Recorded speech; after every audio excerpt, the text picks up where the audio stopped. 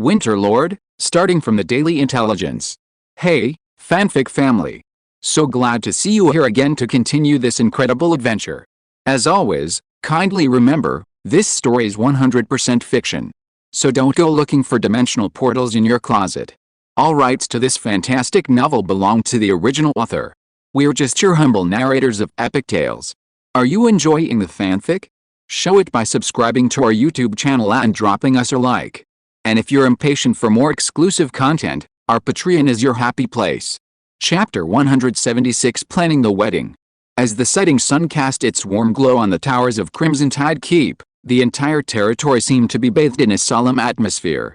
Bradley stood in the center of the main wedding hall, his slightly slipped silver-rimmed monocle trembling slightly with his anxious breathing.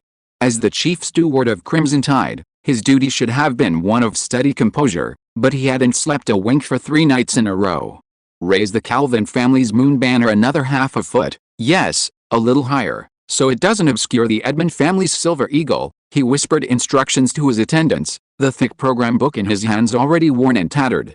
His gaze swept quickly across the steps, the guest seating area, the entrance, and the altar.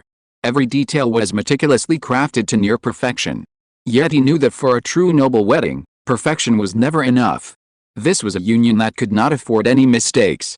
The ceremony was to be presided over by a high-ranking clergyman from the north, a figure of considerable renown there. Although His Highness Louis had personally simplified the ceremony considerably, many key elements were preserved intact, refined and appropriate. Bradley even arranged musical ensembles for each segment, a collaboration between a local Red Tide Territory orchestra and Northern Saxon, 3-stringed flute players, both practical and symbolic of North and South playing together. The seating chart had been revised 6 times. The front row was reserved for the bride's father, Duke Edmund, Governor of the North, and representatives of the Calvin family.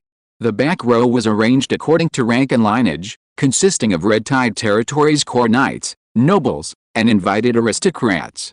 Bradley walked to the window and saw the Northern Honor Guard, neatly lined up in the open space, practicing their formation. Their silver armor gleamed, their cloaks fluttered, and their steps were like drums. He breathed a slight sigh of relief, at least in terms of grandeur, they shouldn't lose face. The wedding venue's arrangement was his proudest part. 2 large family crests banners, intertwined, hung from the dome of the main hall, with silver eagles spreading their wings and the bright moon shining, symbolizing the marriage and a new chapter in the reshaping of the aristocratic order. The ground was marked with neat whitewashed paths, adorned with red carpets and silver ornaments, exuding a dignified yet pragmatic style characteristic of the Lord's manor. The flowers were all sourced from a noble merchant guild specializing in flower cultivation, undergoing 3 rounds of selection before being chosen as a combination of bluebells, white roses, and ice roses, symbolizing loyalty, purity, and the glory of the North. As for the guests' food, he proudly noted down the latest arrivals of southern ingredients. Ice-scaled carp from Cloud Bay, crystal dates from Dallin, and dried black hazelnut venison were all top-quality offerings specially allocated by the Calvin family from their own warehouse. Even for a low-key marriage, the necessary decorum could not be lacking. "Something's still missing," he murmured, his gaze once again falling on the ceremonial table covered in red silk. "Lord Bradley, you haven't returned to your room to rest for 3 days, a servant advised."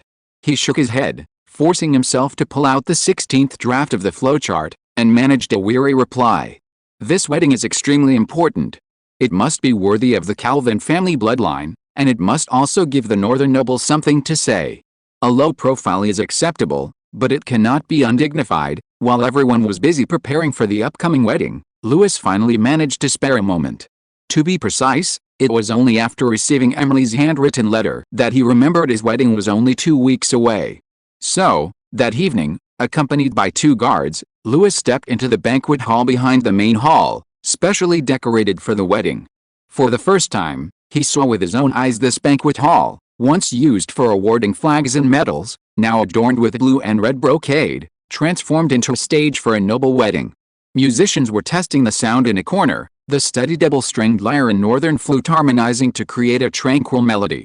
Several maids walked around the steps, backs ramrod straight, attempting to complete the welcoming ceremony without stepping on their skirts. Several young attendants, dressed in trial dress robes, were simulating a vow-taking scene, reciting the oath in low, devout voices, Before the dragon ancestor and all present, I swear, the entire space was filled with solemnity, yet also with an unspeakable tension. Perhaps it was the overly serious traditional ceremony of the imperial nobility, or perhaps the overly reserved personnel of the Crimson Tide territory. In any case, it was like a meticulously crafted scabbard, perfect but lacking a touch of warmth. "You've arrived," Bradley arrived upon hearing the news, holding the day's agenda scroll in his hand, his expression as restrained and composed as ever, though his eyes were slightly dark. Well prepared, Lewis glanced at the entire setup and said softly. Bradley hesitated, coughed, and cautiously began, "Your Highness, if I may be so bold as to ask, given your and Miss Emily's status, isn't this wedding a bit too simple?" He paused, then added, "Given the current prestige and status of the Red Tide territory, coupled with a marriage between two great families from the north and south, perhaps adding some ceremonial elements or spectator procedures would enhance its significance." What he didn't say was that this wedding was already tacitly considered a significant signal of a union of old powers within aristocratic circles. If it were too restrained, would it lead people to mistakenly believe that the Calvin family had lost power in the capital? Or would it cause outsiders to suspect that the marriage was hasty? Lewis listened, but his expression remained unchanged, his gaze slowly shifting to the honor guard practicing their entrance rhythm not far away. "I know you mean well," he said in a low voice, "but it can't be any more grand." Bradley was taken aback. The current situation is that the royal family is purging the old nobility, and the southern nobility is making concessions step by step. "My wedding is sensitive enough," Lewis said, a flash of rationality in his eyes.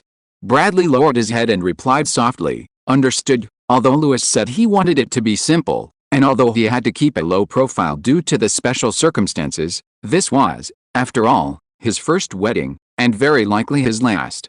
He wasn't particularly obsessed with ceremonies and pomp, but it was precisely because of the various meanings this wedding represented, the consolidation of his status, the forging of alliances, and the fulfillment of emotions, that this wedding should be remembered.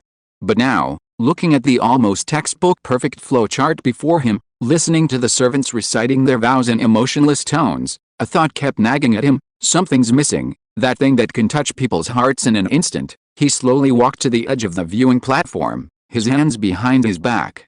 The setting sun cast its last rays upon the rooftops of Red Tide City, bathing the distant northern mountains in a golden red glow. Night quietly descended, and a few stars began to appear in the sky. In the evening breeze, the townspeople in the distance were still making final preparations for the wedding. Children ran through the alleyways, while adults pasted banners and carried barrels of wine, a scene of busy tranquility. At that moment, a thought suddenly arose in Lewis's mind. If all of this could end with a single, breathtaking moment, even just a few seconds would be enough. He squinted slightly, as if he could see something through the twilight. He smirked and turned to Bradley, saying, "Let's aid something. As night falls, we'll set off fireworks in the sky over Red Tide territory." Bradley froze. Fire? You mean braziers? Torches? Or, none of those? Lewis waved his hand, a beautiful image appearing in his eyes. "It's the kind of fire that flies up into the sky and then explodes with a bang in midair, emitting light." Bradley's brows furrowed deeply, unable to fathom what Lewis was referring to. "Your Excellency, is it some kind of weapon?" "Not a weapon," Lewis chuckled. "It's a celebratory device, meant to frighten, not harm. But the effect? Guaranteed to silence everyone, making them stare at the sky, forgetting whether they should be toasting or dancing." He paused, then added, "And I want Emily to see that moment." Bradley was speechless. Though a perfectionist butler, he couldn't find a suitable reference point at that moment. He paused for a few seconds, then whispered, "I really can't imagine what the thing is like." "It's all right," Lewis said, turning and striding away. "I'll go find someone who can make it." To turn his inspiration into reality, Lewis headed straight for the workshop area. That was Hilco's territory, the place in the entire Red Tide territory most likely to explode something. The sun was setting when Lewis strode in, the iron door slamming shut with a loud bang, releasing a faint smell of gunpowder. Hilco. Before he could finish, a flurry of footsteps echoed from inside, accompanied by the clanging of overturned glass bottles and metal, even the sound of chairs tipping over. When he entered the main work area of the laboratory, he saw Hilco standing beside a workbench, sweating profusely. The curtain behind her had just been hastily drawn, revealing a conspicuous female figure peeking through it. "What are you doing?" I'm Mixing a potion, Hilco's face was full of awkward smiles, but she couldn't hide the embarrassment, like a child caught stealing candy. The female figure behind the curtain seemed flustered as well, accidentally revealing half her face. Her cheeks flushed, and she lowered her head and shrank back. You came too suddenly," Hilco coughed, her ears visibly red. Louis raised an eyebrow, looking around at the mess on the floor with a half-smile, and slowly said, Did I disturb you? Some important experiment?" The girl's face flushed red to the roots of her neck, and she hid even further back. Hilco quickly coughed a few times, forcing a serious face. How did you know?" "Know what?" Louis tilted his head, crossed his arms, and half-smiled.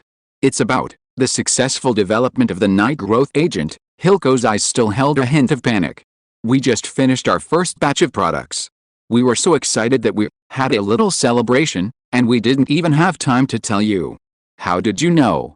Chapter 177 Night Growth Potion. It's about the successful development of the night growth agent. We just produced the first batch. We were so excited that we had a little celebration, and didn't even have time to tell you. "How did you know?" "Wow, it's finished." Louis's eyes suddenly lit up, and he leaned forward. "Are you serious?" "Not a half-finished product, but really finished." His earlier teasing thoughts vanished instantly. Hearing Louis's excited expression, almost like he was about to dance on the table, Hilco breathed a sigh of relief and carefully took out a metal box wrapped in thick cloth from a small ice cabinet under the lab bench. "Since you're here, let you see the results first." He lifted the cloth, opened the box, and took out a glass bottle containing the potion. The potion had a strange purplish-red hue, with a faint halo around its surface, like some sleeping creature breathing softly. Even without opening the stopper, there was a subtle scent in the air, both sweet and subtly stimulating. "This is the night growth agent you mentioned," Hilco said, as if introducing his child. "It was developed using azure-patterned honey and frostbite crimson berries as the main ingredients, combining alchemical transformation and low-temperature extraction techniques." Louis's eyes widened. "It looks extraordinary.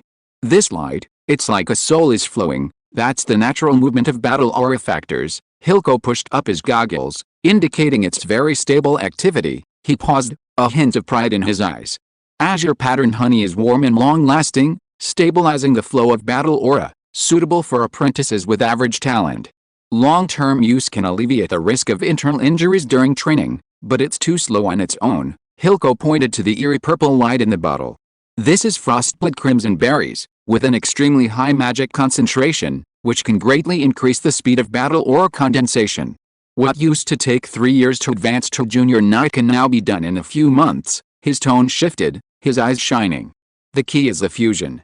We extracted slow-release factors from the honey, neutralized the magical catalysis of the berries, and refined this potion that can release energy stably and continuously enhance your abilities." He paused, his tone solemn. "It's not just a supplement, it's a strategic resource.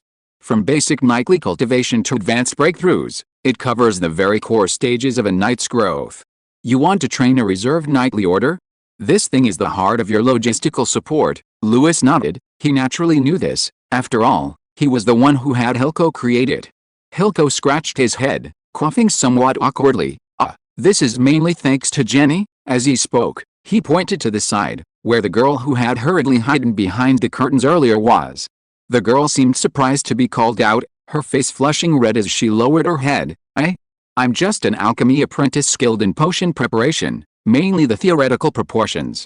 I haven't had time to conduct a complete experiment yet." "That's already quite remarkable." Louis looked at her sincerely and nodded in affirmation.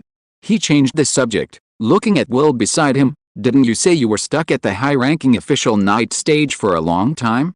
Try it out." "I've been stuck for almost half a year." Will scratched his head in distress. Louis almost burst out laughing. "Half a year? You know, it's normal for an ordinary knight to be stuck at this stage for 8 or 10 years. Even the most talented need 3 or 4 years to steadily break through. Is he a live demonstration of genius? All right, stop playing the victim, just drink it." Louis handed over the potion, his tone dismissive. Will took the bottle without asking any questions. He never doubted Louis's words, whether strategic orders or experimental potions. There was no reason, just like would you question whether the sun would one day be incompatible? The blood-red liquid swayed gently in the bottle, its purplish glow flickering like a faint heartbeat. Good luck, Jenny whispered. Thank you, Will smiled at her, then tilted his head back and drank it all in one gulp. Will tilted his head back and drank the potion dry. In just a few seconds, he jolted violently, a mixture of pain and surprise flashing in his eyes.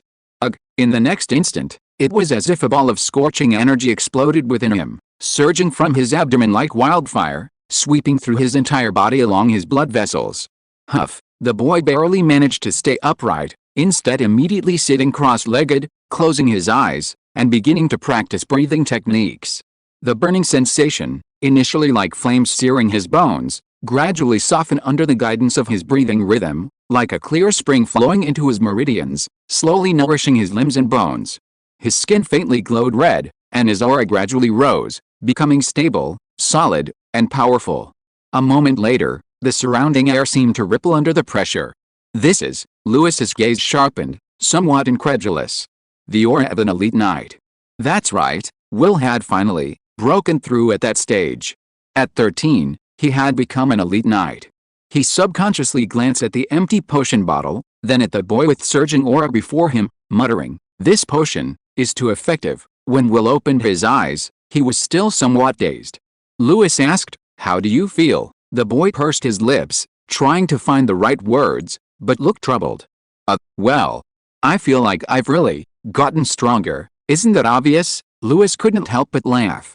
"No, it's just, I feel so much lighter, my fighting spirit feels alive again, and my mind is a bit clearer, but I can't quite put my finger on it." Will scratched his head, a slightly embarrassed smile on his face. "I'm not very good at talking." "You don't need to be good at talking," Lewis sighed softly, patting his shoulder. "You just need to keep getting stronger." Then, suppressing his amazement, he turned to look at Hilko. "How many of these potions do you have left?" 7 portions. "It's mainly a matter of materials." Hilko spread his hands, his tone somewhat regretful.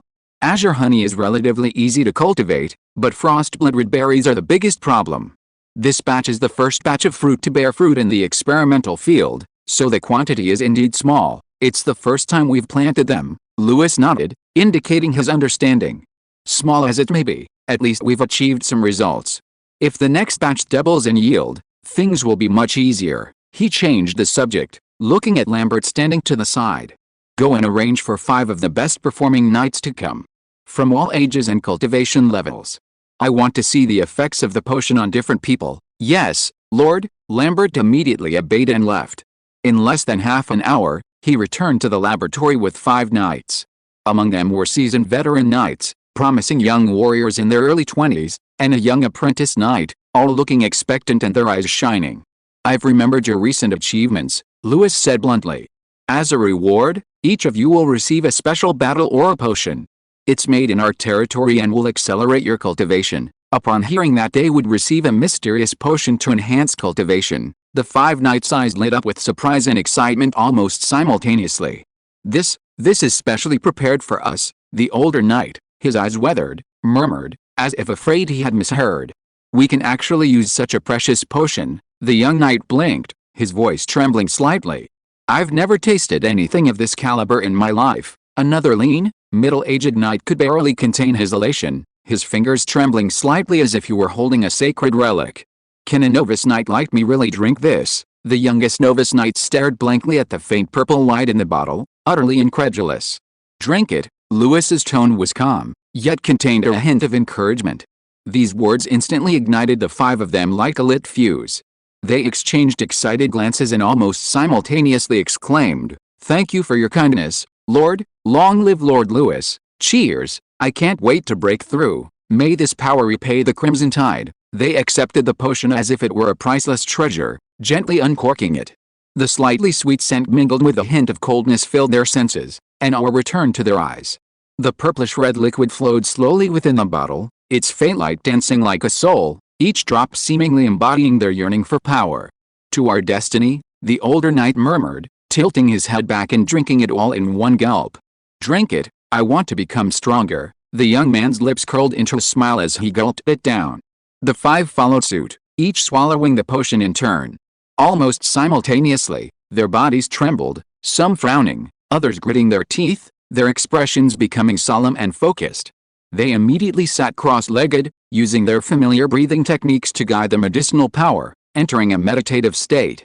A moment later, a faint warmth surged in the air, as if some mysterious pulse echoed within the room.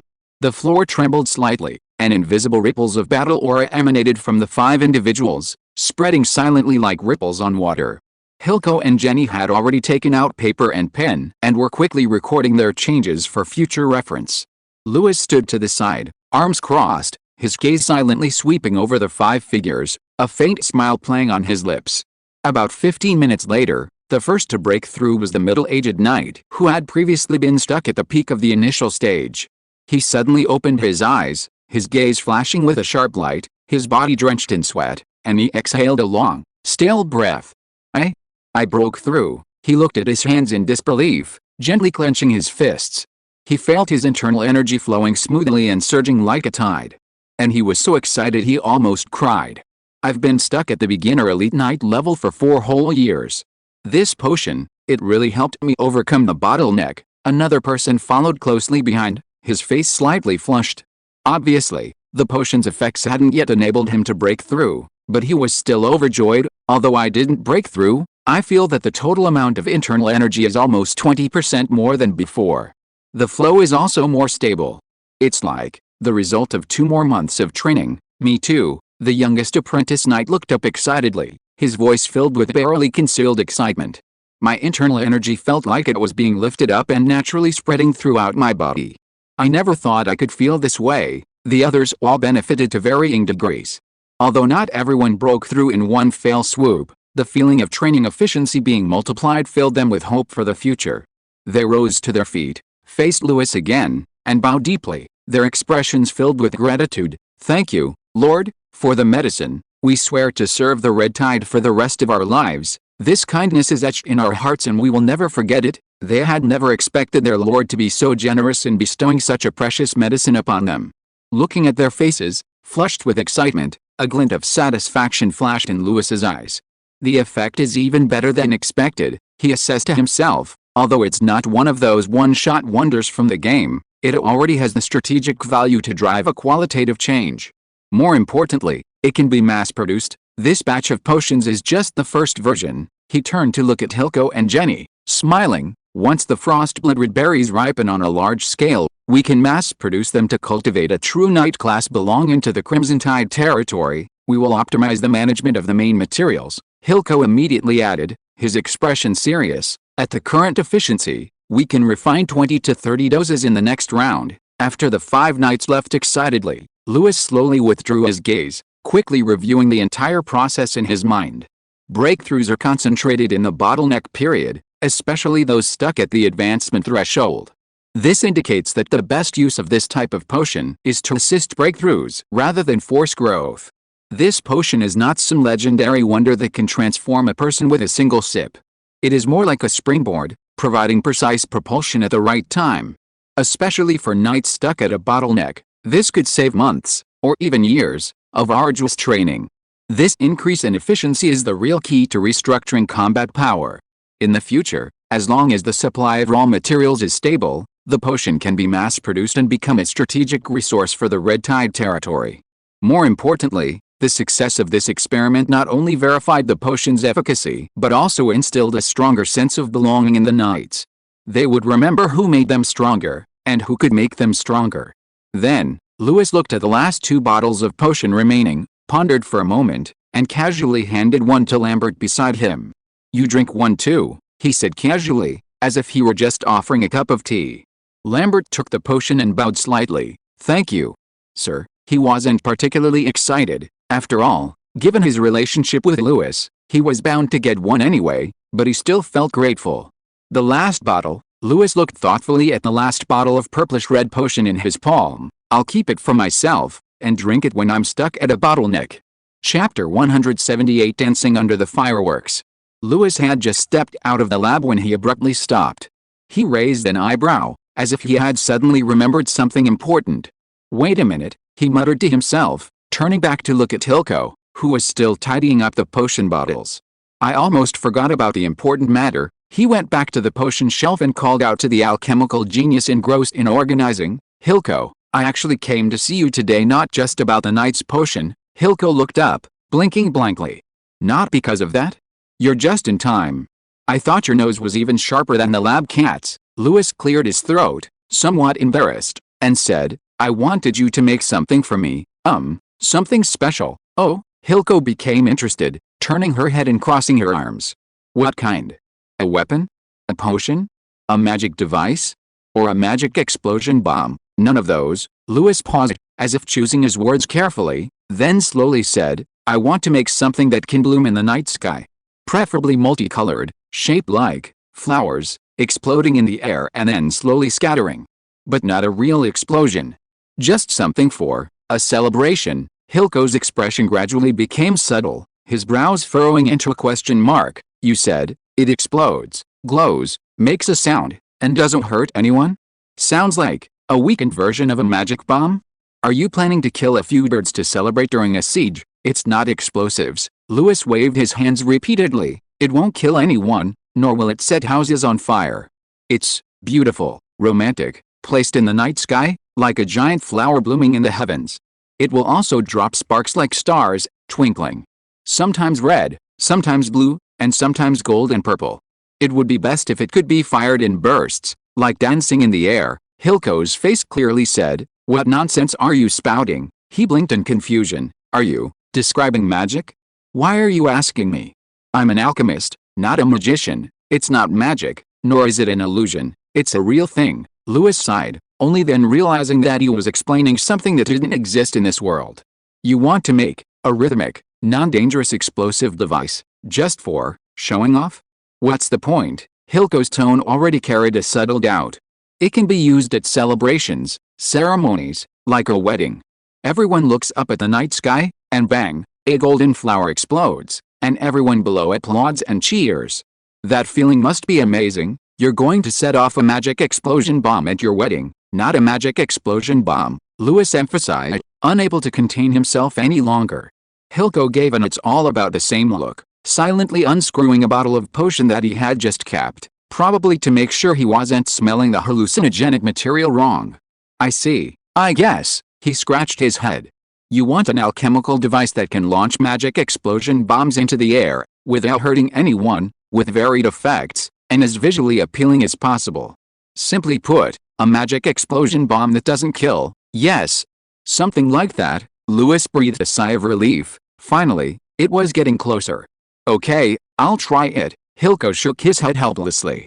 As the sun set, its golden rays bathed the open land north of Crimson Tide territory, casting a tranquil and gentle warm glow upon the boundless wilderness. A breeze rustled through the wild grass, stirring up dust and bringing the approaching night. Louis led his horse into the somewhat desolate testing ground. In the distance, Hilko's figure was clearly visible. He stood beside an alchemical launch pad, focused intently, directing several apprentices as they placed oddly shaped alchemical devices onto it. Several large metal cylinders lay neatly arranged on the ground, somewhat crudely made due to their makeshift construction, resembling a pile of giant radishes waiting to be launched. Wow, Louis blinked. This thing is even more bizarre than I imagined. The inventor himself, Hilko, wearing his black and white robe, stood excitedly before the launch pad, directing his apprentices as they poured powder into the metal cylinders. Sif muttered under her breath, why does it feel more like Red Tide Castle to me? Louis's lips twitched. How could it be? Red Tide Castle was so cool. Then his gaze swept across the ground, his brow twitching slightly. And what's written on these cylinders? Prototype ornamental magic bomb. Do not lick. Side effects, tinnitus, mild dizziness, possible romantic feelings. Where should I even begin to complain? Louis sighed, rubbing his forehead. Just then, Hilko finally noticed their arrival and waved his hand sharply. Lord, you've come at the perfect time. Get ready. In the center of the open space, the last set of devices was installed. The main ingredient is newly formulated magic marrow powder, one of the core energy sources, Hilko explained as he inspected it, mixed with trace amounts of red platinum magic crystals. Is it really safe? Louis repeated softly, his tone subtle. Safe under normal circumstances, Hilko answered without hesitation. Louis's eyelids twitched. Was it safe under abnormal circumstances? As for the color, it relies on fire mustache and gold and silver dust, he continued, his tone calm as still water. Fire mustache turns bright red at high temperatures, while gold and silver dust reflects blue and gold light under different lighting conditions.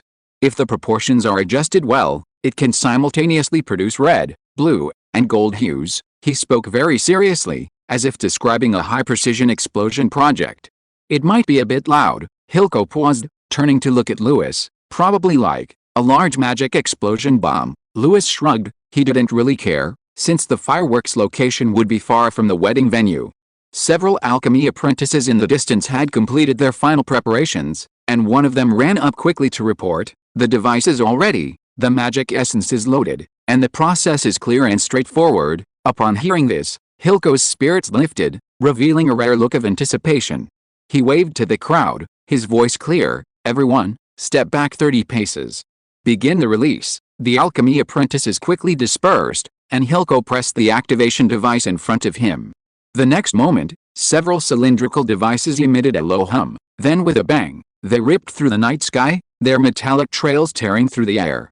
Immediately after, boom, the first firework exploded in the sky like a blazing lotus in full bloom. Crimson flames cascaded down like a waterfall, trailing burning patterns across the night. Crack, the second exploded with a blue light, cold and deep, like ice crystals shattering amidst the red flames, instantly illuminating the night. Thump, bang, crack, a series of explosions reverberated in the air like drumbeats, the three colors intertwining, golden sparks streaking across the sky like meteors. The trailing flames swirled and intertwined in the air, like a divine paintbrush, turning the dark night sky into a giant, burning painting. It wasn't a piercing roar, but a deep, resonant explosion, like a war drum, or a heartbeat, striking heavily against everyone's chest. Lewis looked up at the fading embers of the flames, his eyes flickering, a faint smile playing on his lips. He murmured to himself, "Better than I expected." While it couldn't recreate the layered, star-like fireworks of his previous life's New Year's Eve, lacking the intricate patterns and lingering rhythm, and appearing somewhat rougher overall, in this world where the concept of fireworks had never existed, this scene was already breathtaking. Rough, yet awe-inspiring, simple, yet real. He slowly turned his head to look at Hilco, who stood not far away by the launch pad. Hilco stood with his arms crossed, his expression rather strange, as if to say, "What kind of explosion is this?" "Not bad," Lewis said earnestly. "This is what I wanted. It could just be improved a little more, made more beautiful. For example, less violent, softer colors, a shape more like a flower, not an explosion, a flower." Hilco frowned, as if he had heard some heretical raving. He made a non-standard gesture, seemingly picked up from somewhere. "If you really want me to make those soft, painless fireballs that don't explode, I might need to re-evaluate the definition of explosion." Lewis sighed. "I'm setting them off at a wedding, not on a battlefield, but it's not hard to change," Hilco said, regaining the calm of an alchemist who could translate any emotional request into a formula after his initial complaint. "You have to tell me first what exactly makes it beautiful. Is it the flower shape not elegant enough? The colors not pure enough? Or the firing rate not rhythmic enough?" "Of course, I can try them all," he grinned. "That's simple, I can make them all." Sif stood beside Lewis, gazing at the night sky. Fireworks slowly bloomed overhead, like a waterfall of meteors hanging upside down in the night, red, blue, and gold alternating and swirling, like a divine paintbrush, stroke by stroke depicting an incredible dream. Shock and joy flashed in her eyes, like a child seeing the wonders of the world for the first time. It was a romantic scene she had never imagined, like a fairy tale, like a dream, like a miracle that only happened in a faraway land. But that joy didn't last long, because she suddenly remembered something. These fireworks weren't prepared for her. Although she had long told herself not to expect anything, although she had long understood that they couldn't be open about it, even so, witnessing such a miracle with her own eyes, she couldn't help but feel a little sad. The smile on her face gradually faded, her eyes lowered, and her long eyelashes drooped slightly.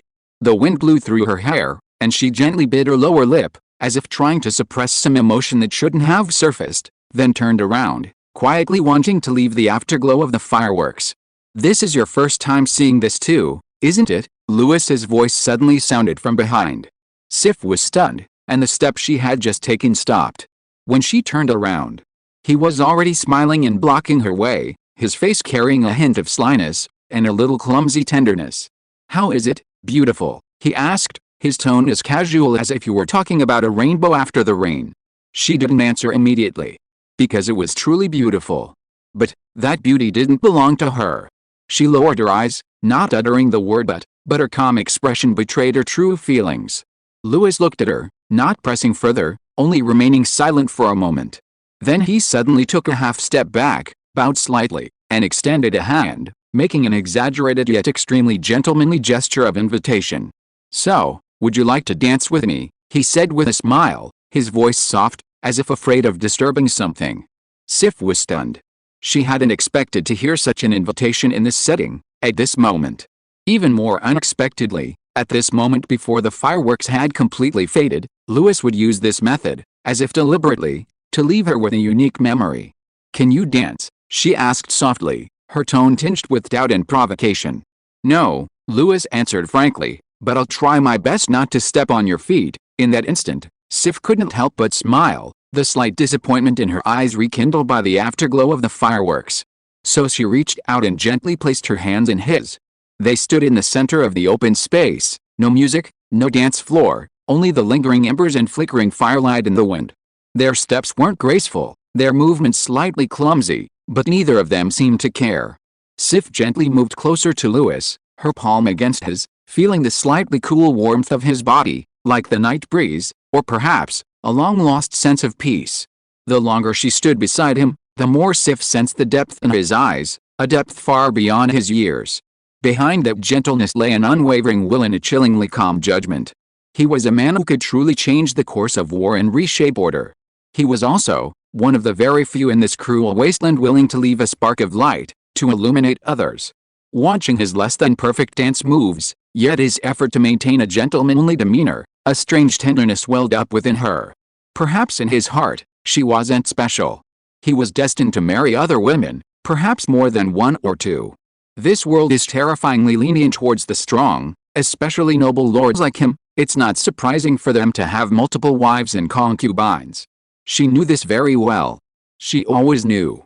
Just as she knew this dance wasn't for her, the fireworks weren't for her, and the future wasn't reserved for her alone. Yet, she still reached out her hand.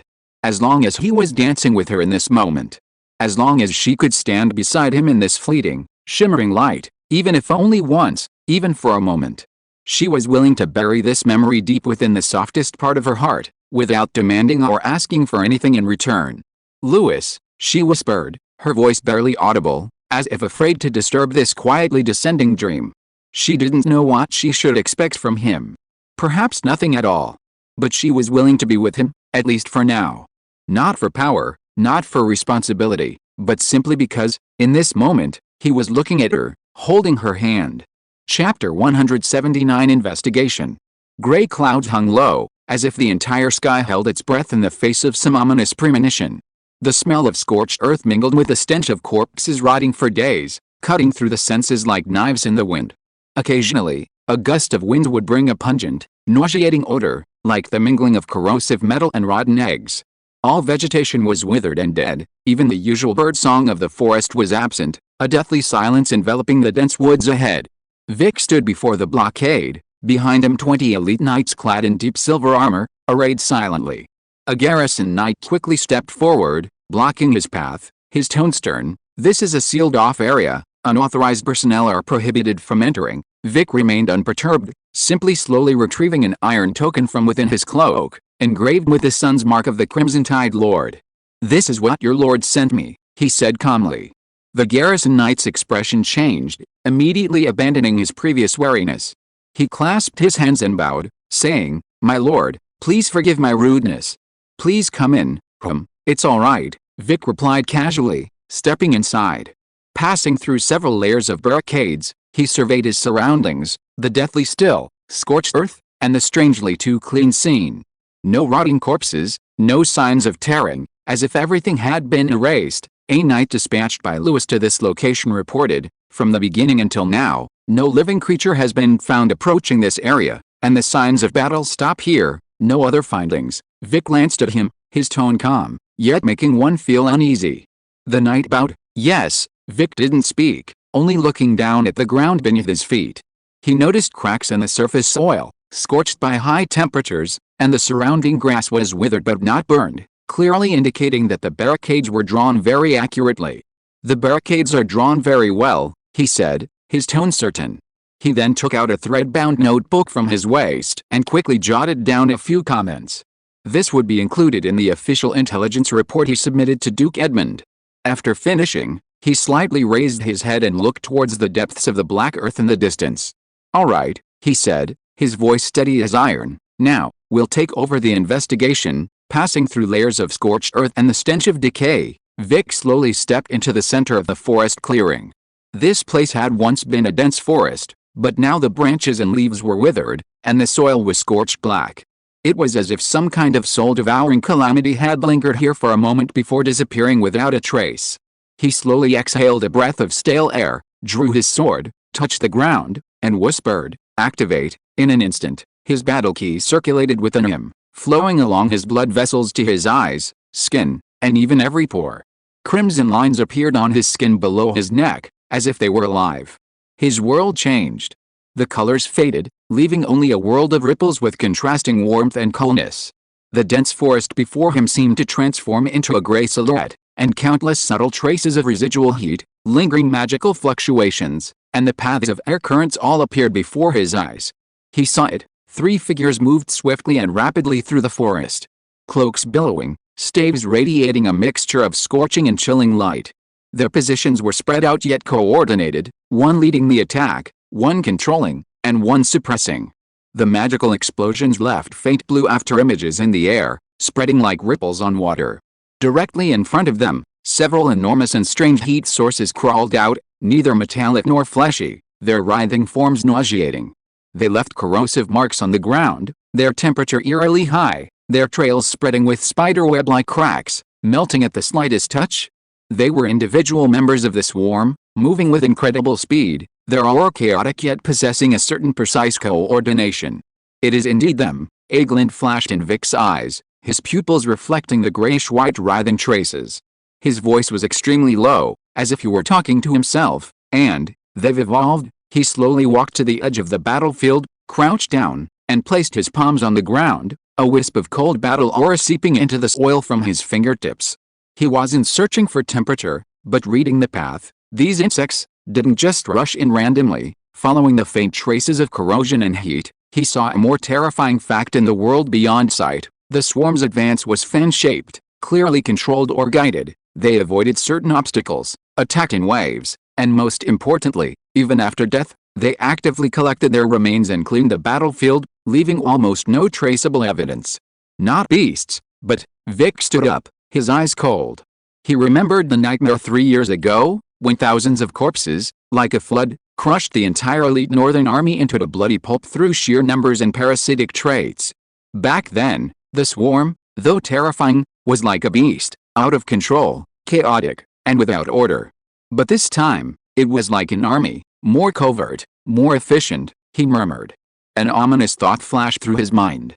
He pulled a notebook from his waist and wrote a few words on a tattered page. "The swarm's behavior is becoming more organized, suspected to be test-type organisms." He didn't voice this deduction. After all, if someone could truly control this swarm, it wouldn't be a defensive battle, but a harbinger of annihilation. At this moment, his senses were still sharp, and his brow twitched slightly. In the air, there was a very faint aftershock, extending southwestward, almost dissipating, but not yet completely cooled. It was the trace left by the swarm's escape, invisible to most, but not escaping his keen eyes. They didn't leave completely. Vic's gaze turned cold, instantly regaining its sternness. "All personnel, combat readiness. Northwest, pursue." The adjutant was taken aback. "Sir, we haven't. The investigation here is complete." Vic interrupted him, his voice calm but icy. "Let's go." Vic took the lead and stepped into the depths of the dense forest. 20 elite knights followed without hesitation, quickly forming ranks and piercing the desolate forest like a cold spear. A silent hunt had begun. The magical candlelight burned quietly. The gray-blue flames reflected on the obsidian walls, and cold gazes were fixed on Lishil. He stood in the center of the secret council hall, clad in the flowing robes symbolizing his silver mask mage status, his face pale. His left hand unconsciously pressed against his chest. where the burning pain of insects crawling on him still seemed to throb beneath his skin. Above, nestled in shadow on the tiered steps, stood the Elder Council of Mages. 17 ancient mages, aged yet still possessing immense magical power, silently watched the young man who had brought back news of the calamity. On the platinum seat at the head of the table, a man sat silently, clad in a pale silver robe, his face obscured by the brim of his hat. That was the Sorcerer Supreme, the highest authority in the entire mage community. Lishil knelt on one knee, his voice hoarse, yet each word clear. Report begins. Flavia, Morty, and I arrived at the northern border of the Ironblood Empire to investigate the disappearance of Archmage Jurgen. Then we were attacked. 6 insect warriors, perfectly coordinated, fearless of magic, fearless of death, their fighting instincts intact. Flavia was parasitized, retaining her memories of magic and combat, but she doesn't recognize us at all. Lysair recounted everything in detail. Without embellishment or deletion, it was as if he had laid himself bare before the elders. Except for the matter of teaching Lewis magic. If you were to say that he had taught magic to a lord without permission, even under the guise of repaying a debt of gratitude, it would inevitably invite skepticism and accusations. He could only proceed cautiously. A moment of silence fell over the elders' seats. The gazes of the 7 gray-robed figures swept over Lysair, like invisible mental barriers, cutting, analyzing, and dismantling him. The kind of insect corpse you're talking about, we have no record of it. An older female mage finally broke the silence, her tone tinged with wariness. Are you sure what you saw wasn't an illusion? Or perhaps, a delusion caused by some kind of mental parasitism? I'm not insane. Lishil looked directly at him, his expression as calm as iron. Speaker, he said, calling softly. The next instant, a blue-silver magic pattern box, its magic sealed, floated from his sleeve and landed in the center of the hall. It was carved out of my body. Click. The ceiling runes shattered like chains, and a faint green light spread through the air. It was a dead insect. Only the size of a palm, twisted yet exquisite, its joints regular as a metal structure, its hair-thin limbs still bearing some kind of corrosive saliva. Most terrifyingly, the insect's eye was not completely dry, and seemed to be still slightly turning. Inside you, it was alive before I lost consciousness. The doctors in Crimson Tide removed it surgically, and I sealed it away with my last bit of magic. It tried to burrow into my spine. Lysair stared down at the insect, his voice like a blade slicing through ice. For the first time, the Magic Council descended into chaos. Whispers and mental waves mingled in the air as the elders engaged in a rare, heated debate. Some advocated sealing the matter to prevent panic from spreading, while others proposed setting up a special research team. Beneath the purple-silver mask, the Sorcerer Supreme remained silent throughout. He simply sat quietly, as if one with the council chamber, as if his silence carried more weight than any of their words. It wasn't until the speaker's gaze fell upon him for the 3rd time that the elders' voices gradually subsided. The Sorcerer Supreme slowly raised his hand. His fingers lightly clasped together, producing a deep, resonant sound.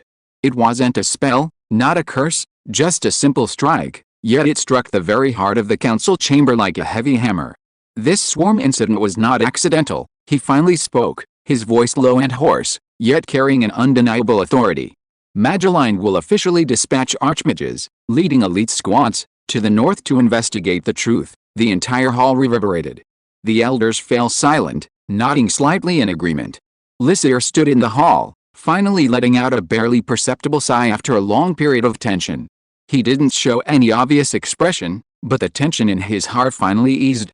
Not because he had received praise, nor because he had been saved, but because the danger he had tried so hard to convey had finally been truly heard. Chapter 180 Wedding Preparations. The first rays of dawn filtered through the window, quietly filling the room. A thin layer of misty light cast soft, hazy shadows on the floor and the edge of the bed, creating a tranquil atmosphere as if time had stood still. The lingering warmth of last night's fireworks seemed like the echo of a dream. Lewis slowly opened his eyes. He didn't get up immediately, but instinctively looked to his side. Sif was quietly curled up in his arms, her posture somewhat cautious, yet revealing an unconscious dependence. Her short, silvery hair was scattered on the pillow, like a layer of frost quietly settling on a snowy night. Her eyes were serene, her pale cheeks flushed slightly from sleep, her breathing steady and warm.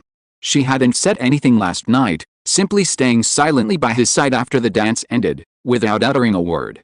Louis knew she had noticed his hesitation, his ambiguity, even his avoidance. She was too clever, she couldn't possibly be unaware that the fireworks weren't for her, nor could she misunderstand the nonchalant tone behind his dance partner invitation, but she still smiled, still reached out her hand. "Thank you for your hard work," he murmured softly, as if speaking to her, and also to himself. He slowly sat up, his movements extremely gentle, as if he didn't want to disturb the sleeping girl in his arms. He gently raised his right hand and waved it. With a soft hum, a semi-transparent light screen slowly unfolded before him, revealing a familiar ice blue interface. Daily intelligence update complete. 1. The Supreme Mage has decided to send 3 Archmages in the elite Silver Mask Squad to the northern border of the Ironblood Empire to investigate the insectoid attack. 2. Vic's investigation has revealed that the insectoid swarm has exhibited organized tactical behavior, suspected of intelligent evolution. A team has been dispatched to investigate further. 3. Eduardo Calvin, ordered by the Golden Feather Flower Papacy, has gone to the northern border to investigate the disappearance of Archmage Jurgen Loken. The blue light screen floating in mid-air trembled gently before his eyes, lines of intelligence automatically scrolling and refreshing. Louis watched quietly, his right knuckles lightly tapping his knee, his emotions rising and falling with the 3 intelligence reports. The first piece of information was that the Archmage and the Silver Mask Squad would be personally sent to the Northern Territory to investigate the insect corpses. A slight smile unconsciously appeared on his lips. This was good news. The fact that Magellan was deploying someone of the Archmage level meant they had finally realized the seriousness of the situation. This not only relieved his own pressure but also meant that a higher level force was involved, able to shield him from much trouble and suspicion in the short term. Furthermore, if the existence of the insect corpses could be eliminated by them, he wouldn't have to worry about it anymore. The second piece of information was that Vic had discovered organized behavior among the insect swarms and tracked down the activity of the insect corpses. Louis nodded, another piece of good news, but nothing much to say. He hoped Vic could uncover more of the truth. But just then, his gaze fell on the third piece of information. At that moment, his brows slowly furrowed. Eduardo Calvin. His third brother's name appearing on the intelligence list should have been perfectly normal. But the problem lay in the suffix of his identity. By order of the Bishop of the Golden Feather Flower Church, Louis's gaze froze. The Golden Feather Flower Church, that's the ruling institution of the Golden Feather Flower Theological Kingdom. Everyone in the entire empire knows that this theological kingdom is at odds with the Ironblood Empire, and could even be considered its most important enemy faction. And now, his third brother has appeared in the Northern Territory as a bishop's envoy, and happens to be investigating the disappearance of Archmage Jurgen Loken, who is closely related to him. His fingertips twitched slightly, the words on the intelligence screen reflected in his eyes, but could not conceal the turmoil in his thoughts. When did he make contact with the Golden Feather Flower Theological Kingdom? Does father know about this? This was the first thought that flashed through his mind. If his father didn't know, it would be too dangerous. If his father did know, then this was probably a backup plan he had laid out. After all, the Emperor's actions in recent years have become increasingly arrogant, forcing various noble families to prepare their escape routes, either secretly or openly. The Calvin family should be no exception.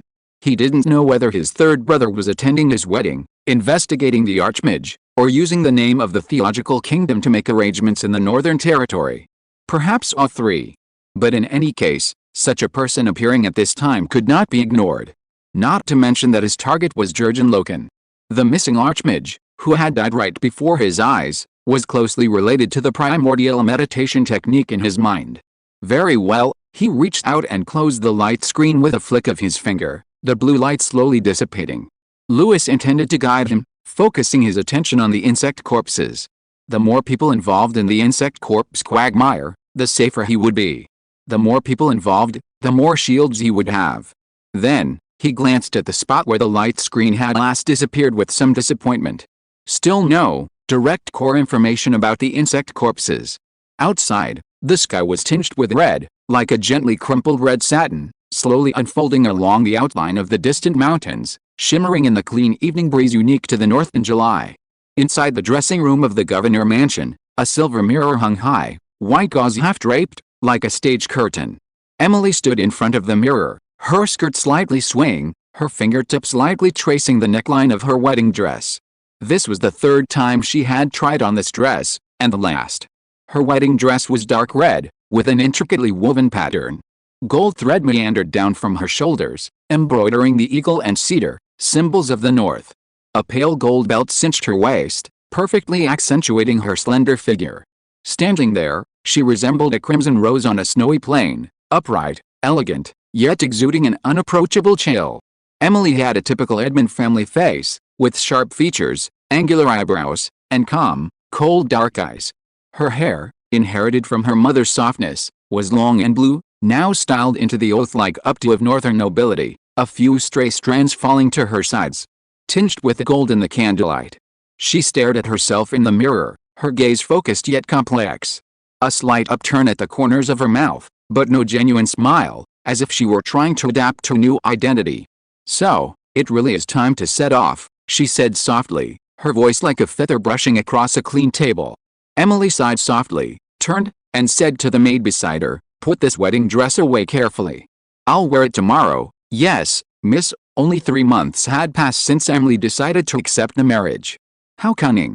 He only said welcome to Red Tide, and now I'm already looking forward to him holding my hand, and worrying about whether my headdress will be too tacky. She sat down, hugged her knees, and gently rested her head on them, muttering softly. What color suit will he wear? Will he think my wedding dress is too formal? Or will he wait patiently for me to approach, then smile and take me away? She thought, glancing at the several half-written sheets of paper scattered on the vine-covered wooden chair not far away. She had originally wanted to write something, a letter home, or a farewell speech before the wedding. But when she picked up the pen, she felt a blank space was far heavier than the words. The closer the wedding got, the more lost she felt. This wasn't her usual personality. A soft knock came from outside the door.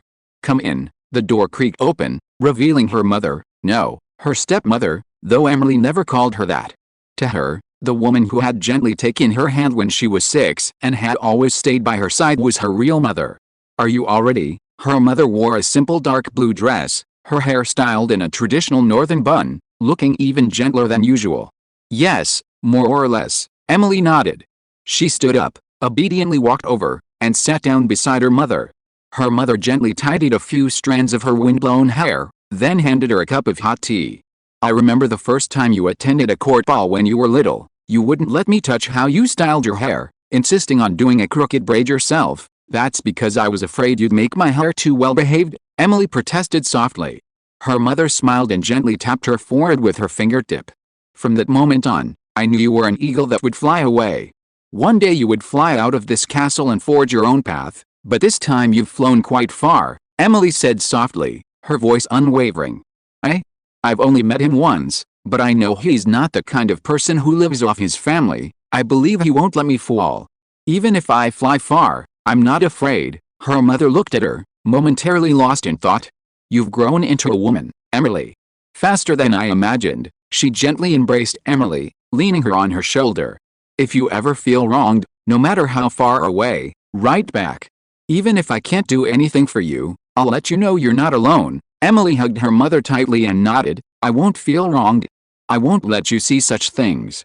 The next morning, before dawn, the sounds of wheels rolling and hooves pounding echoed on the stone path in front of Edmund's house. A grand procession of dowry carriages lined up in the morning mist, their red and gold curtains fluttering gently in the breeze. A dozen exquisite carriages stood in a row. Boxes were piled high like small mountains, containing gold and silver utensils, ceremonial implements, wedding gowns and accessories, and even Emily's sword. Guards and servants performed their duties with an air of grandeur without being ostentatious. Emily, dressed in a navy blue robe and cloak, descended the stone steps slowly. Her stepmother took her hand, and the two walked side by side toward the procession, their hair damp with the morning dew, their expressions gentle. "Father said he'll leave a little later," Emily whispered. "He'll make it to the wedding," her mother said, tightening her grip on her hand. The bells rang, and the procession slowly set off towards Red Tide territory. Chapter 181 Arrival. July is the shortest and gentlest season in the north. The sunlight, though pale, gently spills across the fields, brushing the treetops and wheat fields. The cold wind seems to have paused, leaving only a slight chill in the air. On this quiet afternoon, A caravan slowly approaches on the main road outside Red Tide City. Leading the procession is an honor guard dispatched by Duke Edmund's mansion, followed by a dozen or so carriages. Is this Red Tide territory? Duchess Elena, sitting in the second carriage, lifts a corner of the curtain, gazing at the changing scenery outside. Born into an old northern noble family, she has seen much of the world since childhood, accompanying her husband on many provincial tours, traversing numerous famous places in the north and south. Yet, the scene before her still makes her slightly taken aback. The streets are spotless, not a scrap of paper in sight, the stone pavement as clean and tidy as if newly paved. On both sides of the road, workers neatly carry sacks of wheat, their movement skilled and orderly, their expressions showing no sign of fatigue. Further away, several children ran and played along the low fence, their hair and laughter fluttering in the summer breeze. Outside the carriage, a middle-aged attendant with graying hair approached Elena's window and softly remarked, "Madam, in all my years traveling through the provinces, I have never seen such a peaceful border territory. Is this really a main territory that has only been established for a little over a year?" Elena murmured to herself. Olivia, the head maid sitting opposite her, adjusted her glasses, a slight smile of appreciation playing on her lips. "The farmland is well maintained, and the roads are very smooth." She paused, her tone earnest. "Most importantly, the villagers all have rosy complexions. Even if this place isn't wealthy, it certainly won't be poor." Emily, listening to these praises of the Red Tide territory, smiled slightly, a barely perceptible hint of pride rising within her. As the caravan moved forward, the city gate gradually came into focus in the distance. A contingent of Crimson Tide knights lined both sides of the main road, clad in black cloaks with red stripes, each standing at attention with a sword at their side. The lead knight knelt on one knee and proclaimed loudly, "Lord Louis Calvin of the Crimson Tide commands us to welcome Princess Emily, daughter of Duke Edmund and the future mistress of the house." Greeting them was an elderly but extremely dignified butler, impeccably dressed and with a steady gait. "Welcome, Your Highness, welcome, Madam. The Lord is making final preparations for the wedding. I will arrange for you both to rest first." Louis hadn't come in person because, according to imperial custom, especially among nobles, it was inappropriate for the newlyweds to meet before the wedding. The carriage slowly entered the main street of Crimson Tide City. The city was more lively than expected.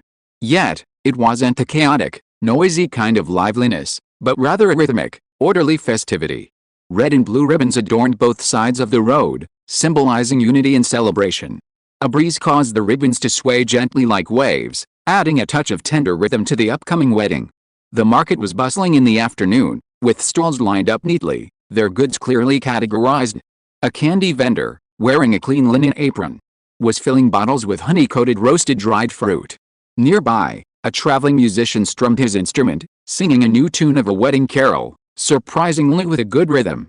Children hummed tunes as they ran by, tearing off ribbons to wrap around their heads as headscarves, their laughter ringing out in the crowd. Just as the carriage was about to turn the corner, Elena gently lifted the curtain to admire the view. A short distance ahead, a long queue had formed in front of a grain shop. Strangely, the people in line didn't seem anxious. Instead, they were chatting and laughing, with a few men in coarse clothes occasionally maintaining order. Intrigued, she sent a few men to investigate. A maidservant approached the carriage window and whispered, "Madam, that grain shop is a relief point set up by the Crimson Tide territory itself. As long as you're willing to work, you can exchange it for grain, even if you're a refugee. Everyone here can eat their fill," Elena murmured, as if confirming. An older knight accompanying them added in a deep voice, "In Frostspear City, refugees outside the regular army are either stealing or causing trouble. But the Crimson Tide can control their army by feeding their people, and yet they don't descend into chaos. This is simply unbelievable." Hearing this, Emily's lips involuntarily curved upwards, filled with pride. She glanced at her mother discreetly and noticed that Elena's gaze had softened, even showing a thoughtful agreement. Emily's cheeks flushed instantly, and she lowered her head, biting her lower lip, a sweet feeling welling up in her heart. He hadn't done anything earth-shattering, nor had he made anyone grovel, yet the people here genuinely revered him as the son, simply because he could feed them. Soon they arrived at a 3-story mansion. Early summer roses were in full bloom in the flower beds in front of the gate, filling the air with a rich fragrance, as if even the sunlight had been tinged with sweetness. With a continuous expansion of Red Tide territory and Louis's growing influence in the north, The original communal dungeon dwellings were no longer the norm. Today, Red Tide not only boasts a strictly organized urban plan, but has also built a number of mansions and reception halls specifically for visiting guests. This mansion was one of them. On a balcony of the second floor, the wind rustled the curtains, carrying a hint of rose fragrance and the sounds of singing from the distant market. Governor's wife, Elena, sat quietly, her gaze fixed on the neatly arranged streets and rooftops in the distance, her expression dazed. The sunlight slanted across a few strands of silver hair at her temples, softening her usually dignified profile. She remembered how unwilling she had been to this marriage. The north was desolate, and Red Tide territory was only a newly established territory of a little over a year. The young man named Louis, though from the Calvin family, one of the 8 great families alongside the Edmund family, was ultimately just a pioneering nobleman without any real foundation. What could he truly offer Emily? She wasn't Emily's biological mother, but she had raised Emily herself since she was 6. She couldn't bear to see this intelligent and gentle girl marry into this desolate land. She had hoped she would stay in the capital or marry into the warm and prosperous South, living a truly comfortable noble life. Instead of suffering in the North, enduring the cold, and accompanying a young man in his conquering of the world. But now, perhaps she had been too pessimistic. What she saw was a clean village, bountiful fields, a bustling yet orderly market, a well-prepared wedding, and the respect in the eyes of every receptionist. Soft footsteps sounded. Emily approached, wearing a pale blue family-patterned long dress. She didn't disturb her mother's thoughts, but silently walked to her side and gently took her arm. "Mother," she whispered. Elena turned to look at the girl she had raised, a complex mix of emotions welling up in her eyes. She slowly raised her hand and gently placed it on Emily's. "I used to worry so much that you would suffer," she said softly, her voice gentle yet low. "I advised your father to let you marry south, so at least you wouldn't suffer." She paused, glancing at the children dancing on the street in the distance, then at the city walls and the guards standing ramrod straight in the watchtowers. "But look," she whispered, "this city is more orderly than your father's territory. The people smile, as if they're not afraid of anything. I find myself feeling at ease." Emily didn't speak, but tightened her grip on her hand, a small glimmer of tears welling in her eyes. The governor's wife sighed softly, but smiled. "Perhaps marrying here isn't such a bad thing for you." Emily murmured, her cheeks slightly flushed, and leaned gently against her mother's shoulder. In her mother's eyes, she had already entrusted her fate to her newfound freedom. And finally, his mother could willingly let go of this entrustment. The sunlight in Red Tide City was a bit dazzling. Pale Calvin rode on horseback, his cloak billowing in the wind, but his eyes remained as cold and stern as ever. Pal disliked crowds, and even more so, weddings. He had intended to refuse. But his father had coldly commanded in his letter, "Make an appearance for your brother's wedding." The family had far too few men in the north, and his father had sent him to help out. He was extremely dissatisfied with this marriage. Because he had seen Emily once from afar in Frost Spear. At that time, Emily was like a red plum blossom in the snow, passing by him with an aloof and unattainable air. Pale thought she would fall for his ideal type of nobleman, quiet, resilient, and self-reliant, not the kind of pioneering baron who could win favor with mere luck and words. But she had chosen Louis. It was like a beautiful flower stuck in cow dung. That guy just stumbled upon a fertile piece of land and happened to latch onto Miss Frosthalbert's coattails. Pal gritted his teeth. He was unconvinced, naturally unconvinced. To demonstrate his ability to conquer new territories on his own, he had refused the land near the Red Tide arranged by the governor. He had personally chosen Wolf Plains south of the Frostmist River, a place rich in minerals and with trade potential, based on intelligence. But reality was crueler than he imagined. Cultivating the frozen ground was incredibly difficult, and only recently, with his second brother's support, things had improved slightly. They were barely surviving on the meager rations and morale they had managed to salvage. But he refused to admit defeat. Anyone else would have collapsed long ago.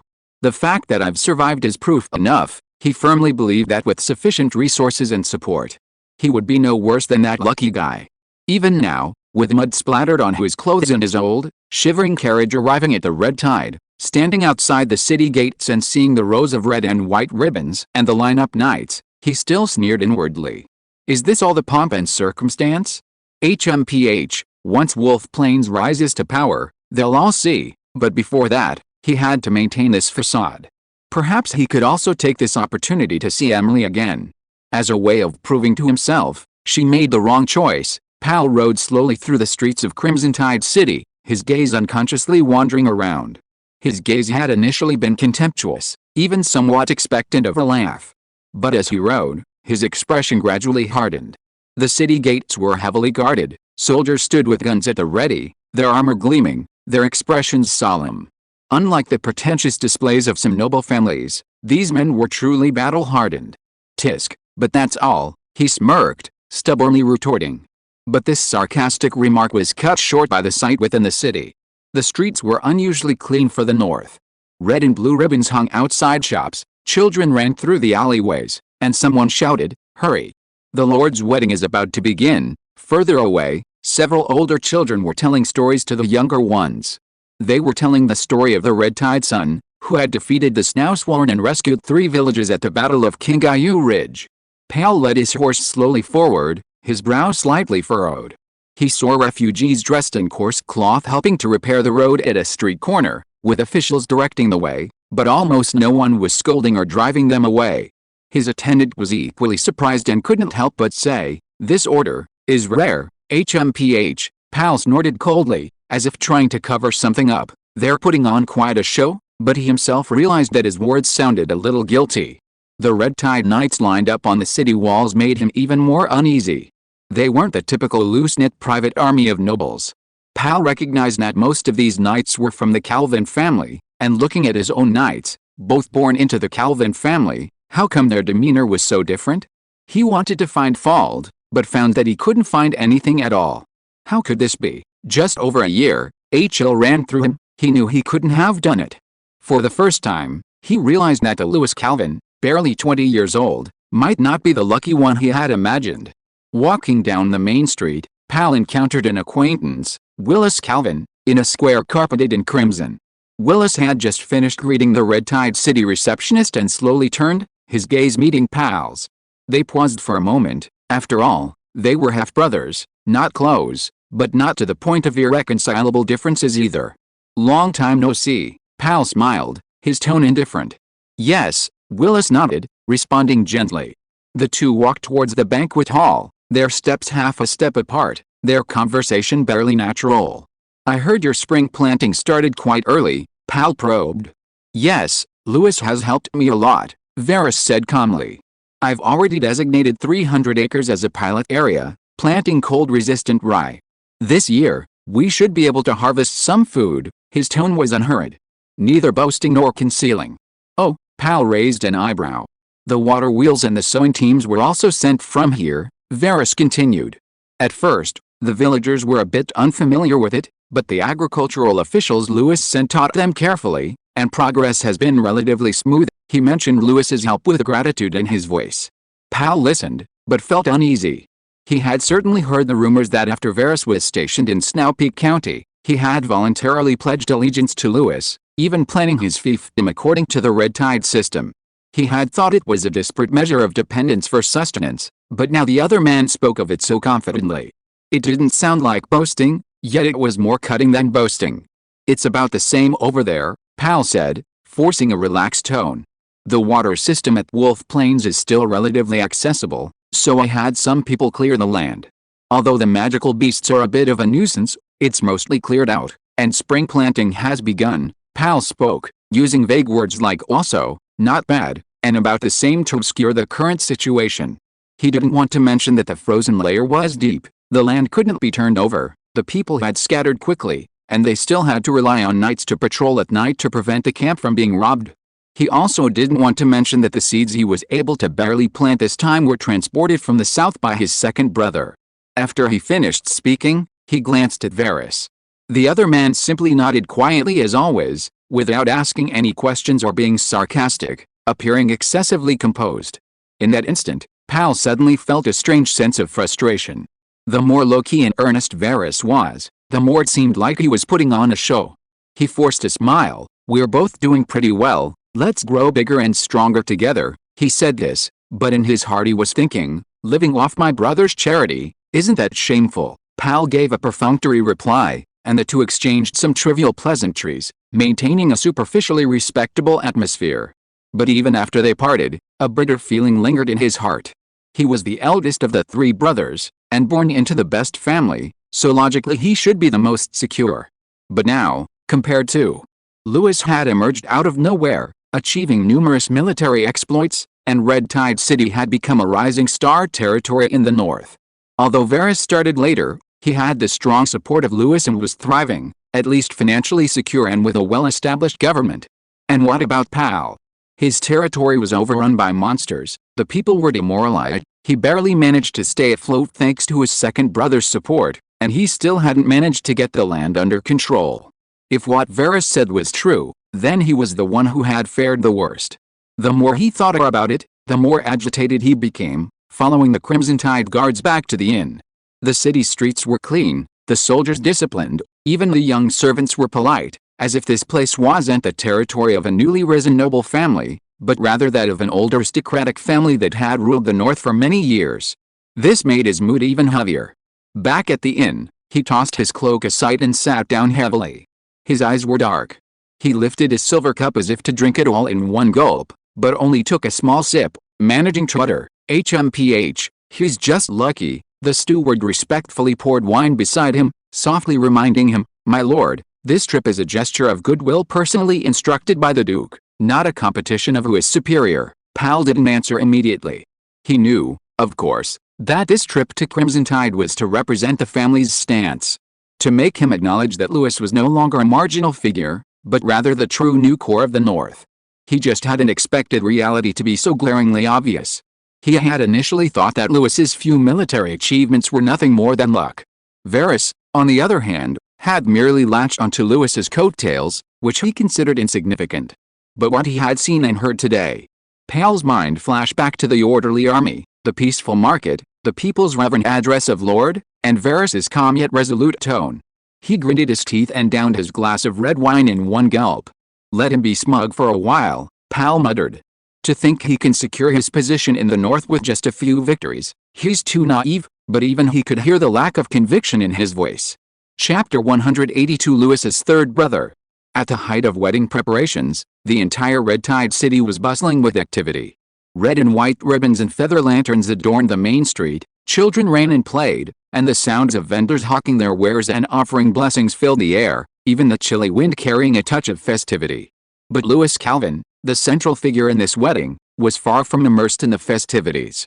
He flipped through a thick stack of gift lists, his brow devoid of the ease expected of a groom, only displaying a habitually suppressed weariness and vigilance.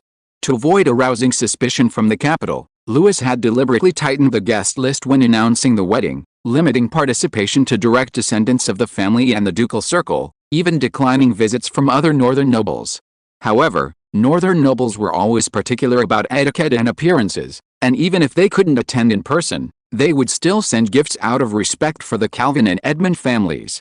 "My lord," Bradley hurried in, bowing respectfully with a visiting card in hand. "The Earl of Grant's envoy has arrived." Louis sighed, slowly donning a black half-cloak with gold trim, his boots echoing crisply on the mahogany floor. As he emerged from the side hall, the servants almost forgot he was a young man barely 20. His every gesture exuded the composed demeanor of an old nobleman. In the drawing room, Grant's deputy butler, Aubert, had been waiting for a long time. He was a middle-aged man nearing 40, with graying temples, dressed in a meticulously tailored black and gold robe, his bearing dignified and serious, displaying the composed elegance of an old nobleman's steward. He had no attendants, only a young servant carrying a brocade box behind him.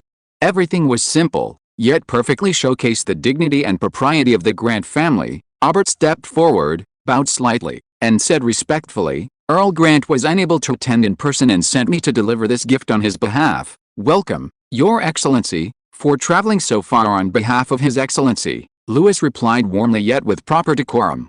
Aubert then opened the brocade box, revealing a deep blue magic crystal inside.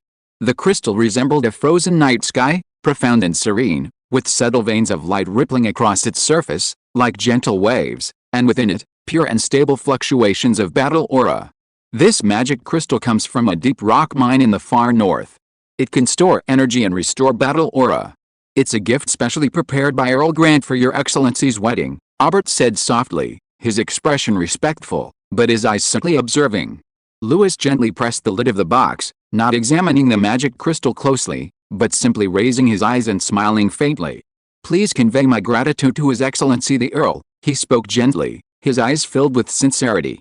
"This gift is far too precious, I will remember it forever." Aubert bowed again in thanks. The two then sat down and chatted for a while, their conversation impeccably polite. Upon parting, Louis personally escorted Aubert to the front hall, maintaining impeccable manners along the way. "He truly seems like an old lord who has ruled for 20 years, Aubert couldn't help but remark to himself as he left the Red Tide Castle. After seeing off the Grant family's deputy steward, Louis had barely sat down when Bradley entered quietly and whispered in his ear, "My lord, the representative of the Calvin family has arrived. It's the third son, His Highness Eduardo." "Is that so?" Louis's tone was calm, his face showing no obvious emotion. The teacup paused slightly in his fingers, a subtle ripple spreading across the tea. Eduardo Calvin, the third son of the Duke of Calvin, Louis's memories of this elder brother were almost entirely blank. Even his appearance remained a blurry glimpse from his childhood. In fact, in the Calvin family, with its numerous noble offspring, a brother who had disappeared for over a decade was practically no different from being dead. However, Louis had already learned from his daily intelligence reports that this third brother who hadn't returned for many years had come to the Red Tide not simply to attend the wedding in place of their father. On the surface, he was a family envoy, but secretly, he was entrusted by the bishop of the Golden Feather Flower Church to investigate the disappearance of Grand Mage Jurgen Lochan in the north. Louis put down his teacup and said gently, "Let him in." Several steady footsteps sounded outside the door. There was no extravagant entourage or deliberate ostentation, only a middle-aged man in a deep gold-patterned robe entered the reception room. The robe was well-tailored, with geometric patterns resembling totem subtly shimmering in the silk satin, clearly the work of a nobleman from the south coast. He walked steadily, with a composed demeanor and a perfectly measured smile on his face, appearing gentle and approachable, carrying a touch of the leisurely air unique to southern nobles. Louis had already stepped forward, a polite smile on his face, his demeanor as gentle as a spring breeze. "Third brother, long time no see." "Oh dear, it really has been a long time, more than 10 years, haven't you? The last time I saw you, you couldn't even walk yet." Eduardo chuckled, extending his hand to gently pat Louis's shoulder, jokingly. His smile was warm and gentle, like that of an old friend meeting, his tone relaxed to the point of teasing. "You've really risen to prominence these past few years, Star of the North." Father said, "You've made the Calvin bloodline shine on the battlefield once more." As he spoke, he pulled a gold-edged letter and an exquisite silver badge, decorated with the Calvin family's red crest. A letter from Father, and this family core badge. Louis accepted them, his smile unchanged. "Father has always been concerned, I understand. Thank you for bringing them personally, third brother." After speaking, the two sat down, and the conversation naturally turned to everyday matters. "Actually," Eduardo picked up his teacup, smiling easily, "the gifts from the family are far more than just these two. The streets are almost overflowing with carriages and horses. I heard from the entourage that a bunch of boxes are piled up in the small square, and they can't be moved in at all." "Is that so?" Louis chuckled softly, a hint of helplessness in his voice. "Tell them to wait a moment. The warehouses in Red Tide City are almost full these days." "I see." In the ensuing conversation, both the men maintained their composure, without feigned warmth or probing questions. Everything was natural, like thin clouds in spring. But Louis already knew that Eduardo's real mission wasn't to deliver gifts. He had come for an investigation, and his investigative target was precisely one of Louis's core secrets that he didn't want anyone to pry into. According to procedure, they should have talked for a while longer, but now it was getting dark, and the lights in Red Tide City were beginning to come on. The day's busy work was about to end. The streets and mansions in the city were gradually lit up, and the candlelight made the entire city look like amber shrouded in soft light. The main hall was bustling with people, and the city lord's steward and maids never stopped moving. Eduardo, seeing this, was about to go back to rest when Louis personally stopped him as he prepared to return to his room. "Third brother," he said with a smile, his tone earnest, "it's been a long time. Let's have a simple meal together." Eduardo paused slightly, then smiled and said, "This is your busiest time. I shouldn't add to the chaos." "It won't be a bother." Louis waved his hand. "I just gave the orders. The small hall is all set up, and only 4 or 5 dishes have been prepared. I also wanted some peace and quiet, He looked at his brother, his tone relaxed yet firm. "We haven't seen each other since returning from the capital. If we don't talk to each other tonight, even I'll feel guilty, since you've put it that way." Eduardo finally nodded with a smile. "Then I'll gladly accept." So the two of them walked side by side into a side hall, away from the noise and commotion. The banquet was held in a warm and elegant little hall. The wooden floors were spotless, and a fire burned softly in the corner, dispelling the early evening chill. The windows were partially drawn, revealing glimpses of lanterns in the courtyard. The dishes on the table were simple yet refined, representing the authentic cuisine of Red Tide City: clear vegetable soup, honey-roasted poultry, and specially smoked fish, all comforting and not greasy. Only Bradley and two trusted servants remained in the hall, but they were positioned far away, almost silently. "How is the post-war reconstruction of the North going?" Eduardo raised his glass, asking casually. "It went fairly smoothly," Louis replied with a smile. "Anyway, I've basically recovered. When I came to the castle, the scenery along the way certainly reflected that." "You've done a very good job. Thank you for the compliment, third brother." Louis shook his head slightly, his tone neither humble nor arrogant. "I only did some minor work. Before I came, Father kept praising your excellent governance," Eduardo said with a smile. "I was wondering what kind of effective governance plan you had, and seeing is believing." "Then please thank Father for his concern, but this small achievement isn't worth the family's attention. Your humility is almost annoying." At first, their conversation was unhurried, with occasional light jokes, like long-lost relatives or chess players testing their moves for the first time. Then they casually discussed the capital. Regarding the Emperor's recent relapse of his old illness, the unusual behavior of several princes at court, and the secrets circulating in the capital. Eduardo, like an amiable storyteller, touched upon the subject briefly, yet always managed to elicit intriguing details, even eliciting a soft chuckle from Louis. After several rounds of drinks, Louis gradually began to discern some clues. This third brother was probably not as mild-mannered as he appeared. He spoke with great tact, never guiding you to say anything inappropriate. Yet, he always managed to steer the atmosphere perfectly in a position where he could listen, remember, and judge. Without a daily intelligence system, and without his own vigilance, Louis might easily fall into a trap. Louis narrowed his eyes slightly, his smile remaining gentle, but a newfound wariness had crept into his heart. He took a sip of his drink, casually glancing at the night outside the window. "Speaking of which, third brother, you know, something strange has been happening near my territory lately." Eduardo's gaze held a hint of curiosity, yet remained languid. "Strange things? Don't tell me it's because the groom's pre-wedding stress caused him to see ghosts." If that were true, that would be good," Louis chuckled, lowering his voice as if discussing some unspeakable gossip. "Recently, a patrol found an unconscious mage on the edge of the forest. Apparently, he was attacked by insects in the woods." "Insects?" Eduardo was slightly taken aback. "A mage attacked by insects? That's different." Louis's lips curled into a smile, but his eyes turned cold. "The man said that while the insects attack the living, the strangest thing is that they don't even spare corpses." "Corpses?" Eduardo's brows finally furrowed. "Yes. They can control corpses." A silence fell over the small hall. Eduardo remained silent, as if waiting for what was to come.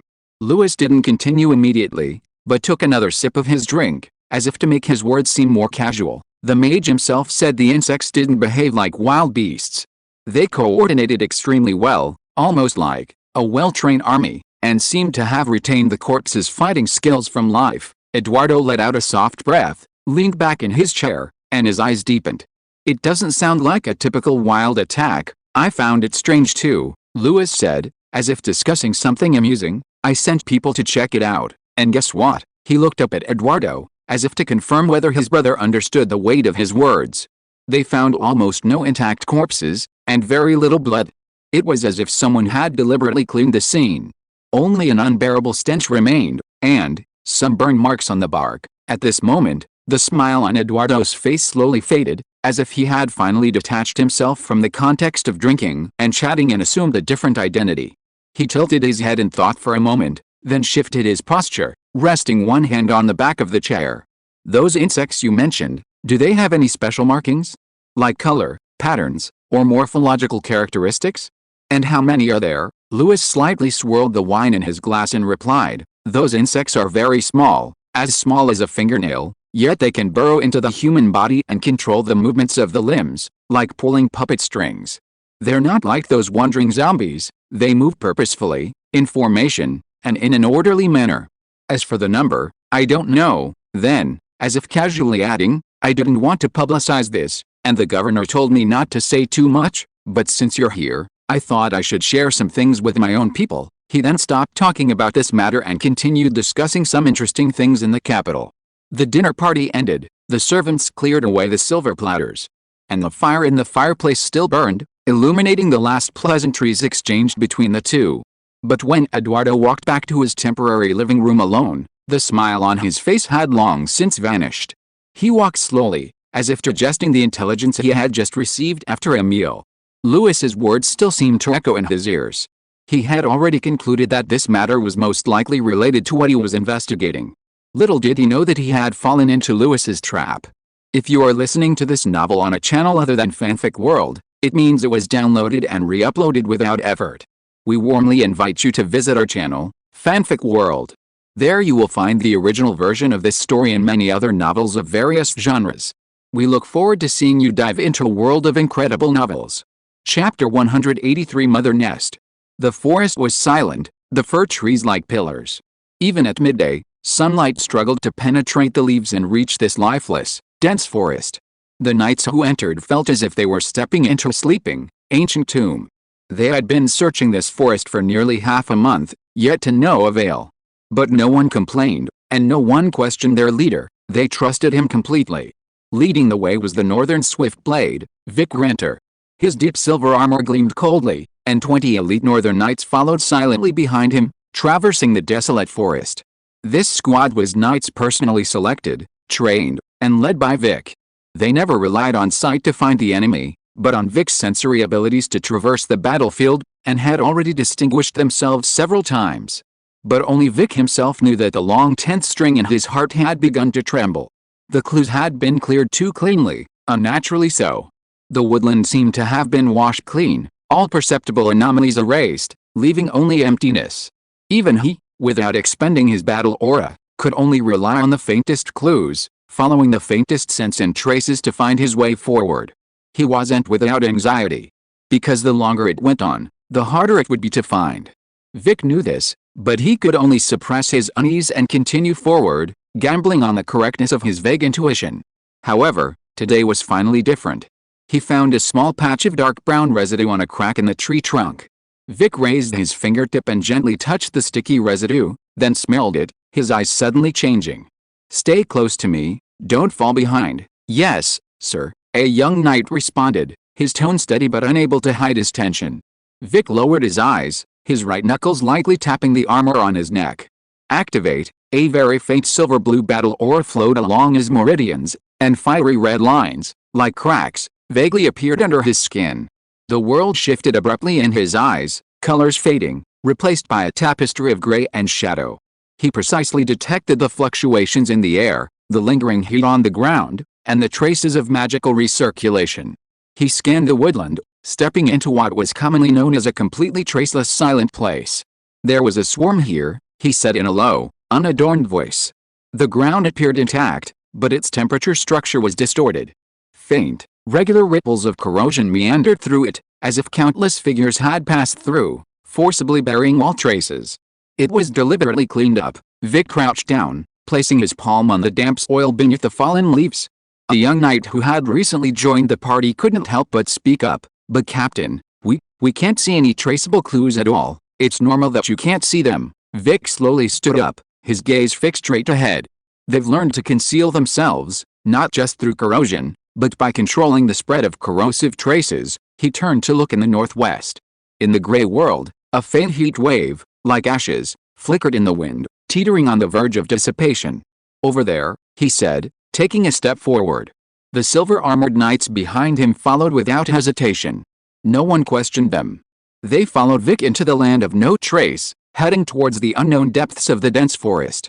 Night had fallen, and the mist deep within the forest seemed stirred by some unseen force, swirling endlessly. The silver-armored knights moved silently, their boots treading on fallen leaves and decaying vegetation, like shadows moving through the woods. Vic suddenly stopped, raising his hand to signal everyone to halt immediately. The air changed. A sticky, pungent stench of decay assaulted the nostrils. Unlike the ordinary smell of rotting, it was a putrid odor blackened by time. It mixed with a rust of dried blood, the bitter stench of ruptured entrails, and a cold, viscous fluid not belonging to the living. It was like a cold finger inserted into the nasal cavity, slowly stirring the nerves, making one want to vomit, yet unable to escape. Not only Vic noticed the stench, but everyone else smelled it. "The smell's getting stronger," a knight whispered, his voice tense. The group quickly closed in, holding their breath as they moved forward, following the increasingly intense stench of decay. They bypassed a cliff and a collapsed giant tree, arriving at a narrow opening at the bottom of the valley. The sight before them made even the most experienced knights instinctively grip their weapons. It was a nest. Or rather, a shrine to a wicked god from the depths of a nightmare. This colossal nest resembled a living beehive, its resinous structure crisscrossing, nesting countless passages and cavities, like the dwelling place of some indescribable insect king. It was like an unhatched queen's egg cocoon, yet possessed the characteristics of a womb nurturing countless corpses. It was grayish-white, its surface moist and soft, like skin stripped of all its blood, constantly writhing in the cold wind, rhythmically swelling and collapsing. Moist mucus seeped from its surface, filling slowly writhing tubular pores, as if more insect corpses were being conceived within. The entire structure was made of an unidentified resin, its translucent, undried texture seemingly breathing. It was insect corpses. Those human corpses that should have rested in peace had been forcibly reset, stripped of their wool, their individuality erased, only shells controlled by psychic energy remained. Hundreds upon hundreds of finished products slowly climbed the surface of the nest, their movements almost eerily coordinated, devoid of life or stiffness, more like a group of ritual laborers indoctrinated with commands, completing some ancient, mysterious sacrificial process. Corpses, human, magical beast, even the remains of knights clad in tattered armor, were carried in batches, quietly lined up, and finally thrown into a cracked fissure at the bottom of the resin. Above this nest hung a massive fleshy sack, the mother. The sack was connected to the nest by multiple writhing, fleshy fibers, slowly transporting the sacrificial offerings thrown in through the crack upwards. With each ripple, the entire nest emitted a low, heartbeat-like sound. The air seemed to tremble, like a bellows of hell breathing, inhaling and exhaling death and birth. Most terrifying of all were the human faces emerging from beneath the skin. It wasn't an illusion. Faces, like the lingering shadows of souls suppressed beneath translucent resin, slowly surfaced, struggled, and slid. Some were contorted in agony, their eyes bulging, others were vacant, their lips barely moving as if whispering, and one face revealed a chilling smile. The corners of the mouth turned up, the eyes slowly opened, facing Vic. In that instant, Vic's blood seemed to freeze, his throat tightened, and he could barely utter a sound. He recognized that face. Baron Halderbro, a northern nobleman he had encountered several times at banquets in Frostspear City, always smiling and impeccably mannered. Yet, he had mysteriously disappeared after last year's war, officially reported as killed in action, body not recovered. Now, that familiar face was etched like a relief onto the surface of the mother's body, with a stiff smile and slightly tearful eyes, as if pleading in a dream, or mocking. This thing, Vic's voice seemed to seep from the depths of his throat. The 20 elite knights behind him were also completely silenced at this moment. They were the strongest warriors in the north, each of them having experienced all kinds of bloody battles. Swords and flames were already etched into their bones. But at this moment, they were silent. Some took a half step back, some had their pupils constricted, and some had their knuckles white from gripping their spears too tightly. Impossible, this, a young knight muttered to himself, as if trying to use reason to plug the cracks of fear. This is disgusting. The adjutant also had cold sweat on his forehead, as if just seeing the mother's body had polluted his mind. Vic forcibly suppressed the urge to vomit rising in his throat, his shoulders tense, and a few streaks of fiery red battle aura patterns had appeared on the skin under his eyes. It was a stress reaction after suppressing his senses too much. But Vic remained calm. He gave a short, low command, "Mark the coordinates, everyone retreat. We can't handle it, we must request backup." His deputy simply nodded at Vic's order and began organizing the evacuation. Vic scanned the ranks, confirming everyone had begun the retreat, and prepared to leave as well. But the next moment, a sudden change occurred. The swarm of insects abruptly stopped, as if an invisible thread had been instantly tightened. The insect corpses that had been busily carrying things all raised their heads. Their movements were so synchronized it was chilling, without the slightest delay, like a puppet army controlled by a single will. Then, they simultaneously twisted their heads, making a creaking sound as their joints rubbed together, slowly looking in Vic's direction. For a moment, the air seemed to freeze.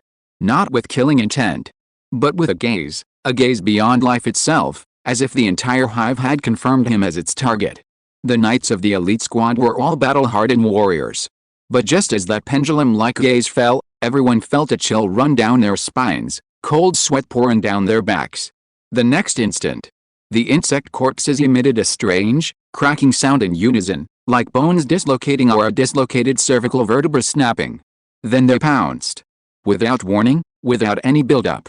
The insect corpses clinging to the surface of the nest detached like a receding tide, like a wall of corpses, falling headlong under the guidance of gravity and will. Then, they nimbly tumbled and leaped in midair, attacking the group with movements completely contrary to the structure of corpses. The knights were now trapped in the insect corpses' hunting grounds. Retreat at full speed. Get the message out, Vic roared, his voice like thunder, dispersing the deathly aura of the forest. The next moment, his battle aura exploded. Silver-gray flames swept around like a storm. The air current surged, swirling up fallen leaves, forcing the approaching insect corpses to stand still for a moment. The second-in-command's eyes twitched, as if he understood something, but ultimately remained silent. The team members gritted their teeth, turned and retreated swiftly, not one of them hesitating. The silver light behind them did not follow, but they could faintly hear the sound of wind tearing. Chapter 184 Wedding. Before dawn broke, a thin mist shrouded the eaves of Red Tide City, dew clinging to the stone slabs and vines, as if the world had just opened one eye. But today was no ordinary day. It was the wedding day of the great Lord Louis Calvin. The sky remained dark, yet the square outside Red Tide City was already bustling with people.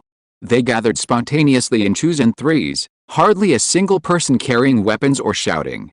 They wore their best clothes, some even sporting their own embroidered red sun epaulets, the colors of the Red Tide flag. Someone had taken the lead, and every household brought their festival food. Pots of steaming fresh fish soup were laid out on mats, the broth bubbling with wild ginger and radishes, its aroma filling the air. Stacks of dried coarse wheat bread lay to one side, next to berry jugs clutched tightly by children, their sweet aroma tinged with a hint of tartness and wildness. The entire square was silent, without any clamor or haste. The crowd sat quietly in a circle, some whispering, others with serene gazes fixed on the imposing Crimson Tide Castle, the castle they had once looked up at on their coldest winter nights. He fed us through the winter and drove back the barbarians. He's getting married today. We should come to offer our blessings. Though the voices were soft, they seemed to stir up 1,000 waves, drawing silent nods from the crowd.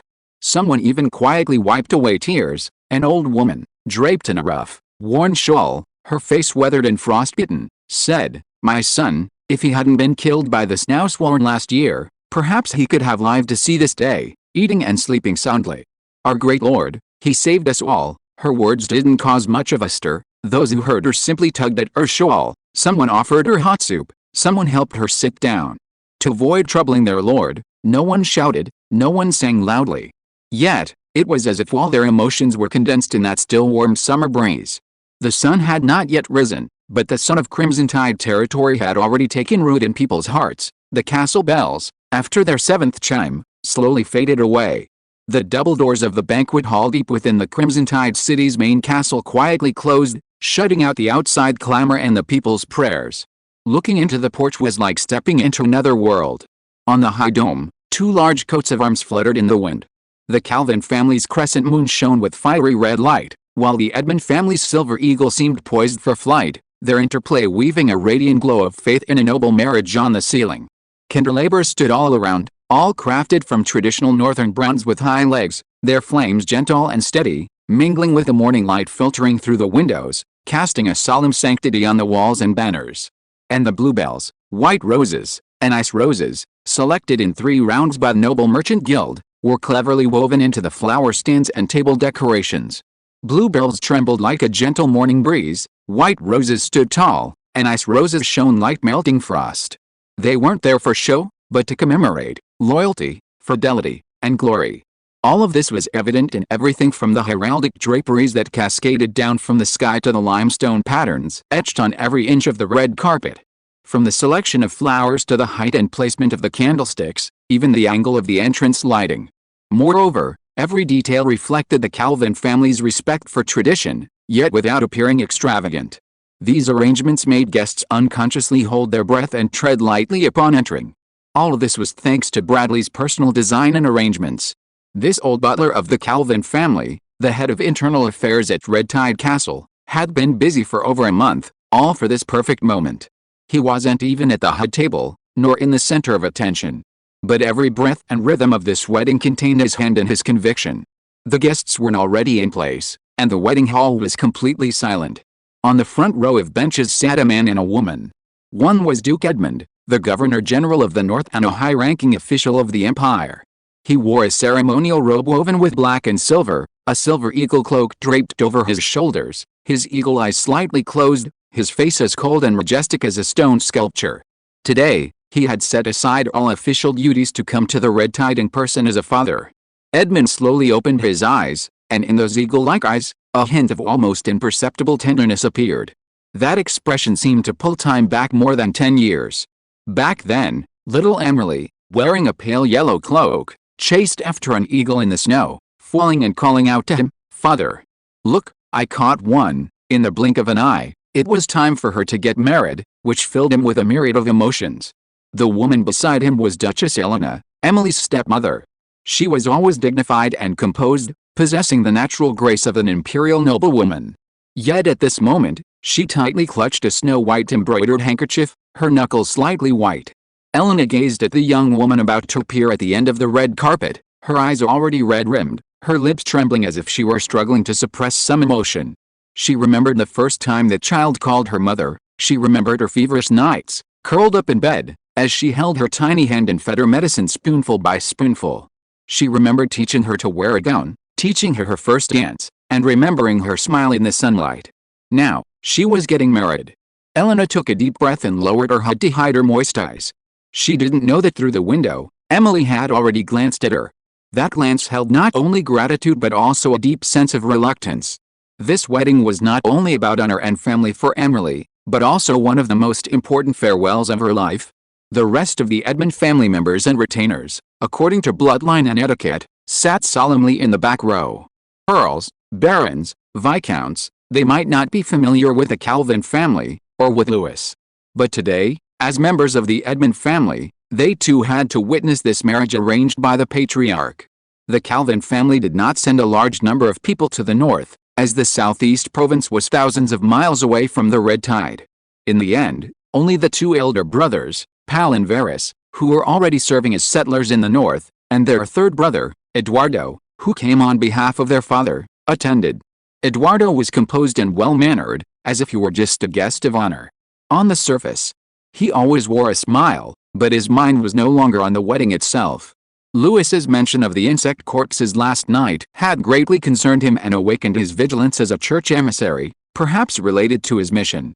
Pal's expression was much more complex, his eyes filled with jealousy and resentment.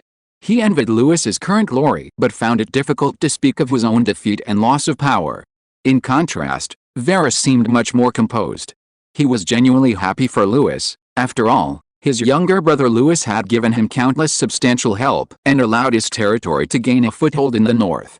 In addition, some collateral relatives of the Calvin family in the north were sent to support the occasion, but most of them were insignificant figures.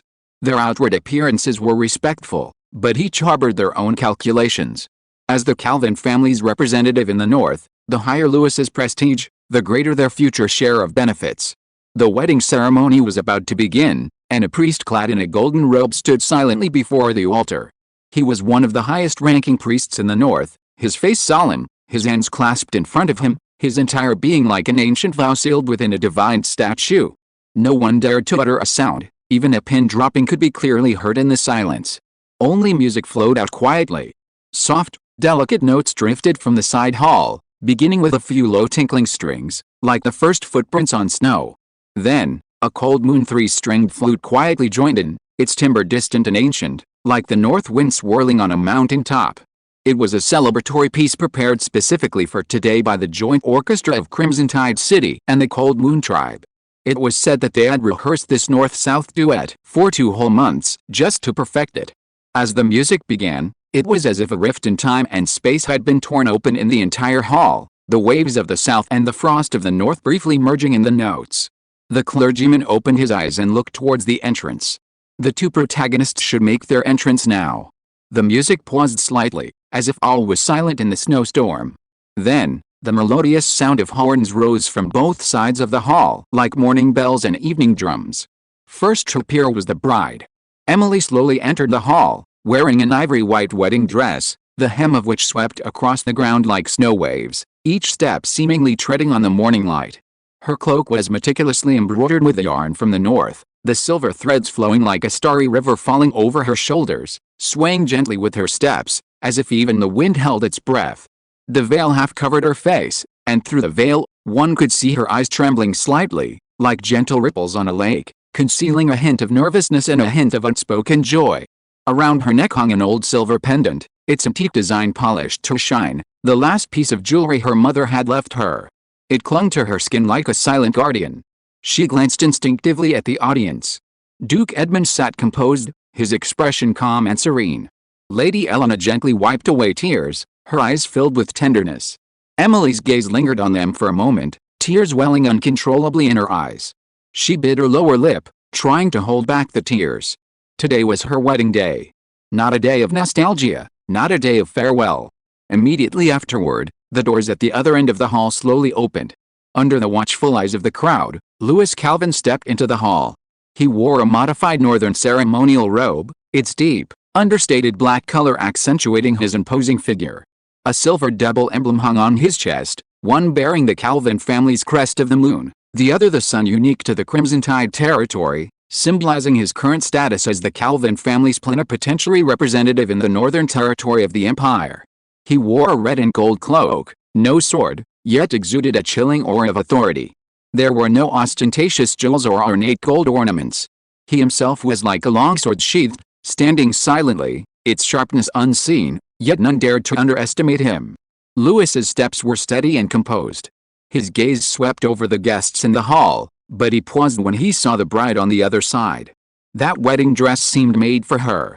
And her eyes, her posture, she stood there, like a warm light suddenly blooming in a snowy night. The smile and tears mingling behind the veil left him momentarily stunned. She was truly beautiful, he thought. Emily's gaze also pierced through the crowd, landing on the man in a formal suit who strode in. A slight tremor ran through her heart. A black cloak, a neat uniform, and eyes so resolute they seemed to pierce through the snow. From the first time she saw Louis, she felt that this man was not only handsome but also possessed an indescribable charisma. Like light, yet not blinding. Like the reassuring presence of the sun. Wow, he's much more handsome than I imagined, she murmured to herself, a slow, involuntary smile playing on her lips. At the clergyman's signal, the two walked towards each other step by step, finally meeting in the center of the hall, standing before one another. At that moment, all the music and blessings seemed to freeze between them, the entire hall seemed to contain only the two of them. The ceremony was finally about to begin. At the clergyman's signal, Louis Calvin and Emily Edmund walked side by side to the center of the hall. Their steps were symmetrical, like reflections in a mirror, each step perfectly timed with the music, solemn and serene. When the two finally met in the center of the hall, facing each other, everything seemed to fall silent. The music, the incense, the guests, even the colorful lights overhead, all seemed to have been gently paused by some invisible force. Only the two of them remained. The priest raised his dragon-engraved scepter, his ancient and solemn voice echoing in the high hall, under the witness of the dragon ancestor. Before all, the newlyweds shall make 3 vows. The first vow, the vow of the family. Do you swear to uphold the honor of your bloodline, support your spouse, and work together for the prosperity of the family? Louis extended his right hand, taking Emily's veiled hand in his. His palm was warm, yet unwavering. He looked into her eyes, his voice steady. I do. He did not hesitate, nor waver, even though his heart was not stirred by much emotion. He did not dislike her, but he was not exactly familiar with her either. Emily Edmund, a name of immense political importance, yet emotionally, this was only their second meeting. A political marriage. He already understood the true nature of this marriage. But he still spoke his vow with unwavering conviction. Emily looked at him and took a soft breath. I do. Her voice trembled slightly, but it was clear. She had been preparing for this day for a long time. From the moment she learned she was to marry into the Crimson Tide territory, she understood that she was not merely a daughter or a noble lady, but had been sent as a wife and a future lord's wife. She could not be weak. Yet, the pride in her parents' eyes, her godmother's hushed admonitions, and the etiquette she had meticulously studied day and night, along with her imagination of the future, surged forth from the depths of her heart like a tidal wave, nearly overwhelming her. She lowered her head, concealing the tears welling in her eyes. The second oath, the oath of the Empire. Are you willing to be loyal to the Empire, uphold its laws, and never betray it? I am, Louis replied without hesitation. I am. Emily gripped the edge of her gown tightly. She knew this oath was the bond that continued her family's legacy, and the second threshold she had to cross into this new world. The third oath, the oath of faith. Are you willing to follow the dragon ancestor as your guide, walking hand in hand through light and suffering? I am. Tears welled in Emily's eyes, glistening slightly beneath the veil, but she no longer concealed them. And so, the three oaths were made. The clergy solemnly declared, in the name of the dragon ancestor, your destinies will intertwine from this day forward. The chains of blood and faith have bound you tightly together. Applause erupted, and confetti rained down like snowflakes. The dragon-patterned scepter lightly touched between the two, the holy emblem interwoven with platinum and crimson gold shimmering faintly, like a blessing bestowed by an ancient deity. Emily trembled slightly, feeling that warmth settle on her brow, yet it also felt as if it were truly imprinted into the depths of her destiny. In the front row, Duchess Helena quietly wiped away tears, her fingertips brushing the tears from the corners of her eyes, but she quickly regained the composure befitting a noble woman. She looked at her daughter's seemingly grown-up back, yet a strange sense of weightlessness welled up within her. It wasn't sadness, but rather the mother eagle's sacrifice before her fledgling soared into the sky. Duke Edmund sat beside her, his expression as calm as ever. Even in the face of this situation, he remained the composed and unflappable high-ranking official of the Empire. Yet, at the very moment Emily formally took her vows, a fleeting, gentle light flickered in his eyes. On the other side, Pal Calvin leaned back in his chair, his expression somber. He clenched his teeth, struggling to maintain the noble smile expected of a nobleman, a smile that sounded more like mockery. It's just a political marriage, she'll never truly love him, he chuckled softly, half sarcastic, half resentful. He couldn't accept that his once ignored brother was now marrying the most dazzling woman in the entire North.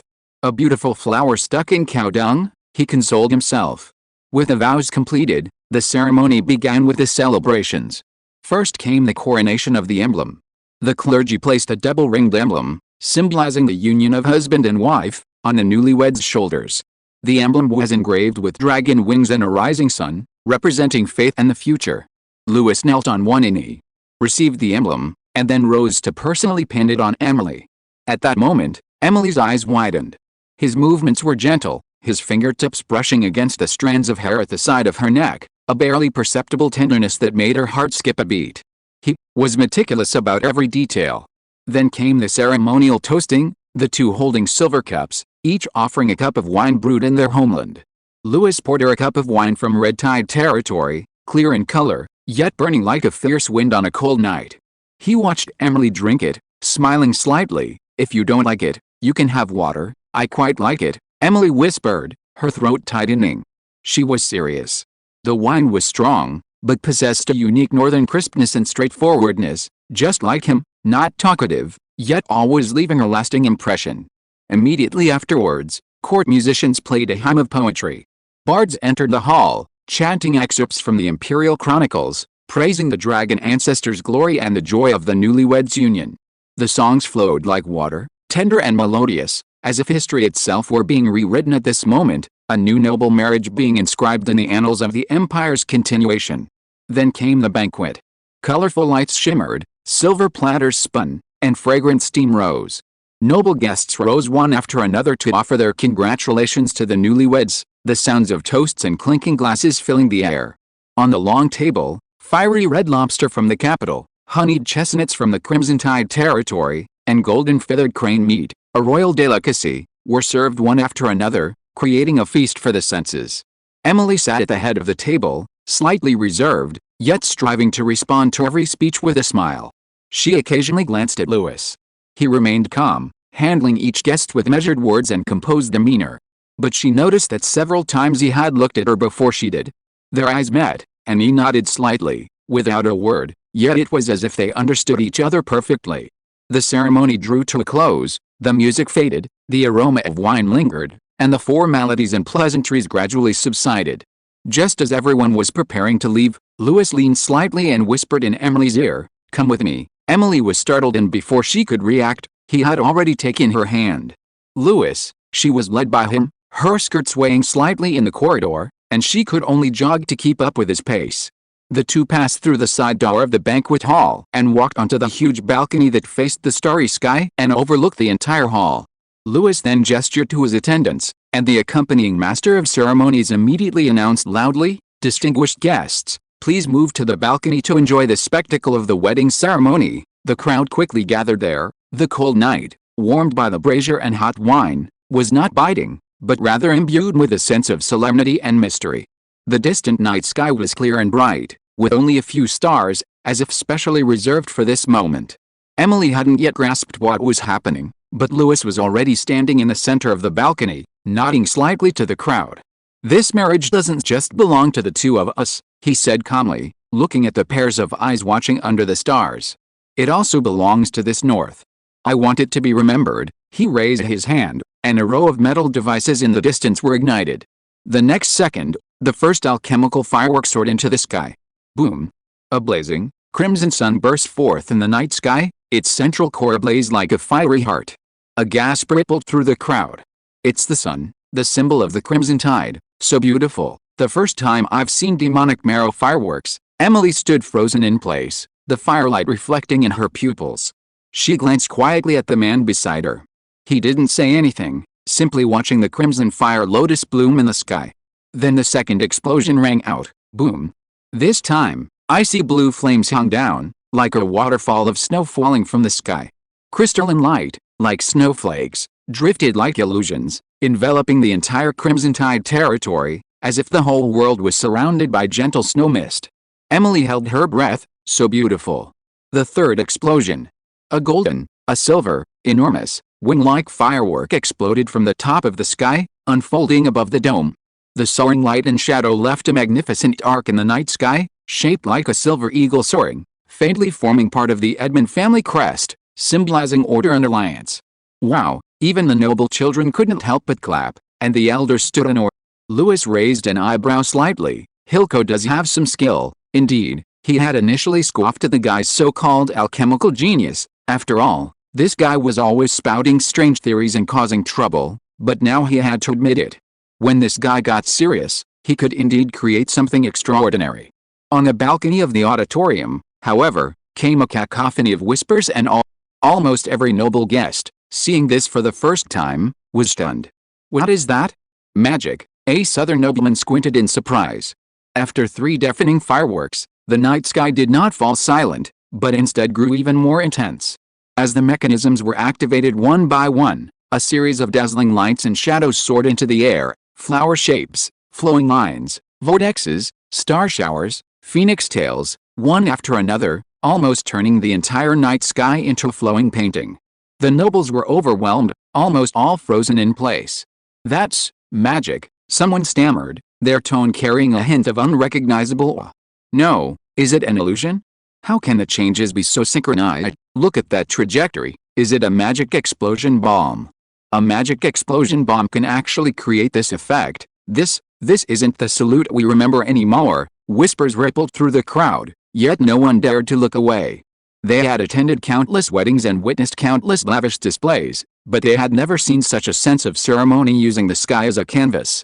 It wasn't fireworks, it was a declaration that utterly crushed all imagination. Even the usually composed Duke Edmund glanced up for a moment. He had never liked grand occasions or appreciated extravagance, but at this moment, he unusually paused his thoughts, silently gazing at the scene, a glimmer of light appearing in his eyes. "It is indeed quite beautiful," he said. It was as if even he himself had been forced to acknowledge the extraordinary nature of this young people's wedding. Standing beside him, Mrs. Elena couldn't hide the amazement in her eyes. Her eyes shone as if illuminated by the fireworks, and she murmured, "It's truly so beautiful." She wasn't just referring to the fireworks, but rather expressing the significance of her daughter's wedding, the significance of this night. "You were prepared all this time?" Emily asked softly, her voice so gentle it seemed afraid to disturb the sparkling light. "Not for everyone," Louis said, looking at her, his voice still calm, yet unusually earnest. "It was for you." Emily froze, a gentle breeze ruffling her hair, but unable to dispel the shock in her eyes. Louis spoke slowly, as if carefully choosing each word. "I understand how much you've sacrificed for this day. But I don't want you to feel like just a family pawn." He turned to look at the colorful fireworks in the sky, his tone low but firm. "After today, you will be my wife. I want you to remember this day as a welcome, a light that shines for you." Emily stared at him, gazing at this man destined for her. The firelight blazed again, starlight rained down on her shoulders, and her heart seemed to skip a beat. "Why?" she began, but her throat tightened, her voice trembling. "I'm not good at saying moving things," Louis chuckled softly, "but I know you deserve a night like this." In that instant, Emily's tears nearly spilled. She slowly reached out and took his hand. The wind rustled, as if softening. This moment belonged to them, not to any alliance, family, or empire. It belonged only to her and him. Chapter 185 Wedding Night. Night deepened, guests departed, and most of the lights were extinguished. The heavy wooden door closed softly after the servants withdrew, leaving only a click, shutting out the world. The bedroom was spacious and quiet, the gauze curtains hanging low, the air still carrying the sweet scent of roses and incense. Only the two of them remained in the room. Emily stood in the center, head bowed, her hands unconsciously clutching the hem of her wedding dress. It was the wedding gown she was so proud of, the one that had stunned everyone at the wedding. But now, looking at it, Emily felt a little lost. Her ears burned, her heart pounded as if she had just fought a battle. She didn't even dare look at Louis. "Is this what they call our wedding night?" she silently asked herself. Just then, she heard a soft rustling of fabric behind her. Louis had taken off his robe and draped it gently over the back of a chair beside him.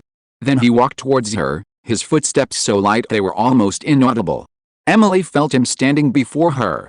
Then her hand was taken. His hands were warm, his palms dry and strong, enveloping her cold fingers. "Are you still nervous?" Louis asked, his voice low and teasing. Before she could answer, he suddenly became serious, saying earnestly, "How about I go and call the priest back now? We can go through the ceremony again formally." PFFT, Emily finally couldn't help but glare at him, a smile already playing on her lips. "What nonsense are you talking about?" "You smiled." Louis smiled too, lowering his head to gently kiss the back of her hand. "Then I'm relieved." Louis didn't rush into anything, simply watching her quietly. "Emily," he whispered, "I won't rush, and I certainly won't let you be afraid." He raised his hand, gently brushing aside a stray strand of blue hair, then began to unbutton the intricate details of her wedding dress. His movements were extremely gentle, whispering in her ear with each button he undid. Sometimes it was a playful joke, "This button is so hard to undo." Sometimes it was a gentle murmur, "You look so beautiful today, I've never seen a more radiant bride." Emily's face was already flushed, and his words made her neck and shoulders feel like they were on fire. You shouldn't say that," she murmured, turning her face away, but couldn't help but chuckle softly. Her heart was pounding as if it would burst out of her chest, but in these gentle moments, she slowly calmed down. That uncertainty, that self-reminder of this is a political marriage, seemed to be quietly dissolved by some invisible emotion that night. Emily gently closed her eyes. He gently led her to the bedside, without haste or agitation. Step by step, he shortened the distance between them, not like taking, but more like guiding. "Don't be nervous, I'm here," he whispered, as if comforting, as if promising. Emily bit her lip, her face already buried in the pillow. Every touch felt like breaking down the veil of distance between them. He occasionally whispered something in her ear, like a joke, like a playful tease. "Will you regret marrying a political tool like me?" "Shut up," she lightly punched him, but dared not look at him, burying her face even deeper. Then their figures slowly intertwined, the candlelight flickering, and within the curtains, time seemed to stand still. Until the night deepened to inky blackness, the wind ceased, and everything outside was irrelevant to them. In this soft light, they finally truly became husband and wife. The morning light filtered through the sheer curtains into the room, spreading across the carved wooden bed and the pale gold blanket. Warm, yet not glaring. Lewis woke up early. He always was, even last night. After an extraordinary night, his body felt slightly tired, but his mind was surprisingly clear. Memories of last night flooded back. He instinctively reached to his side, touching a soft, warm mass. Emily curled up in his arms, her breathing steady, her eyelashes drooping quietly, like a small animal sleeping soundly in the snow. Perhaps she was too tired, for she didn't even struggle to dream. A slight flush remained on her face, a trace of the emotions and warmth of the previous night. Lewis stared at her, motionless for a long time. Her long blue hair flowed like water in the morning light, making her skin appear even whiter. Her features were still breathtakingly exquisite, a high, straight nose, pale lips, and those closed, icy blue eyes, even without opening, possessed an innate aloofness. No wonder she was called the flower of the North. He had heard this praise countless times before, but he had never truly taken it to heart. But now, he suddenly felt that those words were too superficial. She was not only beautiful, but her beauty carried weight. Not just in appearance, but in a way that inspired respect and a desire to protect. Lewis gently raised his hand, his fingertips tracing the ends of her hair, his movements careful, as if afraid of waking her. The reason was that he remembered the tears welling in her eyes and the suppressed sobs she uttered when she nestled in his arms last night. He lowered his head and kissed her forehead. Although last night was indeed wonderful, even worthy of being etched into cherished memory, he still had to work early in the morning. After all, the snow-peaked county of the Iron Blood Empire's northern province was still on his shoulders. He slightly raised his hand and opened the daily intelligence system. Whoosh, a semi-transparent screen quietly appeared before Lewis's eyes, familiar text slowly scrolling. When Lewis's gaze fell on the daily intelligence screen that appeared before him, he paused slightly. Daily intelligence update complete. 1. Vic led the elite knights of the northern border deep into the dark snow forest, tracking the insect swarm's trail, and discovered a giant mother nest deep within the forest. After the troops were exposed and engaged in battle, Vic volunteered to cover the retreat, and was confirmed to have died a heroic death. 2. The surviving knight Carl escaped alone and arrived at Red Tide territory this morning. He will personally report the details of the incident to Lewis and Duke Edmund. 3. The Hive is the second test subject of the Witch of Despair. Its weakness is extreme fear of extreme high-temperature explosions. Once the central core of the hive is destroyed, it will cause a structural collapse, paralyzing and killing all the insectoids. Lewis narrowed his eyes and silently watched the intelligence report finish rolling. Today's update was more important than any other day. All 3 intelligence reports were about the swarm, and all of them were extremely shocking. The discovery of the hive was undoubtedly a huge breakthrough. He had long expected that the swarm had a mastermind. But this was the first time that it had gone from guessing to target with clear coordinates. But then the second line made him frown. Vic was dead. The northern extraordinary knight, whom he had only met once, was straightforward, taciturn, but with extremely calm eyes. Now he had become a victim in the intelligence report. Lewis's emotions did not fluctuate much, but a faint sense of regret did rise deep in his heart. It's quite a pity, he sighed. He was a good person, he had only met him once, yet he felt a pang of regret, perhaps because such a high-ranking knight who volunteered to cover the retreat should have survived. Moreover, the death of a transcendent-level combatant also indicated how dangerous that place was. This wasn't just a nest of small groups of insect corpses, it was the very source that could potentially spiral out of control and even contaminate the entire Snow-Peak County and the Northern Territory. And its proximity to his own territory made him uneasy. The second piece of intelligence, however, brought him a slight sense of relief. At least someone returned alive. As for the Duke, let him explain. Having someone report saved Lewis a lot of trouble in reasonably concealing the source of the intelligence, but what truly made him sit up straight and his eyes sharpen was the third piece of intelligence. The Witch of Despair. Lewis murmured the unfamiliar name, his voice carrying an undisguised solemnity. He had never heard of this name before. No records, no rumors, not even in the Imperial secret reports. The name itself sent chills down his spine. The Hive, is it her experiment? This wasn't ordinary monster breeding, nor was it an unconscious mutation. There was a will, a design, a control behind it. The swarm was no longer a beast, but more like a manipulated weapon. Deliberate expansion, logical nesting, experimentation, iteration, evolution. If that's just number 2, then what about number 1? Number 3, Number 4, where are they hiding? And what are their intentions? At this thought, he clenched his fists, his palms slightly sweaty. Lewis wasn't afraid of battle, nor was he afraid of enemies. He feared the unseen enemy, the mastermind behind the scenes, quietly plotting and manipulating humanity's fate. The swarm is just the surface. The real threat is the person who created them, but the intelligence below struck his mind like a bolt of lightning. Extreme high-temperature explosion fear. Once the central core is destroyed, the entire hive will be paralyzed. Lewis froze, then a slow smile crept onto his lips. This has really done me a favor, he sat up straight, his eyes gradually sharpening, like a wolf catching the scent of its prey in the snow. Something in the warehouse immediately came to mind. The red platinum magic bomb, Hilco's masterpiece, a single bomb capable of destroying defenses several meters thick. Originally just a reserve for emergencies, it now seemed tailor-made for this moment. The hive is afraid of this?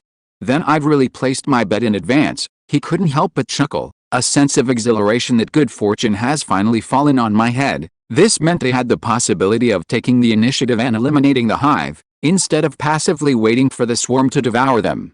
As long as we can get close, as long as we can blow up that core, his mind had already begun simulating the assault route, troop deployment, detonation conditions.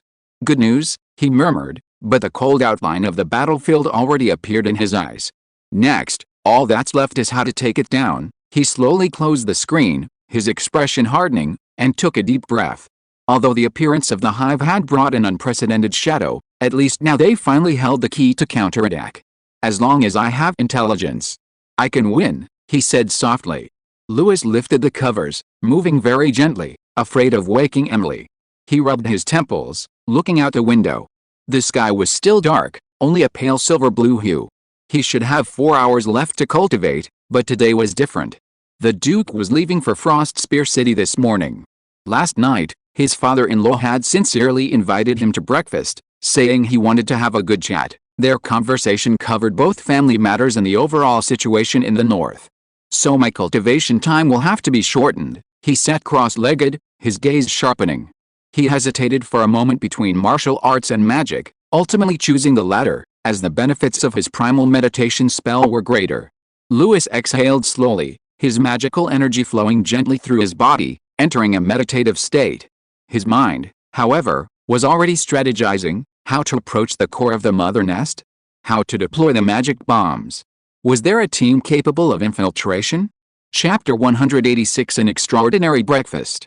The soft morning light streamed through the high windows of Red Tide City, gently illuminating the carved long table and silver-rimmed plates, like a whispered secret in the tranquil morning. This was Lewis's first time having breakfast with Duke Edmund's family.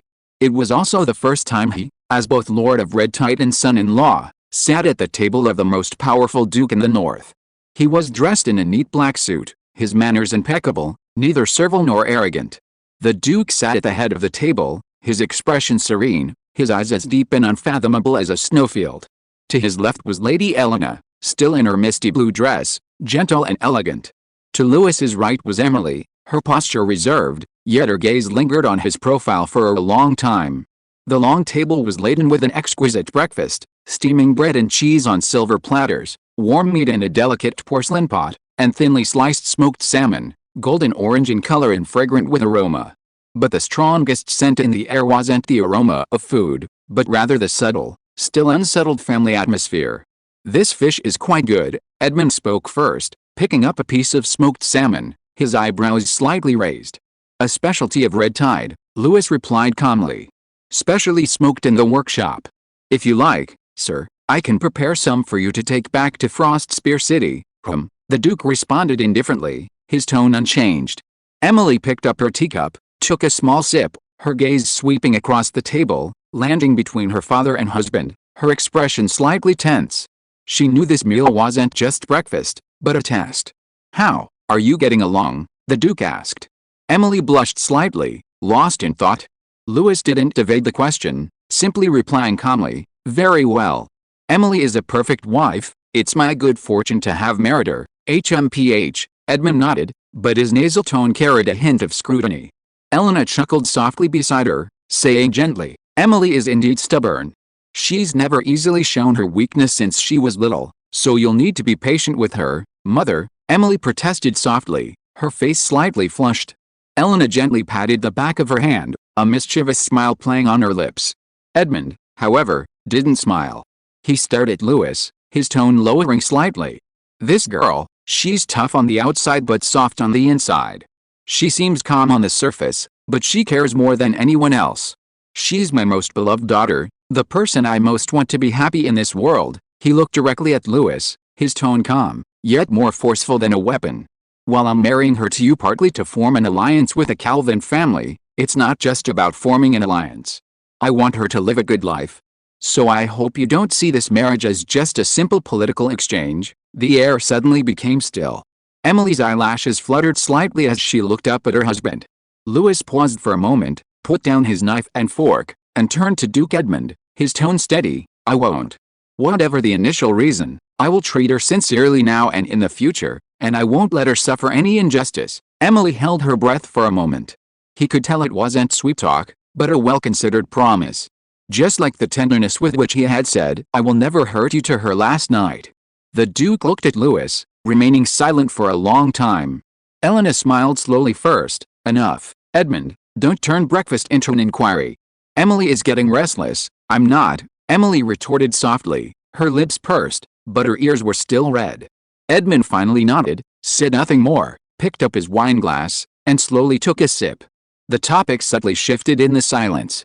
Speaking of which, the Duke put down his cup, his gaze fixed on the rising morning mist outside the window. I had only heard that your territory was doing quite well. His tone was calm, as if he were casually discussing someone else's recent situation.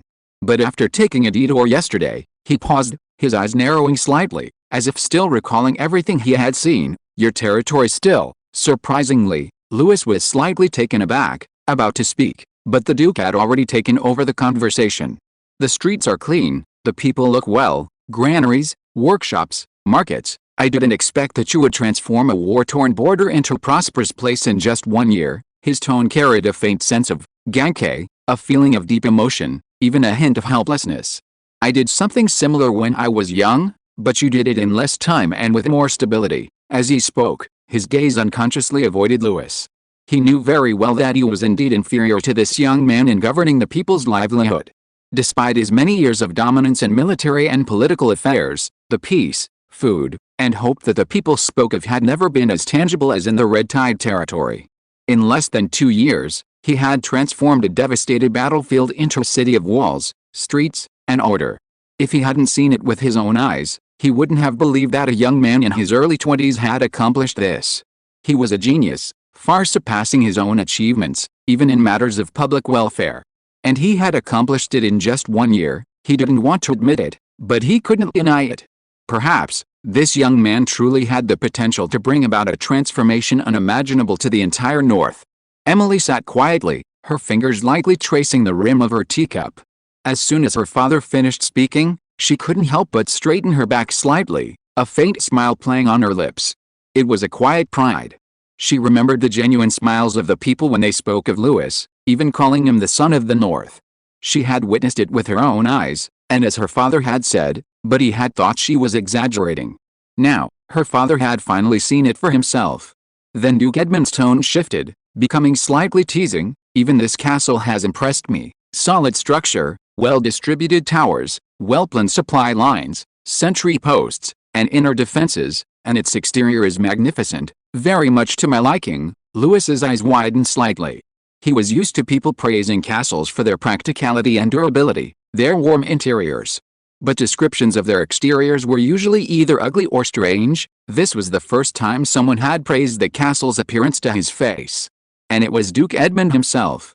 He glanced at Emily subconsciously, only to find her looking out the window nonchalantly, a slight smile playing on her lips, as if she were suppressing something. I thought you'd find it too unlike a noble castle, he murmured. But that's the style of the North, isn't it? The Duke gave him a meaningful look, then picked up his glass and took a small sip of wine. However, Duke Edmund's gaze returned to the window. Under the morning mist, the streets of Red Tide City were beginning to awaken, the sounds of hammers and hooves echoing in the distance. While things appear calm on your side, the situation in the North as a whole is not good. Duke Edmund's tone shifted, as if shedding his previous admiration and adopting the somber tone typical of a commander. This year, many places are suffering from famine, supplies are scarce, and conflicts with rebels, bandits, and supply lines are rampant. The unrest is far from over, and logistics are in dire need. Although last year's purge severely weakened the Snowsworn, and the original plan was to launch a final war in the autumn, now, I intend to postpone it until next spring, he spoke calmly, without probing or negotiation, as if reiterating an already established order. Lewis did not respond immediately, but lowered his eyes, staring at the pale gold liquid in his glass, his gaze flickering slightly. Postponing was indeed a reasonable decision for the North at this moment. Safe, cautious, and gradual. But for him, it was not good news. Lewis's mind flashed back to the vague and oppressive warning in the daily intelligence system. That unverifiable text, that warning from the future, the evil spirits nurtured by the Snowsworn are stirring, and this crisis will sweep across the entire North this winter, no less severe than the Great Rebellion 2 years ago.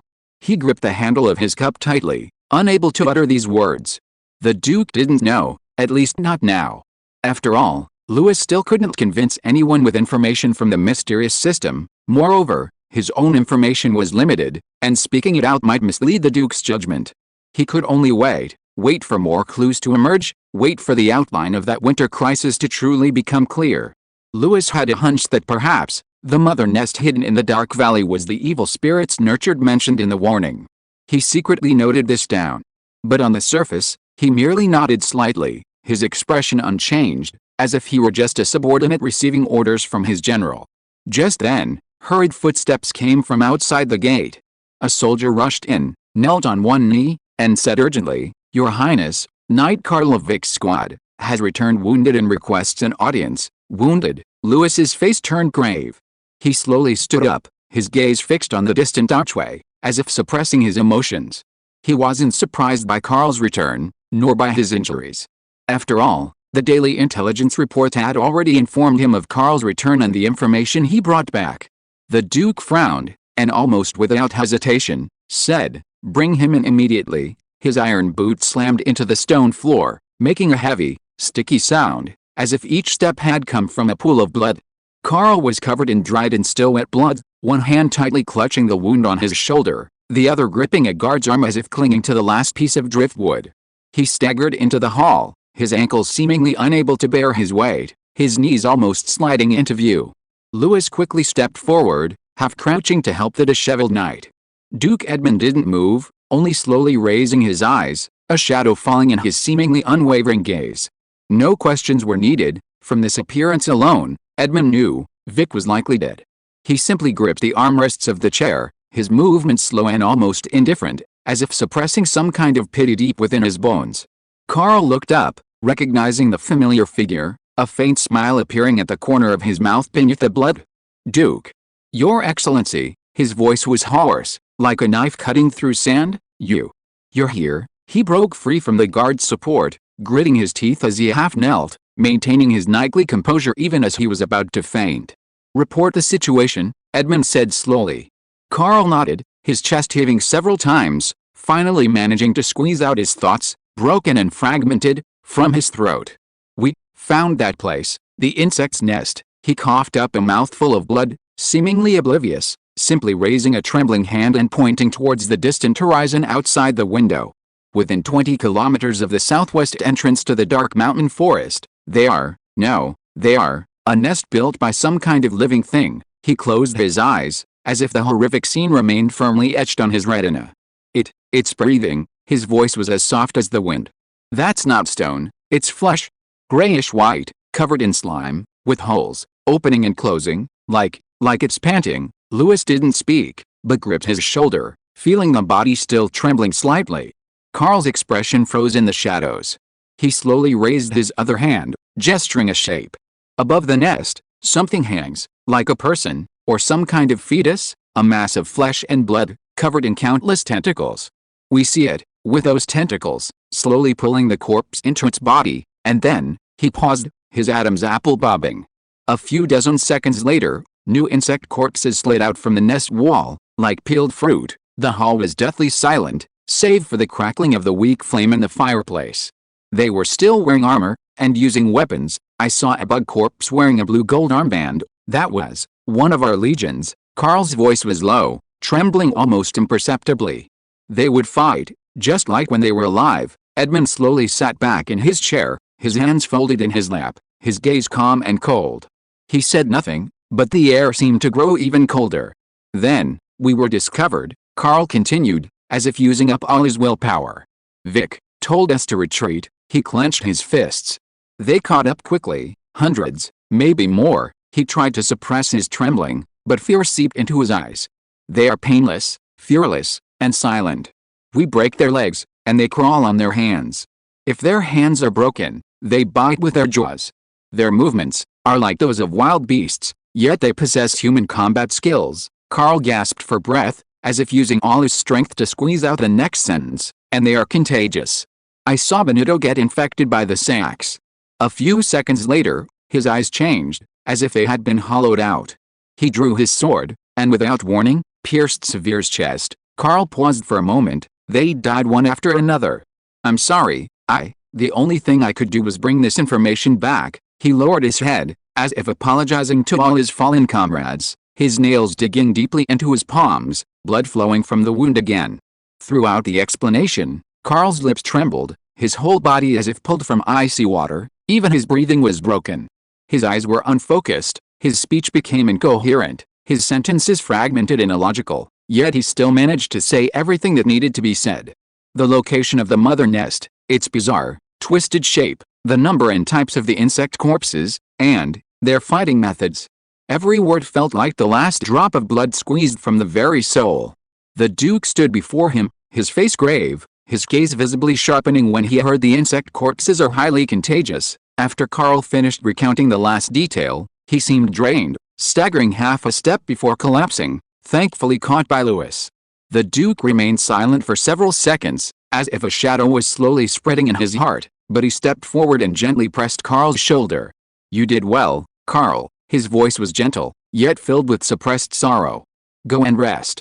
Leave the rest to us. After Carl withdrew, the council chamber fell into a long silence. The air seemed frozen, even the trails of falling dust became clearly visible. In that suffocating silence, Emily sat to the side, her hands clenched tightly. She maintained a proper sitting posture, but her slightly trembling eyelashes betrayed the turmoil within her. Emily was not a weak girl. She had witnessed firsthand the carnage of war, and had also served as an elite knight, sword in hand. But Carl's description was too horrifying. And the fact that only one of the many elite knights and one extraordinary knight escaped further illustrated the terror of the mother nest. And that thing was hiding near the Crimson Tide territory, and Louis would face this horror head-on. Duchess Helena, however, sat quietly, her expression as dignified as ever. She had seen too much of this before. She trusted her man to handle it. Duke Edmund slowly sat back in his high-backed chair, silent, as if sinking into a cold abyss. He was not a coward. On the contrary, he was a man who had fought for over a dozen days and nights on the northern snowfields, a peaked knight who had crawled out of piles of corpses from avalanches and fought back with gritted teeth. It was precisely because of this that he understood that in the face of a truly unpredictable enemy, caution was far more important than passion. After a few breaths, he finally spoke, his voice low and heavy, like a blizzard pressing down. Frostfulbird, it's too far. Even if I order the troops to gather now and set off at top speed, it will take at least 10 days for reinforcements to reach that valley. Can that thing wait that long? No one answered. Not out of fear, but out of helplessness. Snowpeak County had not yet recovered, and although Crimson Tide Territory's forces were still there, their other territories had been severely weakened in the repeated battles with the Snowsworn last year. To think they could hastily assemble a force capable of confronting the mother nest was practically a pipe dream. But in the silence, Louis's voice suddenly rang out, exceptionally firm. We can't wait. All eyes instantly focused on the young Viscount. Carl made it very clear. They have tactics, division of labor, and even know how to surround an ambush. That's not an ordinary monster lair, it's a kind of evolving intelligence. Now that it's been alerted, if we don't act now, they might act first. Louis's speech was extremely steady, but every word was like a nail. At that time, it won't be us going to fight it, but it will actively cross the dense forest to devour us. We must destroy it before it fully expands and before it actively turns to the offensive. Duke Edmund's brows furrowed deeply. You want to lead a raid on the mother hive? Yes, Lewis did not hesitate. We have elites, we know how to coordinate, and I will personally oversee the operation. We're not going to our deaths, but to intercept and kill. Once it spreads its swarm, that's when the real zombie horde will be out of control. Hearing this, Emily's heart couldn't help but beat faster. She was proud of him and admired his calm, steady, clear, and decisive judgment. But she was also worried about his willingness to risk his life. "You're too hasty, Lewis," Edmund said slowly, his tone devoid of anger. "It's not that I underestimate you, but you heard it too. 20 elite knights wiped out. Do you think your forces are enough to gamble?" "I'm not gambling," Lewis's voice remained firm. "I will take lightly armed troops to scout the perimeter and confirm whether there's any possibility of annihilation. If we can, we'll kill them in one fell swoop. If not, we'll come back alive with more detailed intelligence." He paused, his gaze steady. "And you can begin mobilizing your troops. We're pursuing a two-pronged approach, not a desperate gamble." The council chamber fell silent again. After a few breaths, Edmund finally nodded slowly, his voice low. "All right. Go. But only take those you trust." He stood up, his cloak fluttering slightly, his eyes darkening. "I'll go with you too." A slight tremor ran through the chamber. Lewis was startled, his brow furrowing slightly. "My lord, I'm not crazy," Edmund said calmly. "I don't believe anyone would willingly let their daughter become a widow so soon after her wedding." Emily blushed slightly at his words. "With me here, even in the worst-case scenario, my life can be saved." Edmund's tone remained cold, yet tinged with admiration. His gaze lingered on Lewis for half a second, as if assessing him, or perhaps issuing a warning, before slowly shifting away.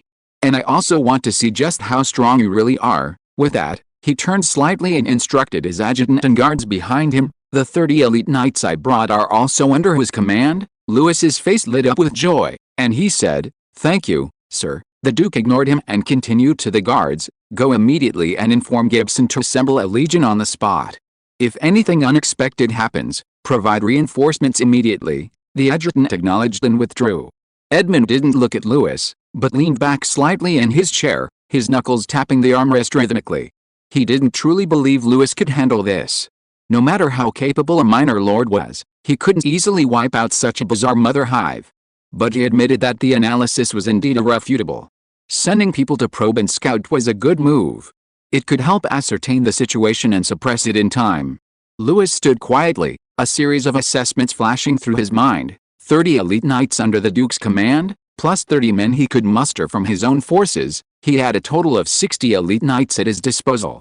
Add to that 80 regular knights, who could also operate on the perimeter. Not to mention the Duke, a peak-level knight, providing cover. And then there were the Crimson Soul demon bombs, specifically designed to kill large creatures like the Mother Nest. Even against the Mother Nest, they had a 90% chance of annihilation. Chapter 187 Preparations before the expedition. Lewis had barely stepped out of the drawing room, and hadn't gone far, when he heard hurried footsteps behind him. He didn't turn around, but stopped at the corner of the corridor. A breeze blew in from the high window, causing the curtains to flutter, and sunlight spilled onto the stone floor, casting the shadow of a pair of familiar boots. You really want to go yourself?" Emily's voice held a barely suppressed anxiety. She stood beside him, her lips pressed tightly together, yet she feigned composure. Lewis didn't answer immediately, only saying softly, "I should do it." Emily bit her lip, her eyes fixed on him, as if trying to see a hint of wavering on his face. "You heard it too, what Carl said. It's not an ordinary monster." Her voice trembled slightly. "Why did it have to be you? You could have just sent someone to investigate." There was no coquettishness, no tantrum in her eyes, only genuine fear. The fear that he wouldn't return, the fear of witnessing him throw himself into a dangerous, all-or-nothing gamble. "We've only just gotten married," she whispered, her eyes reddening. "I haven't even had a chance to say a few words to you." A gentle breeze ruffled her hair, a few strands clinging to her cheeks, making her appear both fragile and stubborn. Lewis didn't say anything more, only reaching out to gently grasp her cold fingers. For a moment, the corridor was silent except for the sound of the wind. Emily paused, then turned her head slightly, leaning gently on his shoulder. She closed her eyes, as if secretly hiding the tears welling up. "Then at least, you have to promise me," she murmured, "if things go wrong, come back immediately." Lewis tightened his grip on her fingers slightly. After a moment, Emily released her hand, took a deep breath, and regained her usual composure. "Go, my hero, gather your knights. Don't keep them waiting too long." She turned and left without looking back. After seeing Emily off, Louis didn't linger, his steps decisively turning towards the training grounds inside the castle. Lambert, accompanied by several adjutants, was patrolling the training ground when he saw Louis approaching rapidly.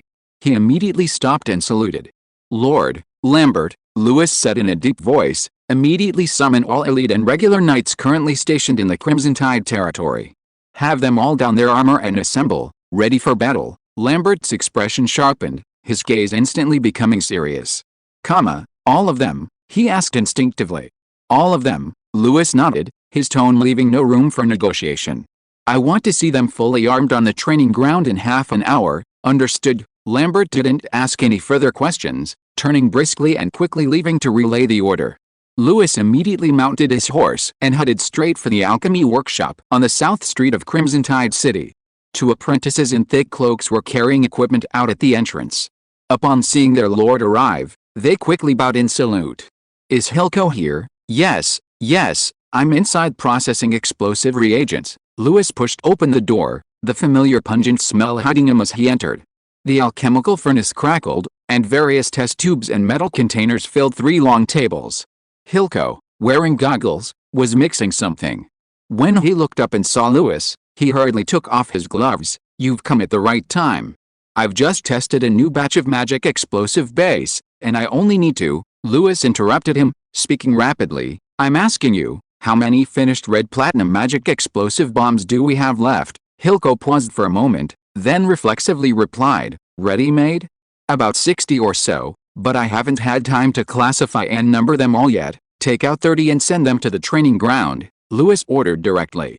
"Are you crazy?" Hilco almost jumped up, his eyes wide. 30. Are you going to use them to flatten Frost Spear City? Are you planning to rebel against the North? I don't have time to joke with you." Louis's voice was icy.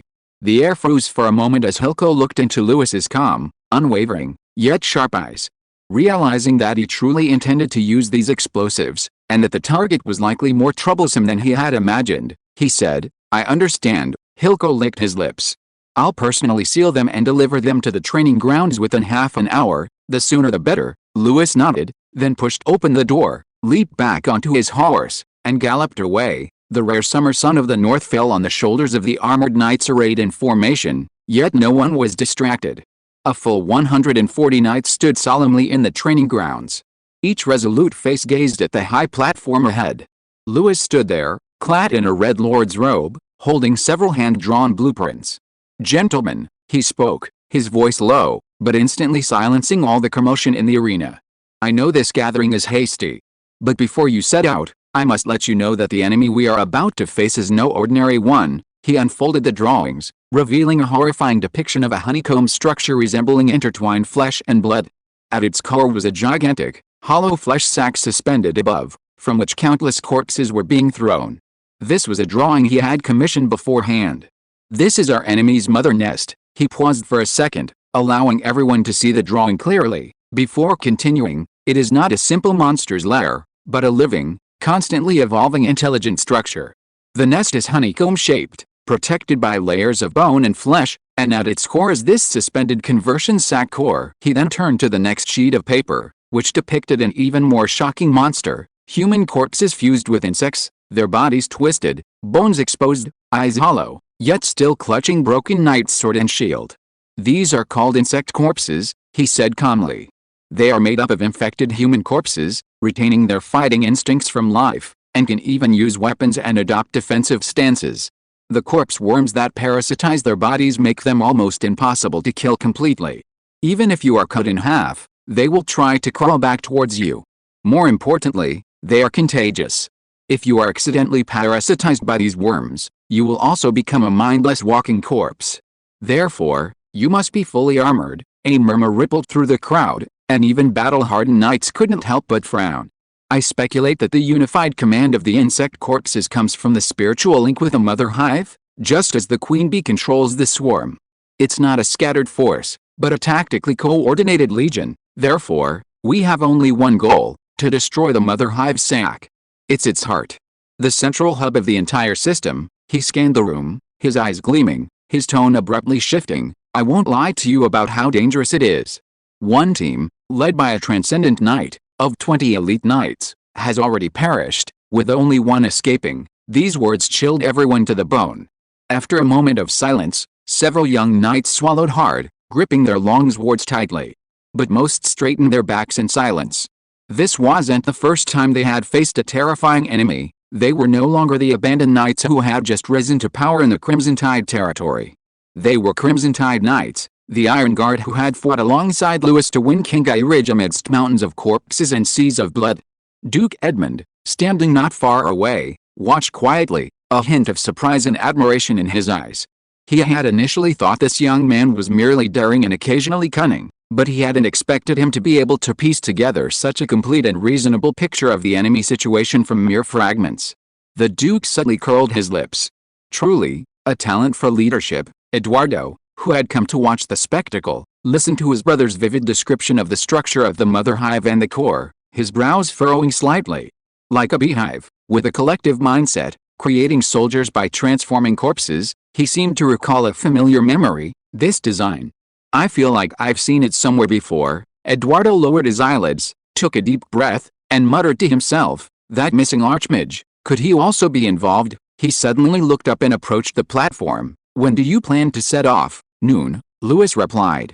Eduardo nodded slightly, a faint smile playing on his lips. Then I'll go too. I've got nothing else to do lately anyway. You? Louis hesitated slightly. Don't forget, I'm also a superhuman knight. Eduardo shrugged. All right. Louis pondered for a moment, then nodded. Then you stay and join the expedition. Louis then unfolded the blueprints again on the platform and began tactical planning. Regarding the weaknesses of the mother nest, here are my speculations. His gaze swept over the crowd below, but his tone was unwavering. First, the mother nest lacks ranged attack capabilities. It is too large, too slow, and its structure is unsuitable for supporting ranged attacks beyond those of the Zerglings. As long as we maintain mobility, it can only watch helplessly. Second, the mother nest's central core is extremely fragile. It is encased in the deepest fleshy sac, the core of the entire Zergling swarm's mental link. Destroying it could paralyze, confuse, or even cause the entire Zergling system to tear each other apart. Third, it cannot move. The mother nest is a stationary parasite, deeply dependent on the current terrain to maintain its structure. Once we confirm its coordinates, we can encircle and advance, gradually compressing its combat radius. He tapped the area circled in ink in the center of the map. Therefore, our action plan is lure, divide, penetrate, destroy. He turned a page of the map, revealing a detailed tactical diagram. Regular knights, 5-to group. Your mission is not a decisive battle, but disruption. Constantly draw the attention of the insectoids from the perimeter, diverting their forces. Avoid direct confrontation, no matter how fast the insectoids are. They can't catch your warhorses. Don't linger in battle, prioritize your own safety. The knights nodded below the stage. It was a tactic they practiced regularly, one they knew intimately. Next, the elite knights will be divided into 2 groups. Louis turned and pointed to the arrow surrounded by 2 red lines. The first group, the Frost Spear City Squad, will be responsible for the flame blockade.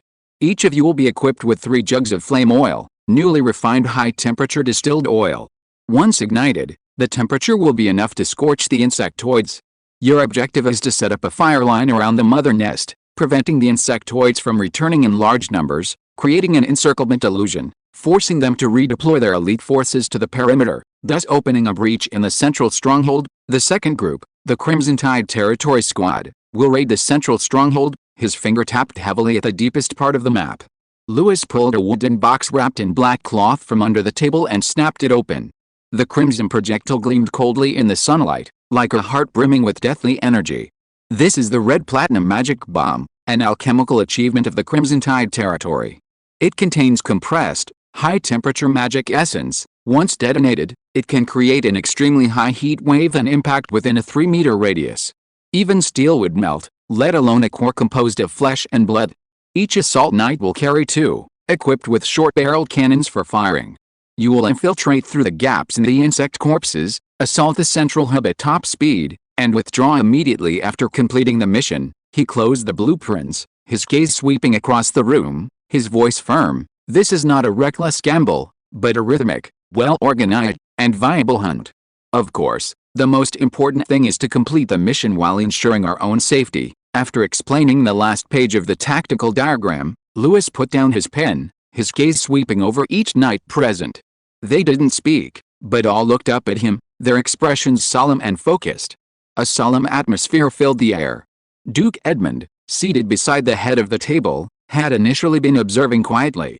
But now, his fingers unconsciously tapped the armrest of his chair. The emotions surging within him were difficult to quell. Such a perfect tactical system, from battlefield structure and enemy-ally analysis to division of labor and coordination, even I couldn't think of a better solution. I originally thought he was just a greenhorn, that if he just charged headlong into battle, he could always reclaim his command later, but now it seems, he smiled gently, his eyes revealing appreciation and relief. This son-in-law was already capable of handling things independently. The Duke, without hesitation, was the first to applaud. The applause wasn't loud, but it sounded like a trumpet call. The knights were startled, then joined in the applause. The applause grew from sporadic to rhythmic, the clinking of armor like a mountain wind whipping up snow, echoing throughout the training ground. Some knights' eyes shone with a long-lost light, the light of someone willing to die for a worthy lord. Lewis didn't move, but simply raised one hand, palm down, and slowly pressed it down. The applause stopped, as if the entire air itself had calmed, gathering into a force about to erupt. He gazed at the crowd, his voice low but carrying a steady, sharp edge. I know you are all battle-hardened knights, having slain true enemies and witnessed the blood of your comrades. But this enemy is different. They have no fear, no anger, no pain, and no surrender.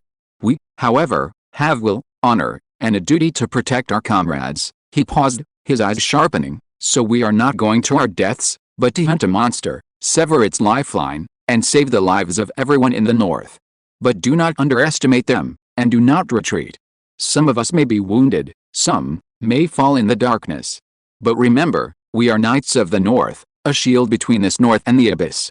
We do not fight for death, we fight for the living. Lewis paused slightly, his gaze sweeping over the entire ranks. Return to camp now to prepare.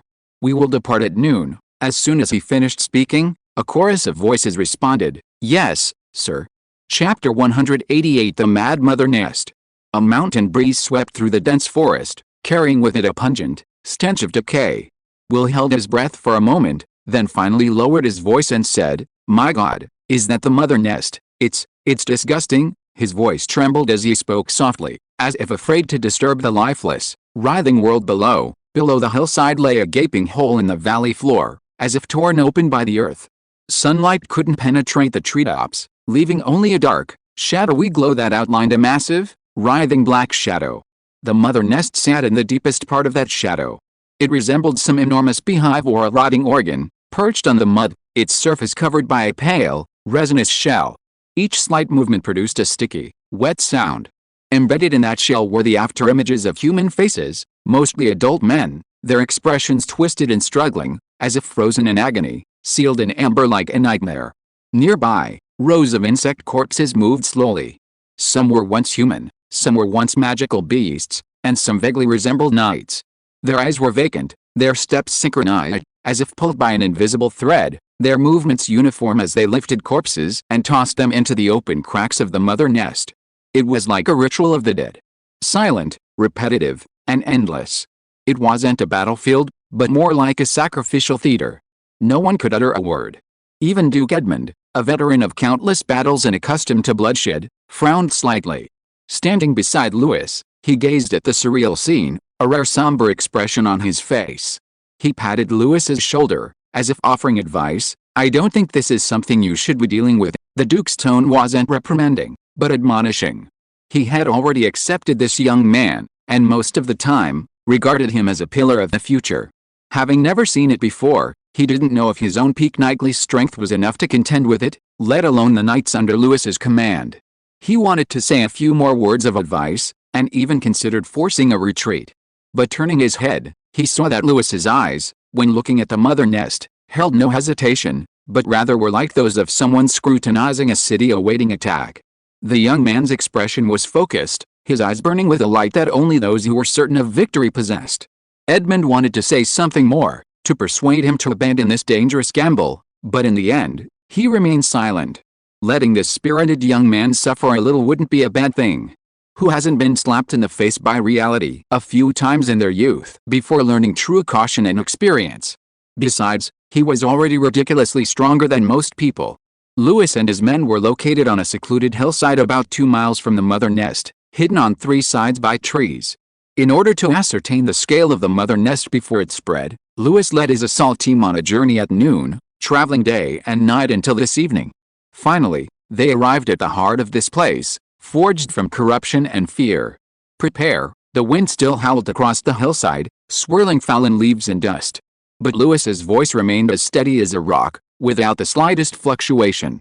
He narrowed his eyes, looking at the massive nest surrounded by insect corpses, his right hand slightly raised, his fingertips twitching.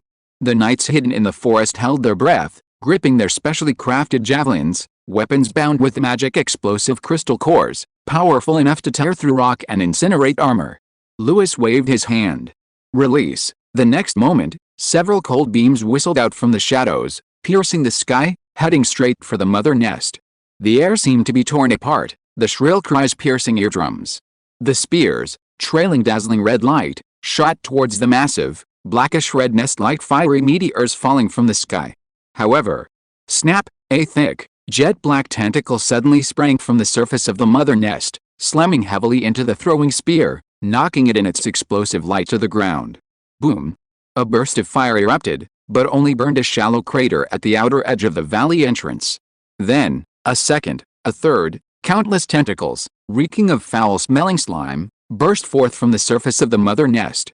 Like disturbed deep-sea monsters, they thrashed wildly, forming a suffocating defensive line that blocked all the incoming spears. Tisk! Lewis squinted, muttering softly. Just as the echoes of the explosions faded, a nauseating noise came from the bottom of the valley. Crunch, crunch, crunch, crunch. Gah! A neatly arranged insect corpse, placed among the other bodies, suddenly stopped moving. Its head snapped to the side, and a creaking, writhing sound came from the unnaturally joined bones in its neck.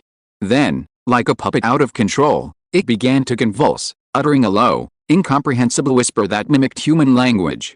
Gurgle, back, gurgle, mother. Its fingers twisted and trembled, its steps retreating and spinning, as if struggling, yet also obeying some irresistible call. The next instant, as if a chain reaction had been triggered, hundreds upon hundreds of insect corpses convulsed violently simultaneously. Humanoid insect corpses began to howl, their cries a mixture of screams and cheers. Beast-like insect corpses began to kneel, their tongues drooping and writhing. Even some half-rotted knight remains raised their broken swords high, turning their heads in unison towards the hillside.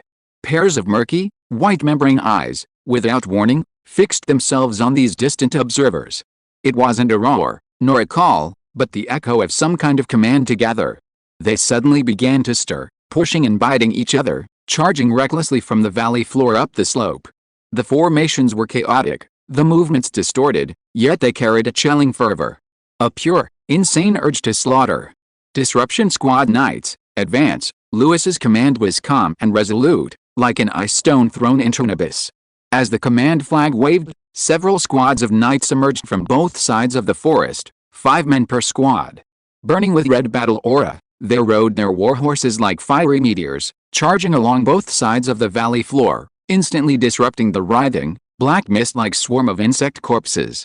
Disruption is the priority, no direct confrontation, the captain at the front roared. Hooves flew, mud billowed.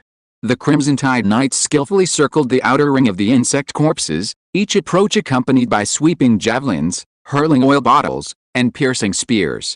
Each strike tore through the chaos of corpses and pus, yet they never greedily sought glory, retreating swiftly. But, as always, something unexpected happened. Ugh! A low growl suddenly rang out. A young knight in the vanguard was a fraction of a second too slow, and a heavy sword swung by a zombie insect struck his shoulder. He and his horse tumbled to the ground, rolling into the mud. This was no ordinary corpse. In life, it had been a knight of the Northern Elite Legion, devoured by the hive after death, yet it still retained the muscle memory from its marching days. Its body was stiff as iron, yet it could wield its sword with precision, pouncing and biting like a wild beast with immense strength.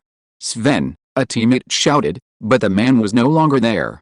As soon as he fell, The zombie insects swarmed over him, engulfing him, biting through his armor, tearing his flesh apart. But what was shocking was that the severed zombie insect, after its legs were cut off, crawled on its two broken forearms. Its teeth gripped the ground, and it darted out like a snake, lunging at the hind legs of another knight's horse. Damn it! Another knight quickly flipped backward, throwing his short spear and pinning the zombie to the ground, barely avoiding the fatal blow. But what followed was even more terrifying. A gurgling, exploding sound suddenly emanated from the slain insect corpse, and a swollen, sac-like tissue burst open from its abdomen. Large amounts of greenish-black corrosive liquid sprayed out, splashing onto the ground, even causing the rocks to hiss. Simultaneously, hundreds of translucent parasites surged from the bursting cavity, rising like smoke, writhing wildly and burrowing in all directions. Faceplates. Fully sealed, hold your breath. Don't expose your breathing holes, the prepared commander roared the orders, and all the knights, while pulling down their sealed faceplates, continued to swing their lances. Their armor was corroded and melting by the insects, they growled, but their eyes remained resolute and clear, not one was controlled by the swarm. No one fled. Everyone charged again and again with roars, circling, retreating, and charging again. Their battle aura burned wildly, transforming into raging red flames on the bodies of every crimson-tide knight. Fear pressed down with each lance thrown. Enrage burned with each fallen comrade. The insect corpses surged like a tide, the crimson-tide knights like fire. Constant disruption, luring, and harassment forced the insect corpses surrounding the mother nest to gather towards the outer edge. It was a luring operation, a fight to the death. But they succeeded. As the first rays of sunset pierced the mountains and forests into the valley, the shadows before the mother nest thinned. Large numbers of insect corpses, lured to the outer circle by the crimson-tide knights, chased and roared mindlessly around them, yet they could not extinguish this elite flame. Duke Edmund stood on the edge of the rock, his gaze fixed on the column of red-clad knights moving through the black tide in the valley. He did not speak, but the tremor in his eyes was almost impossible to conceal. This was not a training exercise, nor a show. It was a luring operation, a trial by fire, a battle on the edge of hell. And they executed it so cleanly and efficiently. Precise coordination, unwavering formation, calm execution navigating life and death. Even among the official knights, not a single one fled, not a single one succumbed to fear. Even as their comrades fell, even as the relentless attacks of the insect-like corpses continued, the knights only roared, gritted their teeth, and charged again. Edmund was astonished by the discipline of Lewis's knights. The lordship hadn't even been established for 2 years, yet with such a limited foundation, they had already forged such a force? He glanced back at the silent Lewis beside him. The young man, clad in a deep red cloak, stood ramrod straight, his face expressionless. It was as if those charging weren't soldiers, but pieces on his chessboard, steadily advancing the scheme he had laid out. Lewis remained standing in the wind, gazing ahead, his eyes calm as a mirror. Very good, he murmured. Continue, prepare for the second phase. Chapter 189 The End of the Mother Nest. Lewis raised his right hand, his gesture concise and decisive. Continue, prepare for the second phase. Yes, sir. The flag bearer immediately raised the signal flag, his arms waving several times in clean, crisp movements. The battle flag signaled the attack. Below the high ground, the fireline group, which had been lying in ambush for a long time, moved instantly. Receive the order.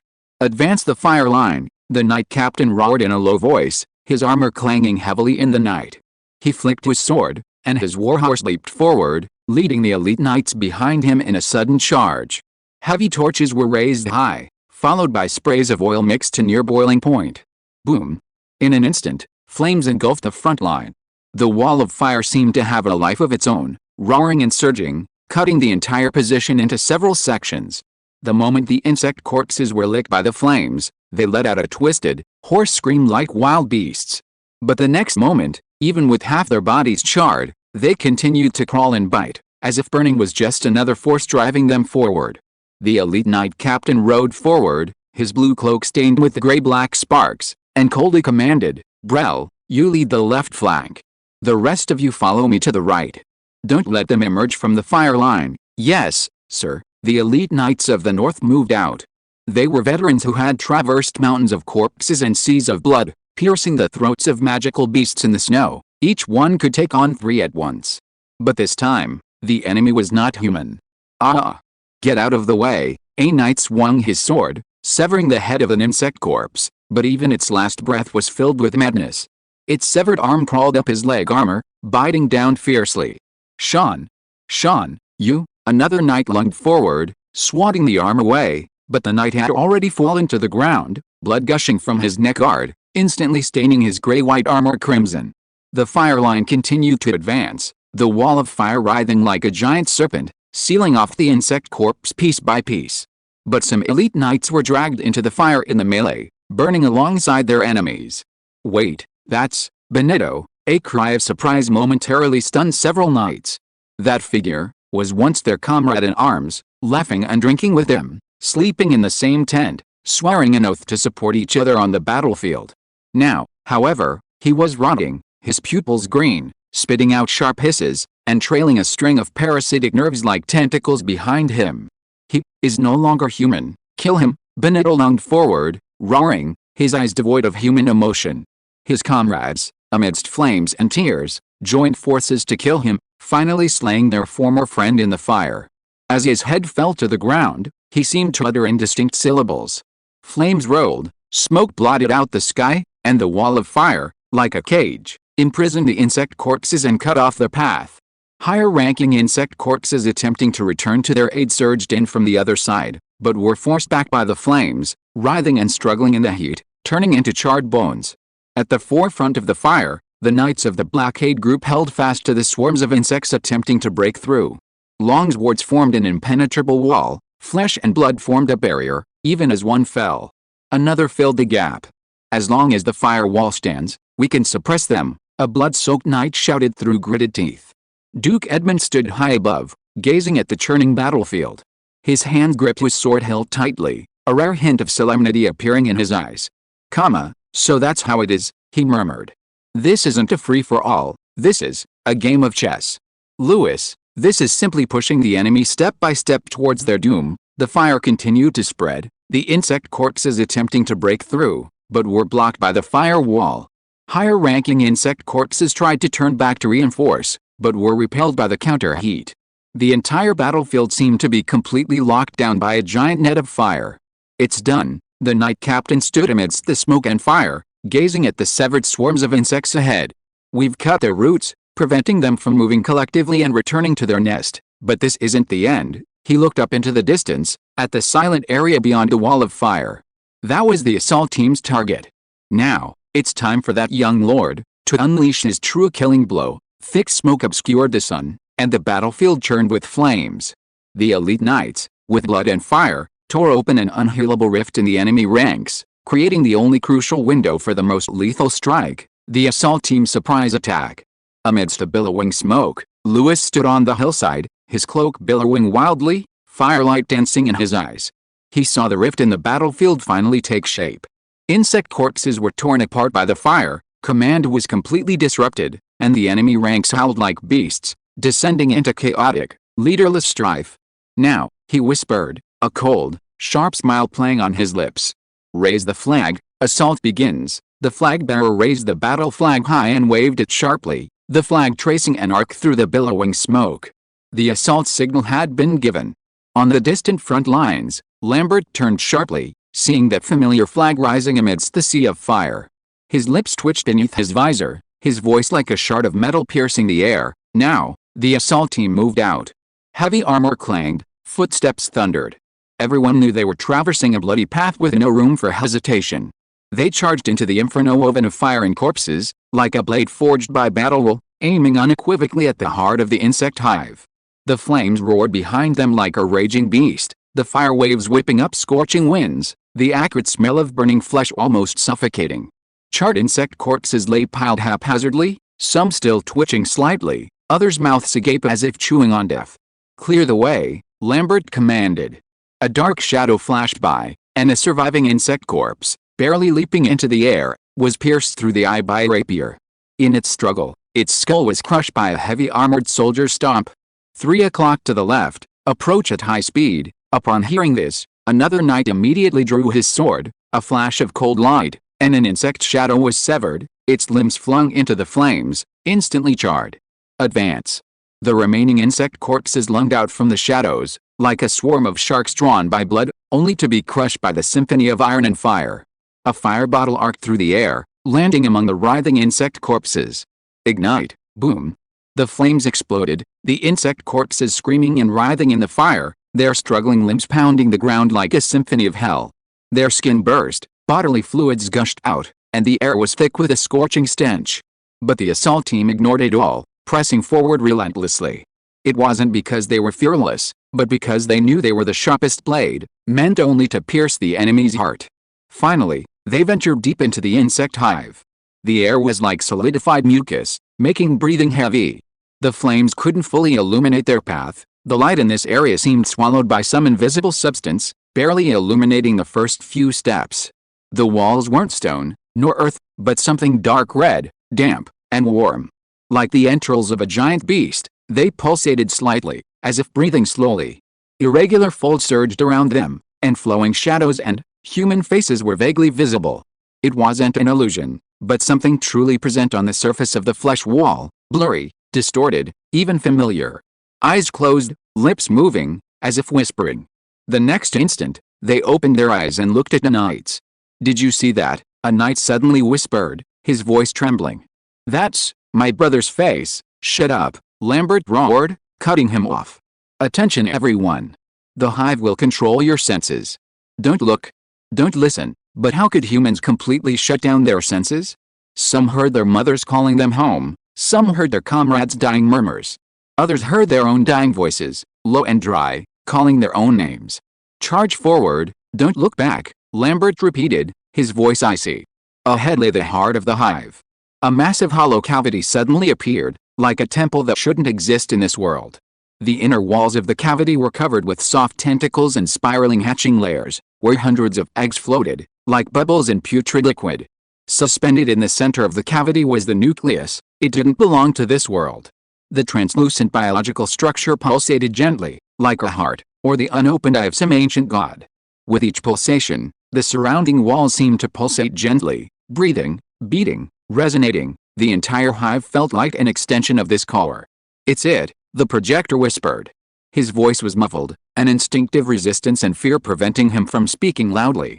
Then it opened. A hole slowly cracked open in the center of the core, revealing a swirling, eerie red light within. It wasn't light, but some kind of pure spiritual pollution, like a gaze fixed upon something, like the gaping maw of hell. The knights held their breath for a moment. Some knees trembled, some bodies stiffened, sweat soaking their inner linings. But no one retreated. Their armor burned, their hearts pounded, their breaths heavy as hammers, yet they still raised their weapons, lowered their bodies, and charged forward. They were the guardians of the Crimson Tide territory, the only blade capable of traversing the chaos amidst the burning flames. "Red platinum bullets, fire," Lambert's command boomed like thunder. The assault team didn't hesitate. Boom. Dozens of red platinum magic explosive bombs sliced through the air almost simultaneously, leaving long, blinding trails of fire as they aimed precisely at the core of the sack. "Retreat," Lambert roared. No one waited for the results. The next second, everyone had turned and retreated at full speed. They didn't need to confirm a hit, getting close was enough. A series of explosions erupted behind them. The intense heat was like a scorching sun falling, and the magic explosive shockwaves were like invisible hammers, shattering the entire cavity's structure from its foundation. Blazing flames roared through the incubation layer, igniting, carbonizing, and devouring the writhing egg sacs and soft parasitic tubes into a cloud of fire. The core twisted and struggled in the exploding flames, dozens of black tentacles dangling from the top of the cavity, frantically trying to intercept the red platinum bombs. But they couldn't withstand the intense heat for even a second, like dry grass meeting the flames of purgatory, igniting instantly and charring in a flash. The enormous heart-like structure seemed to sense the impending destruction. It trembled, convulsed, and terror and hatred flickered in its wide-open eyes before collapsing completely amidst flames and tremors. Like a beast on its deathbed, the mother hive descended into madness in its final moments. Driven by some unknown will, the remaining insect corpses roared and charged like mad dogs, self-destructing, tearing, and burning, turning themselves into a final sacrifice. They were no longer an army, but a horde of out-of-control curses. Every rotting body groaned and exploded, trying to hold back the retreating assault team, dragging them into the darkness of mutual destruction. "Stop it!" Lambert roared, his blade flashing as he cleaved a frenzied insect corpse in two, black blood splattering. The vice captain followed closely, a spinning slash repelling another exploding insect corpse. The next instant, with a deafening boom, acid sprayed out like molten iron. A knight, caught off guard, had his entire visor corroded and collapsed by the acid, metal and flesh smoking, charring, and crumbling together. He didn't retreat an inch. Instead, he gritted his teeth and roared in a distorted voice, "I'll block your way.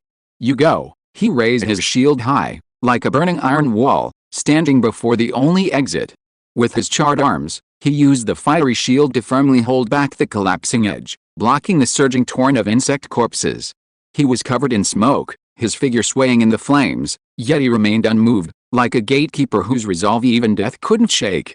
The last few knights dragged his corpse out of the passage. Behind them, the explosion shook the earth, and the entire insect hive passage collapsed like a volcanic eruption, engulfing everything. A wave of scorching heat swept out, throwing them into the air before they crashed to the ground. Behind them, the underground collapsed, flames shooting into the sky, like the heart of a monster being uprooted. They had succeeded. And on the outer battlefield, everything changed drastically.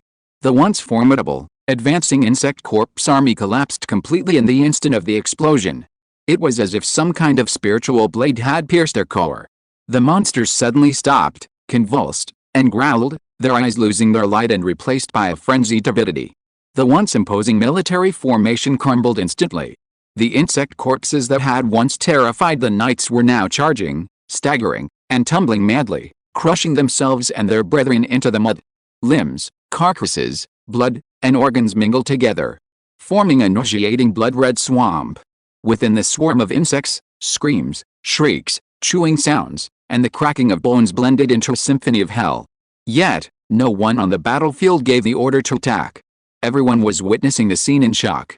Even the seasoned Frosthalberd knights had never seen such madness, such horror. Lewis stood quietly on the high platform, his gaze fixed on the battlefield. But there was no wavering in his eyes. Instead, a hidden glint appeared. "It's done," he said calmly, as if confirming a result he had long anticipated. "Everyone, retreat along the designated route," he ordered the standard-bearer beside him.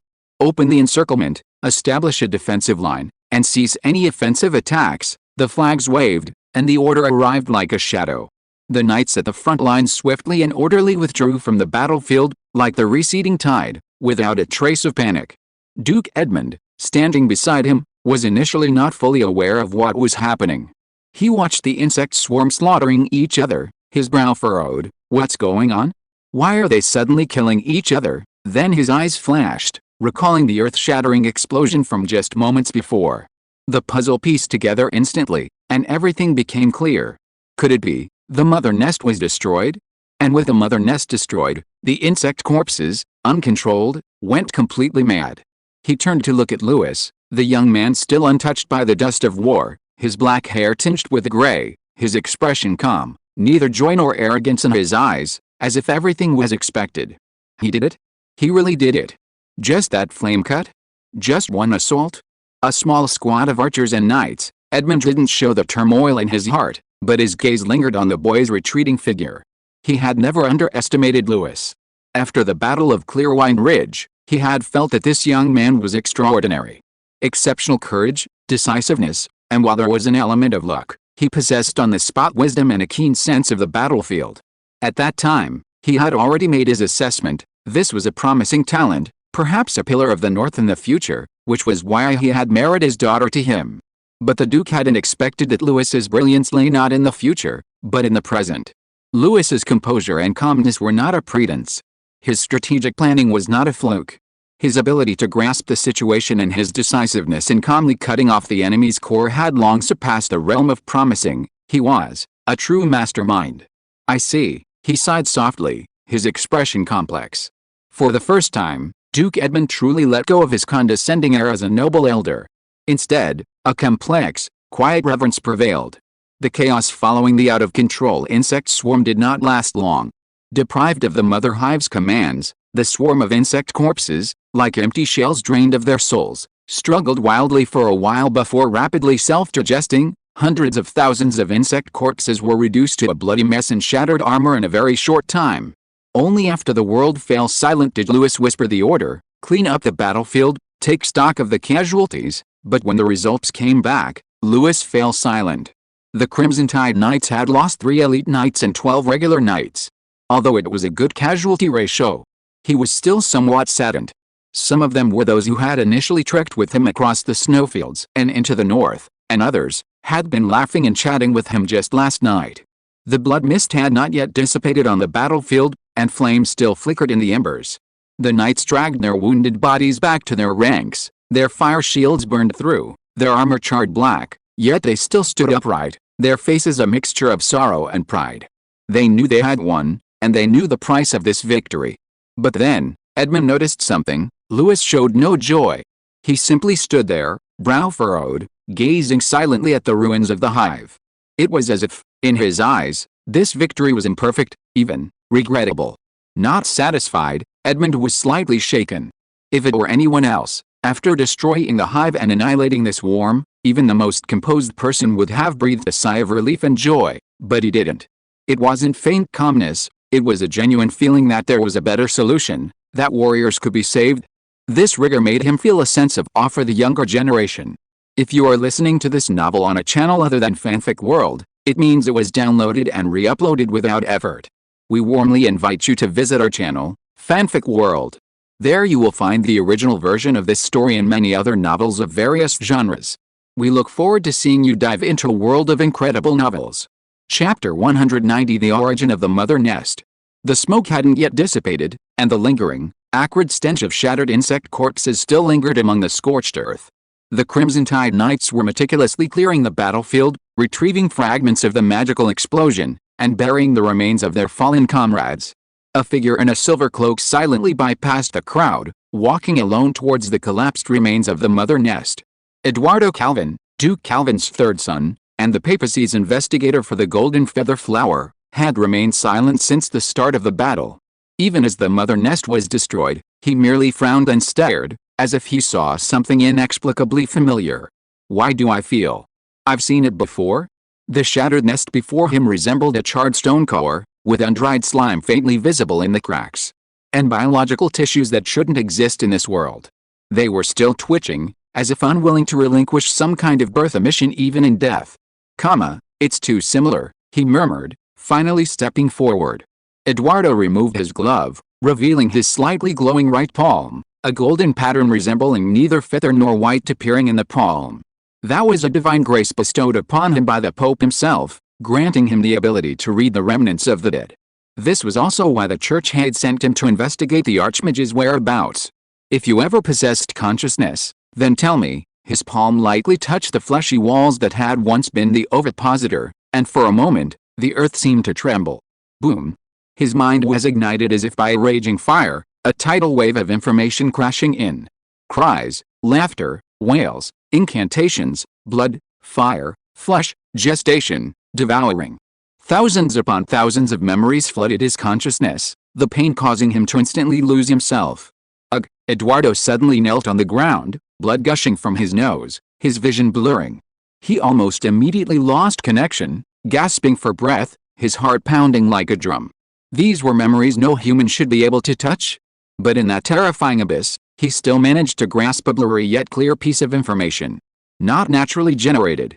This mother nest was not born naturally, but was planted. A woman in a white robe stood in a snow-covered valley.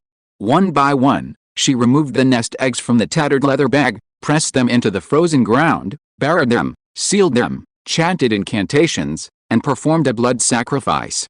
A bag, Eduardo murmured, the image of that heavy bag of eggs echoing in his mind, the woman's gentle yet crazed smile. She wasn't creating weapons, she was cultivating war. This isn't the only one. Eduardo's Adam's apple bobbed, cold sweat dripping from his forehead. He knew what this meant. Eduardo stood amidst the ruins, his fingers trembling slightly. That instant of divine revelation brought not only pain and fear, but also a revelation so heavy it was almost suffocating. If there were others, if that bag of eggs still remained, he could imagine how many villages would be instantly destroyed, how many civilians would become flesh fields for the swarms to incubate, when these nests awakened in other corners of the world.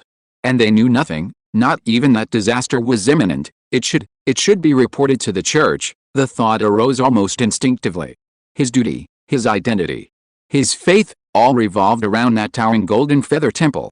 If there were any signs of evil, he should be handed over to the church for judgment. But the next second, he stopped. The cold eyes of those higher-ranking papacy members flashed through his mind. Not anger, not worry, but calculation and weighing. How deep is the connection with the empire? If it spreads, will it benefit the church's position? Can it be used as a bargaining chip to balance the empire? He knew very well what these bishops of the church were like now, those people dressed in holy robes. Especially after the Pope fell into slumber, they became even more unscrupulous. They won't help the empire, he whispered, almost through gritted teeth. A gust of wind blew by, carrying a mingled smell of blood and acrid stench. Eduardo looked at the knights' backs in the distance, his heart filled with complex emotions. If he didn't speak, perhaps he could protect himself and continue to navigate the world with this facade of composure.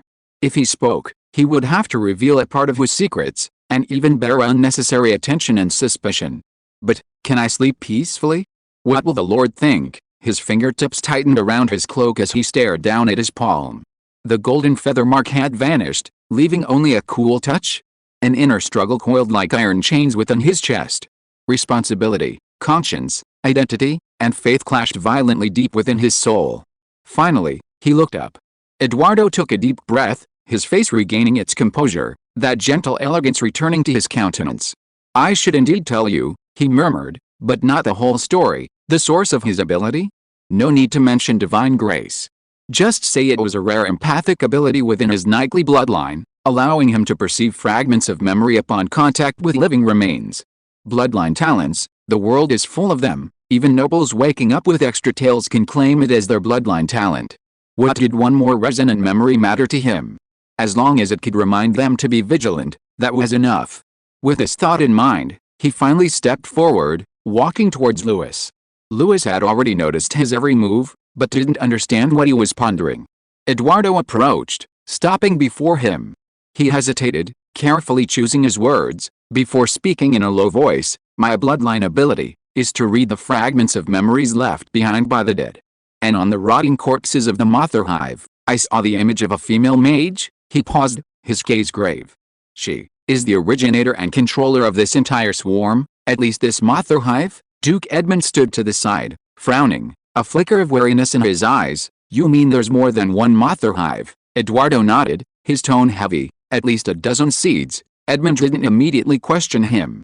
A horrifying image quickly flashed through his mind. What kind of disaster would it be if a dozen Mother Hives were scattered throughout the north, even surrounding Snowhawk City? Countless insect corpses surging from all directions, devouring all living beings, a terrifying sight that even the Snowsworn couldn't withstand instantly made him frown. This is far more terrifying than the Snowsworn, he said softly, his expression grave.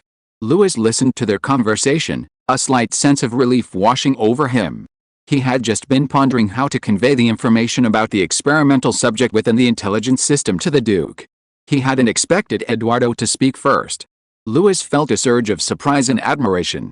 He hadn't expected his brother, a spy for an enemy nation, to risk exposing his own identity at such a crucial moment and speak so frankly about this matter. At that moment, he saw the sincerity and responsibility hidden beneath Eduardo's outward appearance. Chapter 191 Post-War Planning. Of course, Duke Edmund wasn't entirely convinced at first. He narrowed his eyes, tilting his head slightly to scrutinize Eduardo, his gaze sharp as a blade. His voice was calm and deep. You said there were a dozen or so seeds. This means, this isn't the only mother nest. The air seemed to freeze for a moment. Yes, Eduardo didn't back down. His answer was crisp and decisive, but a hint of weariness from the backlash of divine grace flashed in his eyes. Those eggs didn't appear by chance, they were planted intentionally. A flash of suspicion crossed Edmund's eyes. Are you lying? He was one of the most powerful men in the Empire, the Lord of the North, accustomed to lies and betrayals on the battlefield and in politics. Especially in such tense moments, he couldn't easily believe a suddenly emerging truth, but he immediately realized something. This kid had no reason to lie. Eduardo was a son of the Calvin family, Louis's half-brother, and the Calvin family had only recently formed a marriage alliance with him. Saying such things now wouldn't bring him any benefit. It might even make him wary of their marriage. If this is a setup, what could it possibly be to frame him for? Your Grace, Louis added fuel to the fire upon seeing his hesitation. I've remembered something. You once mentioned the insect plague 3 years ago, which was also incredibly frenzied, but the insect corpses weren't nearly as organized and disciplined as they are now. He paused, and now, these insect corpses are not only numerous, but also have clearly defined nests, showing signs of sacrifice, organization, and unified action. Your Grace, do you think it might be the same mother nest that has grown for 3 years? Or perhaps, completely different mother nests? Edmund interjected, his voice low. Otherwise, the change in behavior is inexplicable. He closed his eyes, his thoughts churning. He began to ponder. If this were true, it meant that at least 2, or even more, undiscovered mother nests existed in the north. What kind of catastrophe would result if these mother nests erupted simultaneously? The Snowswarm's rebellion was nothing more than swords. This was wrought in despair. If there really are a dozen or so, he opened his eyes, a suppressed fear lurking in his gaze for a fleeting moment. The north will cease to exist. The wind grew colder, ashes and decay swirling in the air.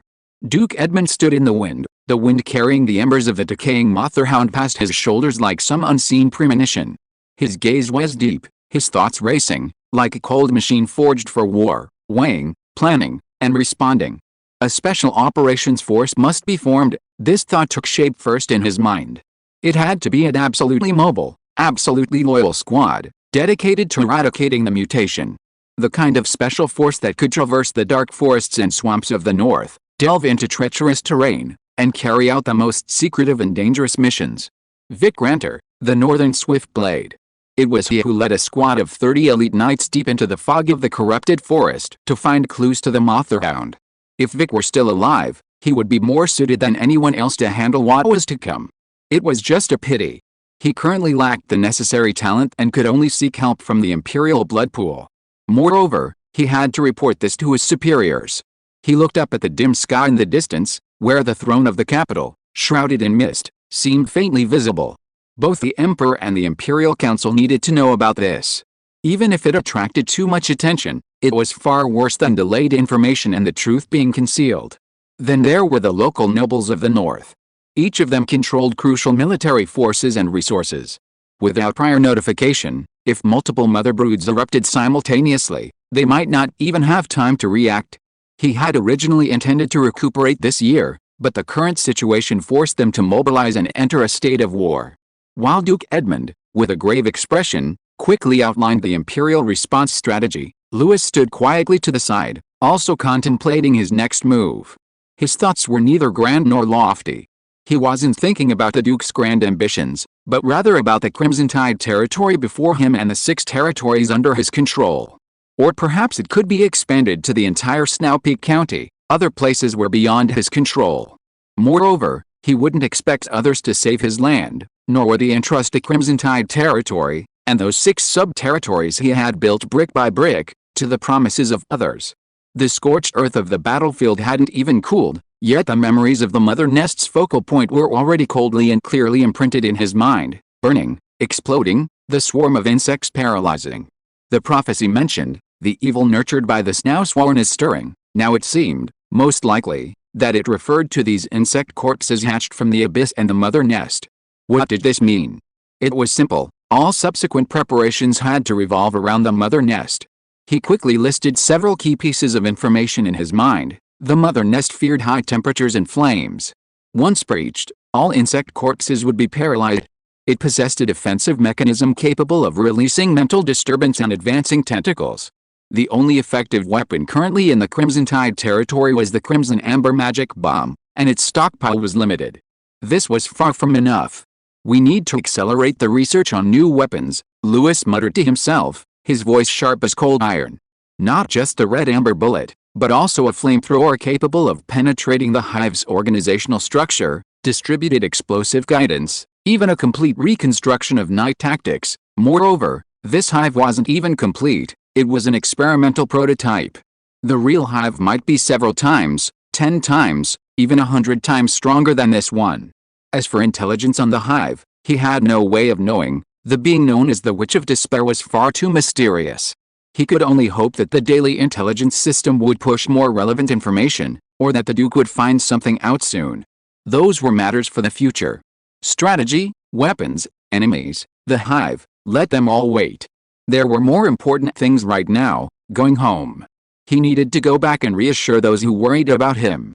Lewis stood at the edge of the battlefield, looking in the direction where the ashes had settled, and instructed a few reliable followers to stay and handle the aftermath. Remember to seal off that area, and don't touch the remnants of the mother nest. Incinerate all insect corpses to prevent future problems. The words were few, but every point was crucial. The group then embarked on their return journey, the vast procession resembling a long, steel serpent, slowly making its way back to the Crimson Tide City. By the time he reached the city gate, it was already a third of the way dark. And she was already waiting there. Emily, dressed lightly, stood under the porch, her hands clasped together, her eyes filled with anxiety, caution, and barely suppressed emotions. The moment she saw that familiar black cloak emerge from the crowd, she rushed over like an arrow, embracing him without a second thought. You're finally back. Her voice choked with emotion, her nose brushing against his shoulder armor, as if confirming that he was still alive, that he was standing before her unharmed. Lewis was taken aback by her strong reaction. He paused for half a second before raising his hand and gently patting her head. "I'm back," Mrs. Elena, standing on the veranda, covered her mouth and chuckled. "Oh dear, this isn't like our Emily at all. Isn't she usually the most dignified, Mother?" Emily looked up abruptly, her face instantly turning bright red. Seeing her flustered expression, Lewis couldn't help but chuckle, but still said softly, "I'm tired. I'll go back to my room and rest." This was simply the truth, but for some reason, the air suddenly felt a little awkward. Emily's face flushed even more, almost from her neck to her ears, and she stammered, Then I'll stay with you." Before she could finish, she realized how strange her words sounded and quickly lowered her head, avoiding eye contact. Lewis, however, didn't react much, remaining calm as he walked into the house as if nothing had happened.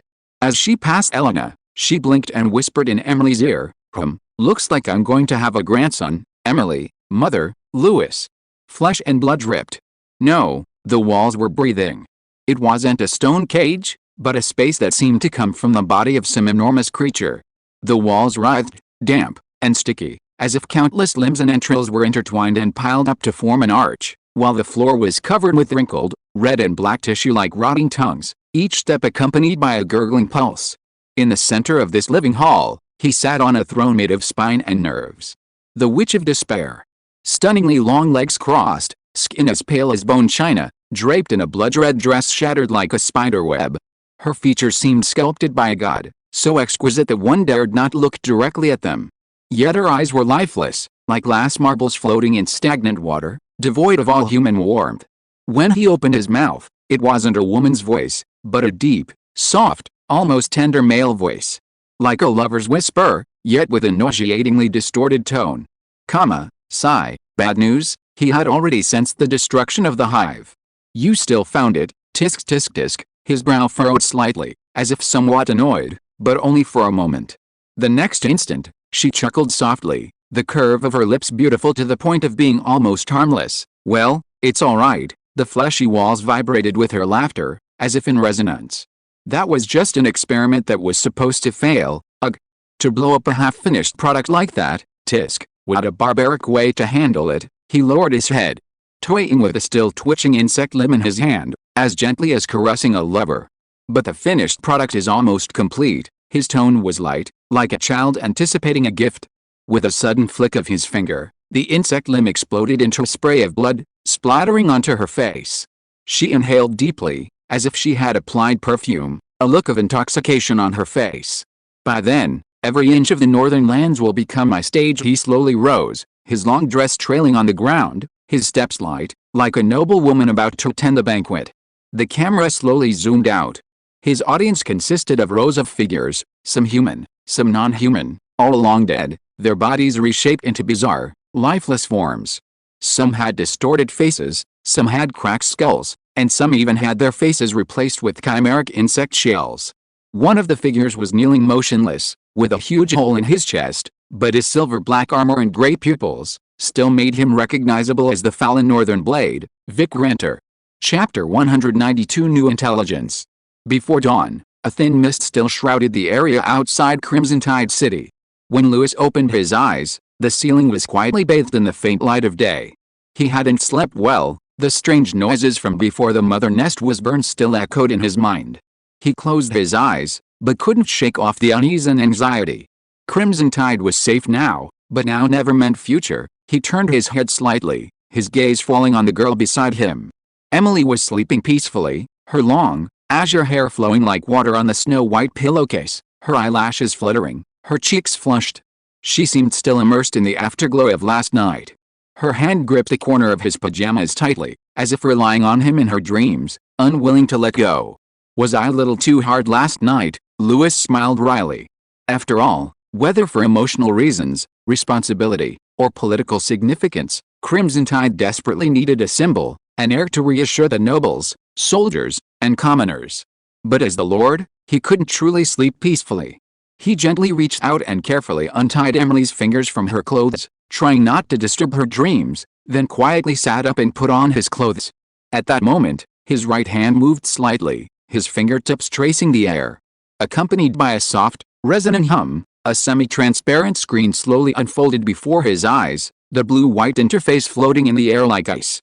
He took a deep breath, his eyes instantly becoming clear and calm. It was as if, in an instant, he had returned from being a husband and lover to the young lord who navigated between battlefields and crises. Come on, what news will you bring today? Daily Intelligence Update complete. 1. The mages sent by Mage Forest to investigate the insect corpse attack will arrive in Red Tide territory this evening. 2. Vic Grandler has been turned into a special insect corpse by the Witch of Despair. 3. A group of fire-scale vipers has been discovered in the deep geothermal area of Red Tide territory. A soft dripping sound fell, the icy blue interface appearing unusually cold in the morning light. Lewis glanced at the first intelligence report, a calm glint in his eyes. That's good news. The mages sent by Mage Lin were definitely not ordinary mages. They could certainly lend a hand. At least it's much better than sending a few armored knights to search the mountains for corpses, he muttered, a sarcastic smile playing on his lips. Knights might be brave, but when it came to finding traces of the mother mages, mages were far less professional.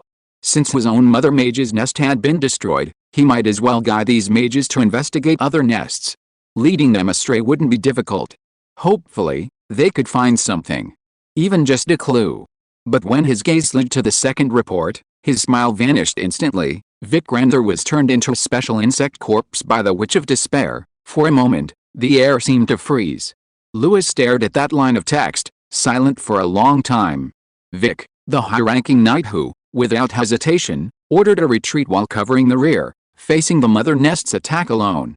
Although he had only spoken with him once, that calmness and sense of responsibility remained deeply etched in his memory. Even he couldn't rest in peace, but what chilled Lewis even more wasn't Vic's death, but another fact. The Witch of Despair was still in the north. And not only that, perhaps, she was near the Crimson Tide territory. A monster capable of creating a mother nest. What exactly is this thing? He stared at the words, finally exhaling after a long silence. The intelligence report only used the title Witch of Despair, without further details, but that was precisely what made it so unsettling. A monster capable of creating a mother nest silently, that alone was enough to send chills down the spines of every lord. I don't think my forces can defeat her, Lewis smiled bitterly, a hint of self-deprecation in his voice, but it was also the truth. If they really encountered her, it would be better to set up patrol lines early and leave several escape routes. If all else failed, they would run. Survival is more important than a glorious death. Before his thoughts could settle, a third message appeared on the screen. A group of fire-scaled vipers discovered in the geothermal area of the Red Tide territory. This made Lewis's eyes light up. This is good news. The fire-scaled vipers are copper red in color, their bodies covered with a silicon-based oil film capable of withstanding temperatures of 800 degrees Celsius. After purification, they can even spontaneously combust at high temperatures for over 6 hours.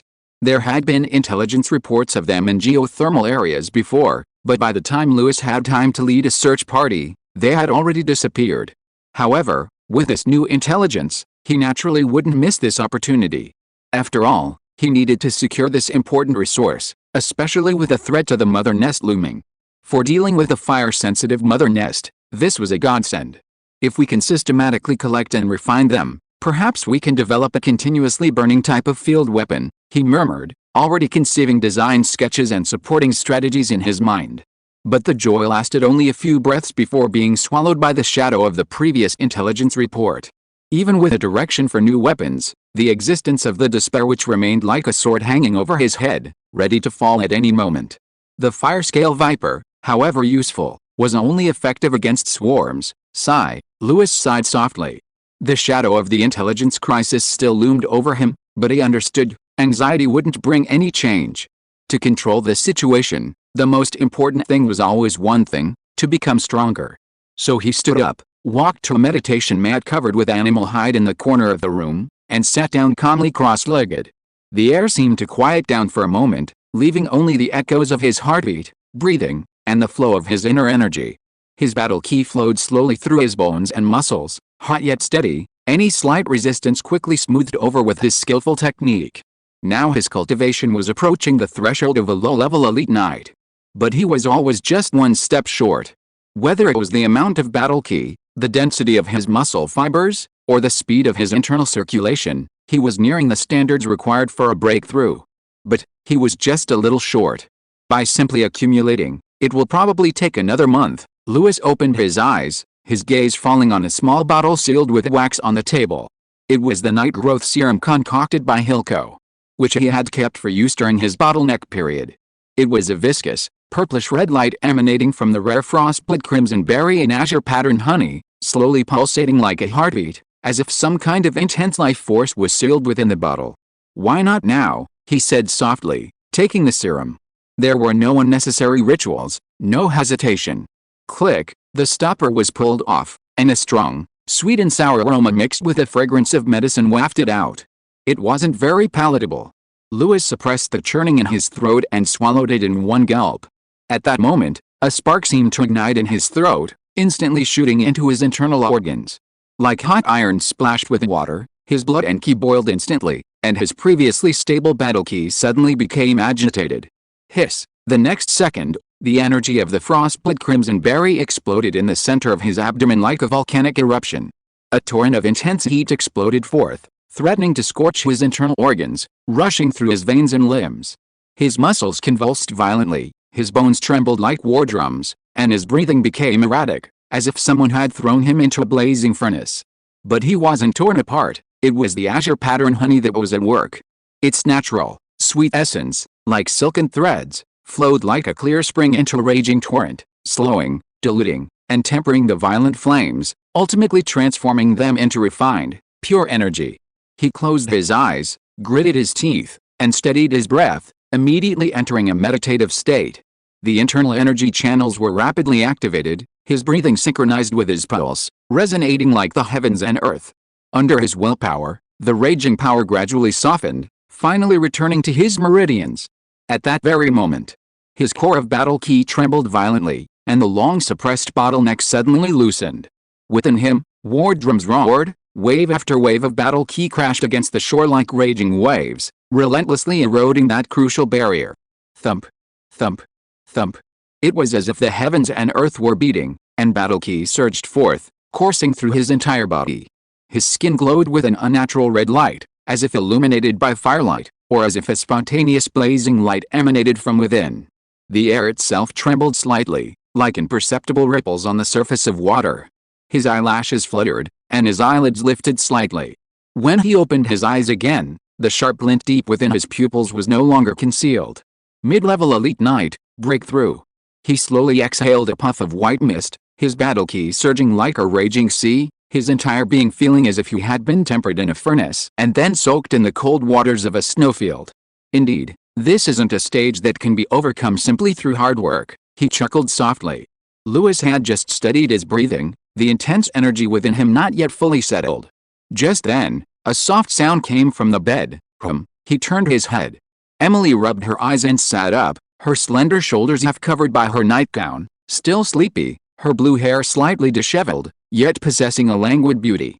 You just broke through." Her voice was sleepy, yet couldn't hide her joy. Lewis turned around, a suppressed smile playing on his lips. "Yes. Just now, that's great. She jumped off the bed and pounced on him, hugging him tightly, her face beaming with pride and happiness. He paused slightly, then leaned close to her ear and whispered teasingly, "It's all thanks to the nourishing food you gave me last night that I was able to break through. You, don't talk nonsense." Emily's face instantly turned as red as a boiling kettle, her voice rising a half octave, and she let go of him as if to hit him. He smiled and dodged. "I said the dinner you made was very nourishing. What are you thinking?" She glared at him fiercely, pouting angrily, her face turning red to the roots of her ears. The two of them bantered back and forth for a few moments, the atmosphere warm yet slightly mischievous. But Louis quickly wiped the smile from his face, glanced at the sky, and said softly, "There's plenty of time, why don't we continue cultivating?" Emily was slightly taken aback. Before she could speak, Louis had already sat cross-legged, his hands forming a mudra, and his eyes closed in meditation. She knew this wasn't just simple rest and meditation. On their wedding night, Louis had quietly told her he was practicing magic. No magic. She was actually quite surprised that night, but she didn't question him. She was just wondering why this man always kept so many secrets, and why he always used those secrets to silently protect everything around him. She walked over and sat quietly beside him. To outsiders, meditation didn't seem much different from a night's breathing technique. It was just that the breathing was more serene, that deep spiritual stability like a lake under the moonlight, unfathomable yet undisturbed. "It's not that magical," Emily muttered, hugging her knees and thinking for a moment, then simply followed his example, sitting cross-legged and beginning to practice the blue radiance breathing technique belonging to the Edmund family. A surge of battle ki flowed within her, specks of blue light appearing on her skin like gentle moonlight, calm and clear. This mingled with the faint white magical light emanating from Louis's body, like two parallel galaxies. In the quiet room, their breaths, one strong and one gentle, one blue and one white, resonated silently. A gentle breeze blew outside the window, the sunlight yet to pierce the clouds.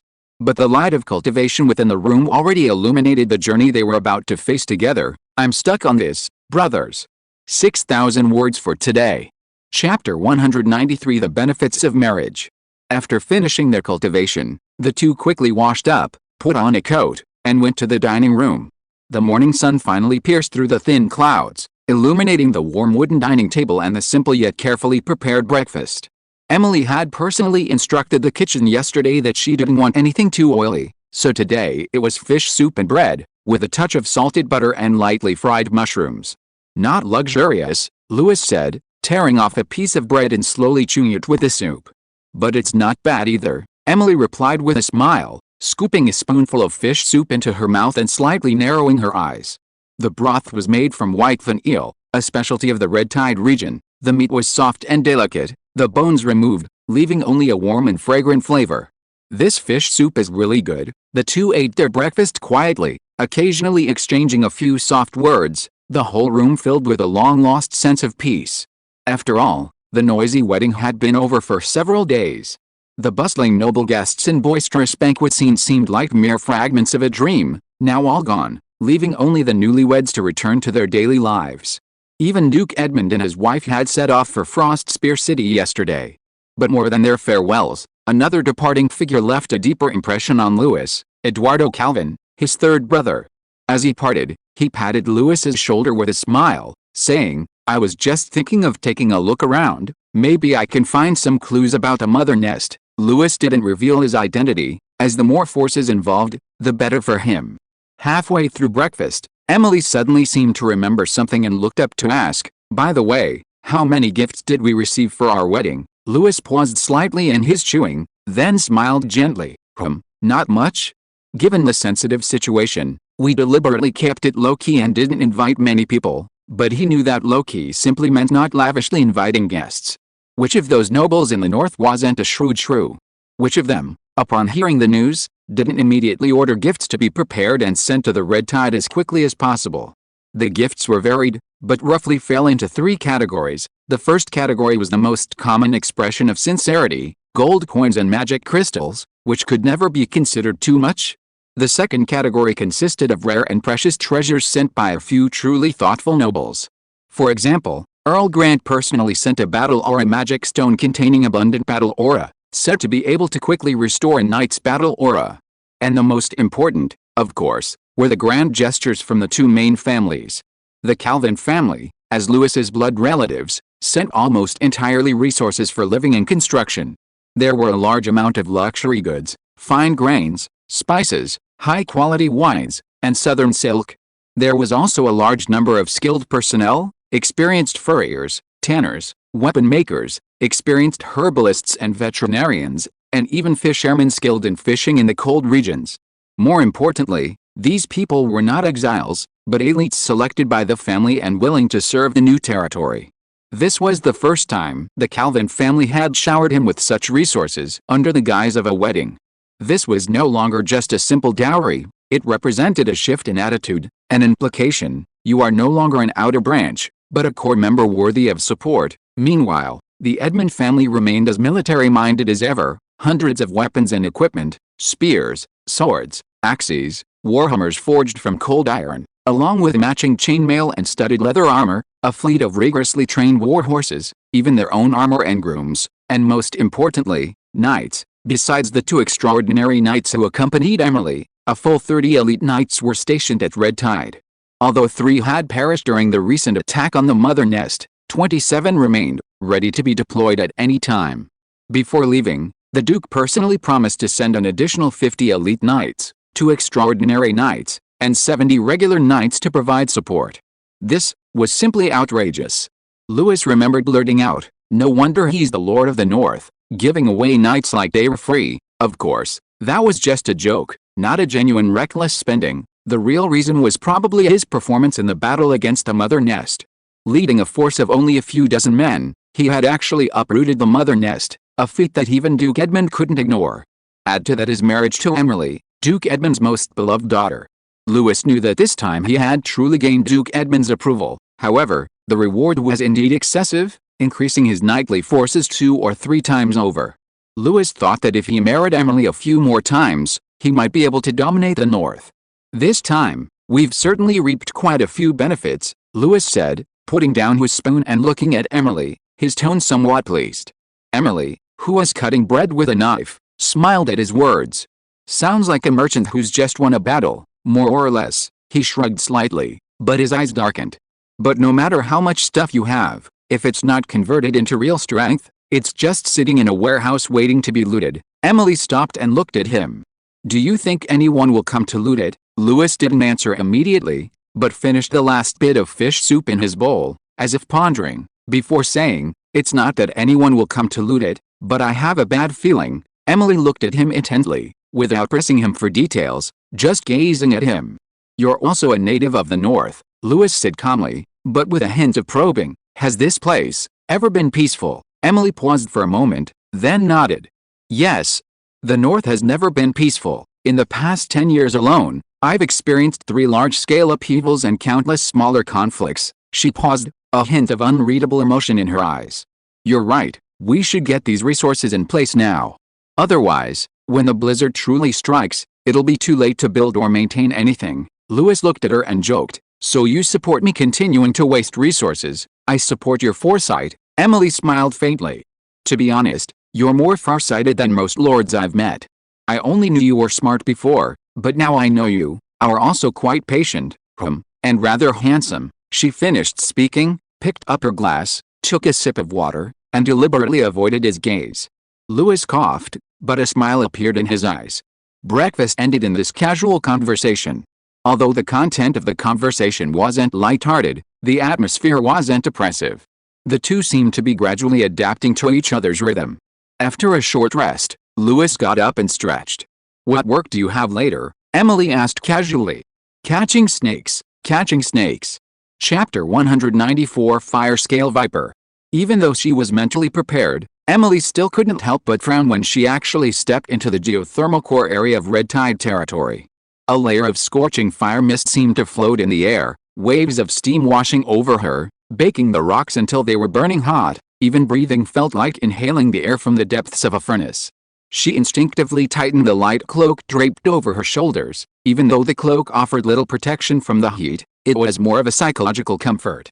"Are your feet still hot?" Lewis, ahead of her, turned around, his gaze falling on her boots. Emily nodded, then shook her head, a gentle smile playing on her lips. It's all right. It's a bit hot, but with you here, I'm not afraid. Louis chuckled softly and walked back to her side. I originally intended to come alone. This place is really too hot, I know. Emily gently wiped the sweat from his brow. But I also want to know what you've been doing. From the day she first met Louis, Emily knew in her heart that this man's path was destined not to remain between greenhouses and banquets. Emily wanted to walk beside him, not stay in one place waiting. The ground was as hot as an iron plate, and every step felt like dancing on flames. Although as an elite knight she could withstand most of the heat with her battle aura, sweat still seeped out, running down her neck and soaking the fabric of her clothes. So, Emily turned her head to look at Louis walking ahead, wiping her sweat as she asked, "What kind of snake are we here to catch?" Louis didn't turn around, but his tone was as relaxed as if he were taking a walk in the mountains. Fire-scaled viper. Emily gave a soft hem upon hearing this, without asking further questions. She certainly knew what it was. She wasn't a newly recruited novice knight, nor was she one of those young ladies reciting poetry in the courtyard. Having grown up in the north, she had a general understanding of this dangerous magical beast lurking in scorching rock crevices. The fire-scale viper is a reptilian magical beast that lives in extremely hot environments, commonly found in areas with frequent volcanic activity, around geothermal faults, and in rock crevices near sulfur pits. It is about 3 meters long, with scales as hard as iron, and its entire body is deep red or orange gold, capable of withstanding sustained temperatures above 90 degrees Celsius. It is gregarious, highly aggressive, and its teeth contain highly toxic heat. Once injected into a wound, it can cause a severe burning reaction or even loss of nerve control. Its scales, liver, gallbladder, and venom glands are all high-value alchemical materials. Due to its stable heat output characteristics, it is highly sought after by various military alchemists. However, due to the difficulty of capturing it and the harsh environment, the fire-scale viper has long been on the list of high-priced resources. Therefore, Louis's purpose in this trip was not merely to catch a few snakes, it was to prepare for the Red Tide Territory's subsequent military research, magical explosion technology, and even the training system for special forces. The surface temperature in this area has exceeded 90 degrees Celsius, Louis said while observing the terrain. Sulfur gas, rock crack steam, these are exactly the kind of environment the fire-scale viper prefers. I smell it, Emily nodded. Her nostrils filled with a faint sulfurous odor and a certain damp, sweet scent. The surrounding rocks were already reddish, as if repeatedly scorched. White smoke rose from the crevices from time to time, swirling and billowing in the air with the airflow. Occasionally, faded snake molts appeared on the ground, their fine scales shimmering slightly in the light. They usually move in groups and like to forage between dawn and dusk, Louis said softly. We need to find its nest before it returns. So, how many do you plan to catch? Emily asked. If we're lucky enough to find a nest, we'll try to catch them alive, Louis said calmly. Some will be used for experiments, the rest will be tamed. Tame fire-scaled vipers? Emily didn't ask aloud, but her eyes lit up with interest. The scorching ground trembled slightly.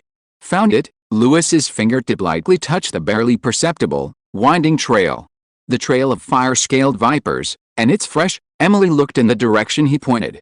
Not far away, behind a cracked rock, a faint crimson scale flashed by, like some kind of lurking, scorching ghost. Their nest should be near that lava trench up ahead. Louis stood up, dusted off his trousers, and said calmly. He waved his hand, and the knights who were already waiting quickly split into 3 groups. The leading group was responsible for attracting the target to appear, the observation group recorded the behavior and reactions and released a mist, and the protection group held shields on guard in case of any emergencies. A knight standing next to Louis deftly took out a silver-white portable distillation device. The device looked like a crystal jar securely protected by a metal frame. Pale blue liquid was carefully poured from another knight's hand into the core slot of the jar. Activate, the knight murmured, pressing the mechanism on the side of the device with his thumb. A soft hissing sound rang out. The next second, wisps of pale blue mist rose from the top of the device, the scent of grass and mint carrying a refreshing coolness in the scorching air. A stillness, like that before the first snow, slowly enveloped the surrounding heat. The other knights also activated their respective mist generators, and in an instant, the entire rocky ground seemed to be quietly dragged from purgatory into a snowfield. The fire-scale vipers, wriggling in the crevices of the rocks, seemed to sense something, their movements slowing down. No longer restless, they cautiously raised their heads, their nostrils twitching as they sniffed the peculiar scent in the air. Emily also frowned slightly, staring at the device that was gently spraying, her nose twitching as she sensed a faint scent of grass and mint. What kind of potion is this? I don't think I've seen it before, she couldn't help but ask. Frosselaf Vine Guide Agent, Lewis answered casually, still intently observing the few red figures slowly wriggling in the crevices of the rocks ahead. Frosselaf Vine, Emily repeated softly. I've never heard of it. That's normal. Lewis's lips curled slightly, a hint of smugness appearing in his eyes. A very rare low-temperature vine in the northern wilderness, often epiphytic on high-altitude rock walls. When mature, it secretes a sticky blue sap, cold and pungent. I had a batch collected for experiments, and after refining it, I made this guiding agent. Emily tilted her head, looking at the slowly spreading white mist. Her expression becoming more serious. You mean, this thing can control fire-scale vipers? To be precise, it suppresses the explosive rage reaction in the instincts of all magical beasts. Lewis's tone became more serious. Fire-scale vipers are magical beasts that will directly enter a self-destructive frenzy when threatened. Let alone capturing them. Even getting close to them is very difficult, but this potion can suppress that state by releasing a cold mist that penetrates their nervous system. He paused, as if observing a restless snake. Like now, it hesitates, it sniffs. Instead of pouncing and self-destructing, Emily nodded, her pupils reflecting the shadow of the fire-scaled viper seemingly swimming in the mist. He wasn't an alchemist, yet he could design something like this, like some kind of wild genius. She silently watched his profile as he focused on his work, a feeling she had never experienced before welling up inside her. I originally thought you were just the type who knew how to fight, she said softly, a smile playing on her lips, but it turns out you even research how to capture and raise magical beasts so thoroughly. Magic bombs and fire oil need raw materials, you know. Lewis shrugged, his tone calm. The world is getting more and more chaotic now. If we don't prepare our non-human soldier forces sooner or later, we'll suffer the consequences. The mist gradually spread, clinging like silk threads to the edges of every scorching rock. A pale blue haze swept through the air like a veil, as if the entire geothermal canyon were draped in a dreamlike, frost-woven fabric. The mist is stable, Lewis said, glancing at the refraction of light in the sky to confirm the humidity and wind direction. We can begin contact. Aileen, masked knight stepped forward. He wore a custom-made brown-silver protective suit. This was Adrian, in charge of the luring mission. A knight from the Calvin family, specializing in hunting. He slowly approached the crevice where the fire-scale viper was located. The crimson, scale-covered serpent coiled on the warm rock, no longer raising its neck high as before, but moving slowly, its tongue flicking less frequently. Suddenly, a small tongue of fire shot from its mouth, hot but brief, not forming a complete stream of flame. It's nothing, just a warning flame, Adrian reported in a low voice. It's not a predatory spit, and its mood is still low-grade anger, Lewis said softly, then increased the dosage by another 10%. We need to create a frost-covered microveil in this area. As the second round of distillation started, a denser blue mist was slowly released, merging with the humid air of the canyon itself, like a light veil, slowly enveloping the fire-scale viper. It began to slow its movements, its head close to the ground, its eyes half closed, clearly entering a period of calm. Begin contact, Adrian approached steadily. He put on a pair of specially made frost-covered gloves, gently reached out, and stroked the side of the fire-scale viper's neck, one of the most sensitive parts of its body.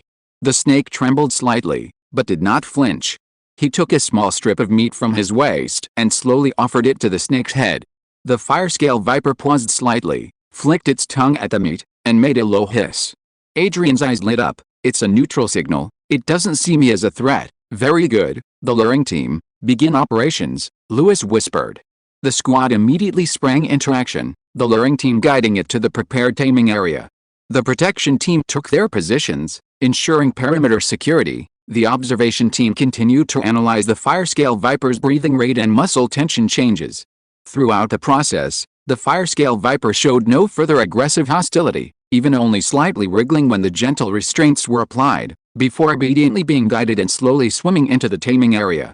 As the cold iron net closed and the restraints locked, the entire canyon suddenly fell silent. Capture successful, the knights breathed a sigh of relief, some even cheering softly. but all remained restrained. With the first fire-scale viper successfully guided to the taming area, the pace of the operation quickly accelerated. "Follow the same procedure," Lewis ordered in a deep voice, his sharp gaze sweeping across the geothermal valley. "Today, clear this area of activity as much as possible." The knights quickly divided into groups, and distillation devices, like lanterns releasing blue mist, were laid out along both sides of the canyon. As the cold mist rose again and the humidity gradually increased, a thin, even frost-covered veil quietly formed, like a transparent ice gauze covering the entire scorching rocky plain. The fire-scaled vipers gradually fell silent. Their movements in the mist became slow and languid, and they even began to huddle along the edges of rock crevices, as if enjoying this long-lost coolness. Adrian approached again, his movement steady and skillful. He gently touched the side of the neck of a slightly larger female viper with his frost-covered gloves and fed her a strip of meat. The fire-scaled viper let out a long, low hiss, a gentle hiss without hostility. A neutral signal. It does not see humans as predators, he gestured to Lewis. The entire team acted with perfect coordination, and several fire-scaled vipers were then gently secured with straps and slowly and steadily guided out of the valley. 3 hours later, all 70-odd fire-scaled vipers had been captured, almost wiping out the snake population in the area. The most eye-catching among them was a giant individual curled up at the edge of a lava fissure. A 9-meter-long fire-scaled viper king, its entire body crimson and its scales reflecting a metallic sheen. Although it remained wary under the influence of the drug, it did not exhibit any aggression and was eventually successfully lured to the training area. The training environment was also already prepared. It was a natural lava cave located beside the geothermal heart of the Red Tide Territory's scorching zone. The cave meandered and twisted, yet everywhere flowed with a red glow of natural lava. Inside, several modified distillation devices were installed, slowly releasing diluted frost leaf vine extract to keep the entire training area in a constant semi-sedated state. The mist was thin and even, gently covering the ground and the snake's paths. Occasionally, a few restless fire-scaled vipers attempted to spit fire, but only heat waves, not flames, dissipated into the mist in the blink of an eye. Instincts well suppressed, Adrian nodded after observing the group. As long as the dosage is maintained, it should ensure stability during the taming phase. Lewis stood with his hands behind his back, watching the snakes move quietly, his mind churning. These fire-scaled vipers would be the raw materials for his main fighting tools against the mother nest, and this was only the first step. Everything had just begun. So, after capturing half of them, Lewis sent for Hilco. Standing at the edge of the scorching mist, he turned to Adrian and whispered, "Choose a few older individuals with low reproductive rates. The larger the better, and they need to have a high fat content." Adrian nodded in acceptance and quickly selected 3 old snakes, each over 4 meters long, from the tamed fire-scaled vipers. He skillfully secured the snakes with cold iron chains, and the knights dragged them into the dissection tent at the rear. Hilco, dressed in a white robe with several layers of fire-resistant leather folded at the cuffs, entered steadily, carrying a toolbox. He said nothing, but with a gentle wave, the toolbox unfolded, revealing a complete set of silver dissection instruments and refining equipment. With Adrian's assistance, he precisely cut open the scales on the fire-scaled viper's abdomen, gently separating the light red fat beneath. The fat was viscous, with a faint, pale flame sheen, emitting a strange, burnt mineral smell. "It's thick and contains weakly volatile minerals," Hilco murmured, a hint of excitement flashing in his eyes. Indeed, the fire-scaled viper's fat contains natural combustion-supporting crystal salts. He quickly began processing the experimental samples, using an alchemical process of cold pressing plus silver carbon adsorption to filter impurities from the fat in layers and stabilize its component activity. As the apparatus operated, it eventually produced a deep red, semi-solid grease that remained stable at room temperature. When he carefully ignited a small amount of the sample, a flame leaped up instantly, burning quietly without leaving any black smoke. "Success," he murmured to himself. "This is a high-quality fuel." Seeing the experiment's success, Lewis was also delighted. "Let's call it fire-scale ointment." Inside the lava cave, in the alchemical experimental area, firelight reflected on the damp rock walls. The experiment was about to begin. Hilco stood before a cold iron platform, draped in a heavy protective alchemical robe, holding a freshly refined crimson ointment. He smeared a small amount onto the cold iron plate, lit it with a common fire source, and the flame immediately leaped up, burning brightly and steadily for 9 minutes before completely extinguishing, leaving no scorch marks or residue on the bottom of the plate.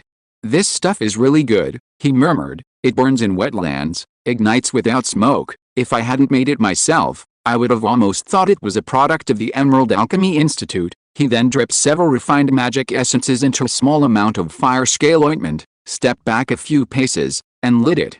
Boom! In an instant, the flames shot nearly 2 meters into the air, a wave of heat sweeping over, causing a slight burning sensation on the face. Hilko raised an eyebrow. "This explosive temperature is at least 600 degrees Celsius. It's also a good material for making magic explosive bombs. Good stability, high temperature too." He noted down the data, then looked at Lewis, who was observing from the side. "Curious?" he asked. "So, what do you plan to do with this fire scale ointment?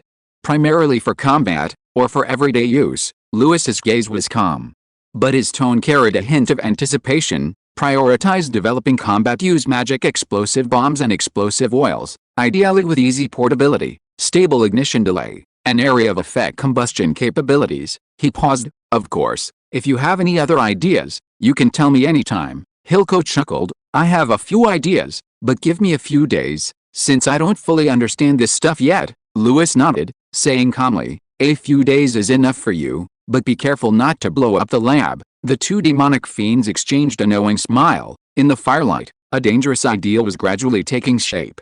Just as Lewis was about to continue watching the experiment with the Hilker demonic bomb, a knight hurried over. "My lord, several people claiming to be magicians among mages have come to request an audience." Lewis nodded slightly and calmly said, "Take them to the meeting hall and wait for me. I'll be there shortly." Chapter 195 The Great Mage of the Mage Forest. Sunlight streamed through the high windows, illuminating the deep red carpeted floor of the conference hall, a faint scent of parchment lingering in the air. The door creaked open. Entering was a small, elderly woman with silver hair reaching her shoulders, wearing a purple gold-trimmed cloak. She looked like a kind grandmother, the kind who would readily offer candy to her grandson. But when she looked up, her gaze was as calm as ice, seemingly able to see into the depths of one's heart.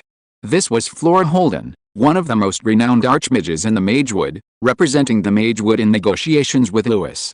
Lewis, seated at the head of the table, straightened slightly. He deliberately maintained the demeanor of a calm and composed young lord, his gaze serene, perfectly conveying the aloofness of a ruler. Flora smiled and nodded, speaking politely before speaking formally. "Lord Calvin, thank you for saving Lissa of our Mage Forest. The Mage Forest will never forget this kindness." As soon as she finished speaking, she waved her hand gently, and the young attendant behind her quickly placed a box he was carrying on the long table. It was a sturdy and ancient ebony box, its surface inlaid with intricate silver patterns. It was clearly not something that could be easily bought on the market. Flora herself stepped forward, and with a flick of her finger, deftly unlocked the clasp. With a soft click, the lid slowly opened. Inside lay a suit of silver blue armor, its plates arranged like dragon scales, their edges shimmering with a faint light. Under the light, it seemed as if fragments of the Milky Way had been cast into the metal. "This is a small gift we prepared for you," Flora said softly, her tone gentle yet weighty. "The armor is forged from nebula steel, its strength no less than dragonbone iron.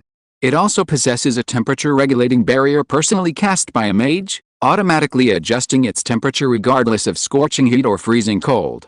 On the battlefield, it might even save your life." Lewis's gaze shifted slightly, his fingertips lightly tracing the edge of the armor, his fingertips feeling slightly cool. The nebula steel had a chilling texture, and the faint magical fluctuations pulsed like a heartbeat. He could sense that this armor was no ordinary piece. Not only was the mage's craftsmanship exquisite, but even the selection of materials and enchantments were extremely meticulous. He nodded slightly, a polite smile playing on his lips. "It's truly invaluable. Lishil was injured on my territory, saving him was my duty." Then Flora coughed softly, her expression gradually shifting from the gentle pleasantries to a more serious tone. "We've come to investigate the source of the insect corpses. According to Lishil's description, those aren't ordinary insects. If they spread, they could potentially affect the entire northern territory." Her eyes, however, shone like searchlights, trying to see through the young lord before her. However, Lewis simply spoke casually, as if recounting a trivial matter. "Don't worry about that. We destroyed the mother nest's court 2 days ago, which is the center of the insects. It should be the control source of the insect corpses that attacked Lishel. For a moment, the air seemed to freeze. Mother nest? What is that? Flora's eyes widened, her brows furrowing slightly. Lishel's description didn't mention the concept of mother nest either. She wasn't questioning Lewis's logic, but rather incredulous. An enemy of this level was dealt with so easily? She hadn't even had time to investigate. Lewis remained calm, without any arrogance or boasting in his eyes, simply stating the facts. We led elite knights into the deepest part, destroyed it with improved magic explosive bombs, and then, Flora listened to Lewis recount the whole story, her lips moving, but she didn't speak immediately. Her expression could no longer maintain the kind old lady demeanor, her brows were filled with shock and unease. And Lewis's next words made the air in the room grow even colder. Lewis remained composed, adding softly, we brought back some remains of the mother nest and samples of unparasitized corpse worms. If you're interested, you can send them over immediately. His tone was calm, as if discussing a trade, without a trace of boasting or ostentation. Flora hesitated for a moment, then finally nodded, please bring them, soon. Several knights carried in a sealed black iron box.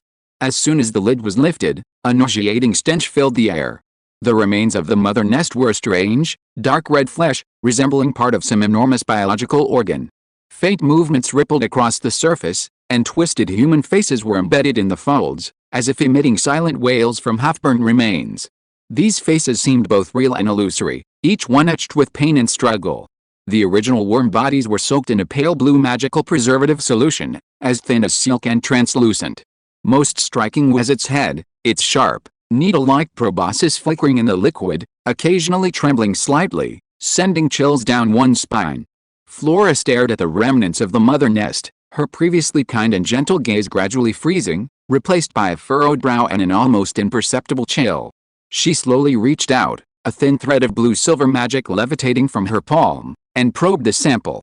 The moment the magic touched it, her pupils contracted sharply. This wasn't magic. At least not magic from the Mage Forest system. The residual magical fluctuations on the remnants were extremely strange, like sharp spikes, capable of penetrating mental defenses, seeping into the depths of perception with whispers and noises. It lacked a clear structure, didn't follow any known laws, yet seemed to possess some primal will, constantly struggling, corroding, and roaring. It's still resisting, Flora murmured to herself, filled with vigilance and awe. She wasn't unfamiliar with the remnants of forbidden arts, and had even touched the deep-seated magical pollution at the edge of the demonic tide. But this fluctuation possessed a complex attribute of distorted order, reversed life, and devoured spirit. It didn't seem man-made, it was more like something foreign. She took a deep breath, forcibly isolating herself from magical perception. With a flick of her finger, the magical thread snapped, dissipating like burnt spider silk. Then, she looked at the primordial insectoid submerged in the bottle. The insectoid's long, barbed proboscis seemed to be trying to pierce the bottle walls, even knowing the other was dead. That malice and instinct still permeated the air. Even as one of the archmages of the Mage Forest, she felt a long-lost shudder. This thing was definitely designed by some advanced magical intelligence. This completely overturned her original judgment. She had thought the so-called insect corpse disaster was merely a chaotic mutation of creatures caused by the dissipation of demonic energy common in the Northern Territory. Similar to hordes of dire wolves and swarms of rotting beasts. But now, she slowly began to speak. This magic carries malice, a cursed self-expansion, incompatible with any natural attribute. It doesn't even seem like something a human mage could control or create. It seems, her doubts about Lewis completely vanished. This young lord wasn't exaggerating. If she hadn't seen it with her own eyes, she probably would have thought it was just a fabricated achievement by the young lord to claim credit. But seeing these remains, Lewis had truly faced this profound terror, even destroying it with his own hands. Perhaps it was because he completely lacked understanding of magic that he could do this. Just as she was trying to calm herself, Lewis spoke again, his tone still calm. Although it has been destroyed, judging from the structure of the site and the origin of the insects, we suspect that the mother nest wasn't the only central hub. He paused, as if weighing how much to reveal, before continuing with the number. Perhaps, there are more than a dozen mother nests like that. The air suddenly felt heavy, as if it could collapse the entire meeting hall. Flora's pupils contracted slightly as she slowly looked up at him. May I go see the scene? Lewis nodded. I'm busy with other matters and cannot accompany you personally. But I will arrange for knights to escort you. However, it's late today. Have a hot meal and get some rest. You can set off tomorrow morning. Flora slowly nodded. Okay, this meeting had completely changed her impression of this young lord. And the truth behind this insect plague might be far more profound than she had imagined. Just as the meeting was nearing its end, and everyone was getting up to leave, Lewis seemed to have suddenly mustered his courage and spoke up. Lady Flora. His voice wasn't loud, but it was enough to make the archmage, who hadn't gone far, stop in his tracks. Flora turned around, looking at him with a puzzled expression. Lewis tilted his head slightly, as if considering his words. At that moment, he didn't look like the always calm, collected, and experienced lord, but more like a young man about to knock on some mysterious door. I'd like to apply to become a member of the Mages Guild, huh? Flora rarely showed such obvious surprise. What did you say? She blinked, momentarily stunned, even wondering if she'd misheard. I have some knowledge of meditation and can cast some low-level spells, Lewis said softly, as if stating something trivial. When I was young, the mages in my family taught me some. Of course, this was a prearranged story between him and Lishel. Though it sounded ordinary, it was enough to conceal his abnormally rapid growth. Flora narrowed her eyes, scrutinizing him as if carefully analyzing the truth behind this person. But after a few seconds, she nodded slightly, thinking to herself, it's the Calvin family. After all, it's not surprising they have a few knowledgeable old mages. She didn't hesitate for long. After all, granting Magister Linzeng an additional mage was a small matter of authority for a great mage like her. Then, demonstrate your magic. Lewis raised his right hand, his fingers twirling slightly. And a visible surge of magical energy rippled through the air. The next second, a fireball appeared in his palm. The firelight was clear, burning steadily and subtly, without even a crackling sound. Flora raised an eyebrow, her expression showing slight approval. Fireball spell, well controlled. You're very skilled at manipulating magic. It's clear you've put in a lot of effort. She stepped forward, observing the swirling trajectory of the flame, but failed to discern any deeper secret. She attributed it simply to a solid foundation. What she didn't know was that behind that docile fireball, Lewis was merely imitating the behavior of an ordinary person. In reality, Lewis's magical output was extremely restrained, using only about 5% of his magical power. If he truly wished, the flame would slice through a massive rock like a blade, instead of hovering quietly like this. With your skill level, Flora finally spoke, her tone encouraging and affirming. I can write you a letter of recommendation, allowing you to participate in the Mages Guild entrance exam. She paused slightly, her tone shifting to a mix of joking and seriousness. After all, our Mages Guild isn't a place you can just enter at will. Even a descendant of the Calvin family has to go through the proper procedures. Understood. Lewis bowed slightly, his tone gentle and polite, a smile of neither servility nor arrogance playing on his lips. Thank you for your kind offer, sir. As for the assessment, he considered it a natural progression. He didn't say much. He didn't mention his ability to manipulate a 100-pound boulder remotely with his magical hand, nor that he had mastered more than 10 combat spells, let alone that he was using the primal meditation technique to open the path of magical resonance. Lewis simply withdrew the slowly extinguishing flame from his palm. It was as if his demonstration was merely a noble son's accidental display of skill. Flora didn't notice anything amiss, simply assuming he was a young man with a solid foundation in magic. She smiled gently. Then I look forward to the day you pass the assessment. I won't let you down, Lewis replied sincerely, without making any further promises. Then he stood up and thanked Flora. Thank you, my lady. I will arrange the trip to the Mother Nest ruins tomorrow. Flora nodded. The magical fluctuations of the Mother Nest ruins are too strange to be underestimated. Show me with your own eyes so I can investigate it as soon as possible. As night fell, the meeting finally came to an end. Flora stepped out of the meeting hall, her figure appearing remarkably serene against the crimson carpet. Her tall robes swayed slightly in the night breeze. The chill of the snowy night lingered, but her expression was colder than the wind. After witnessing the magical fluctuations emanating from the ruins of the Mother Nest, her heart could no longer find peace. How can I possibly feel at ease? Flora murmured to herself, her steps heavy. This is probably not just a simple matter of a mage being attacked. She had a premonition that this insect corpse incident was far more than just a simple crisis investigation. But for the time being, there was no evidence to escalate it to a higher level and deploy more mages. She could only proceed cautiously. Meanwhile, the atmosphere in the meeting hall was completely different. Lewis couldn't contain his satisfaction. His plan for the day had been perfectly executed. First, the secret of the insect corpse's mother nest had successfully drawn Flora's attention, effectively bringing the mage contingent into the fray, making the subsequent investigation and intelligence sharing a natural progression. Second, he had also used this opportunity to showcase his magical manipulation abilities, thus securing a recommendation to the mage forest for the assessment. Both objectives achieved, he smiled faintly. Chapter 196 Search. The group was traversing a dense, snow-covered forest. The leaves were withered and yellow, the ground muddy, an nauseating stench permeated the air. The knight at the head of the group remained silent, focused solely on leading the way, while the mages behind mostly wore silver masks, except for their leader, who wore a mask trimmed with purple and gold. "Excuse me, how much further?" one of the female mages asked softly, frowning. "Soon," the leading knight replied without turning his head. "The stronghold is just a quarter of an hour ahead, you can see it from the hillside. At this pace, we should reach the ruins this afternoon." The mages nodded and continued on their way. Slightly behind in the group, a young mage whispered to his companion, complaining, "Didn't that Viscount Calvin say he'd already solved the mother nest? If he's already solved it, what are we investigating for? It's pointless. I was planning to go back and study the infernal array in seclusion." His companion glanced nervously ahead and whispered, "Keep your voice down, don't let the archmage hear you." HMPH, so what? The young mage scoffed. He knew he could speak so casually because the leader was Lady Flora, the famously kind old lady, gentle and tolerant, never losing her temper.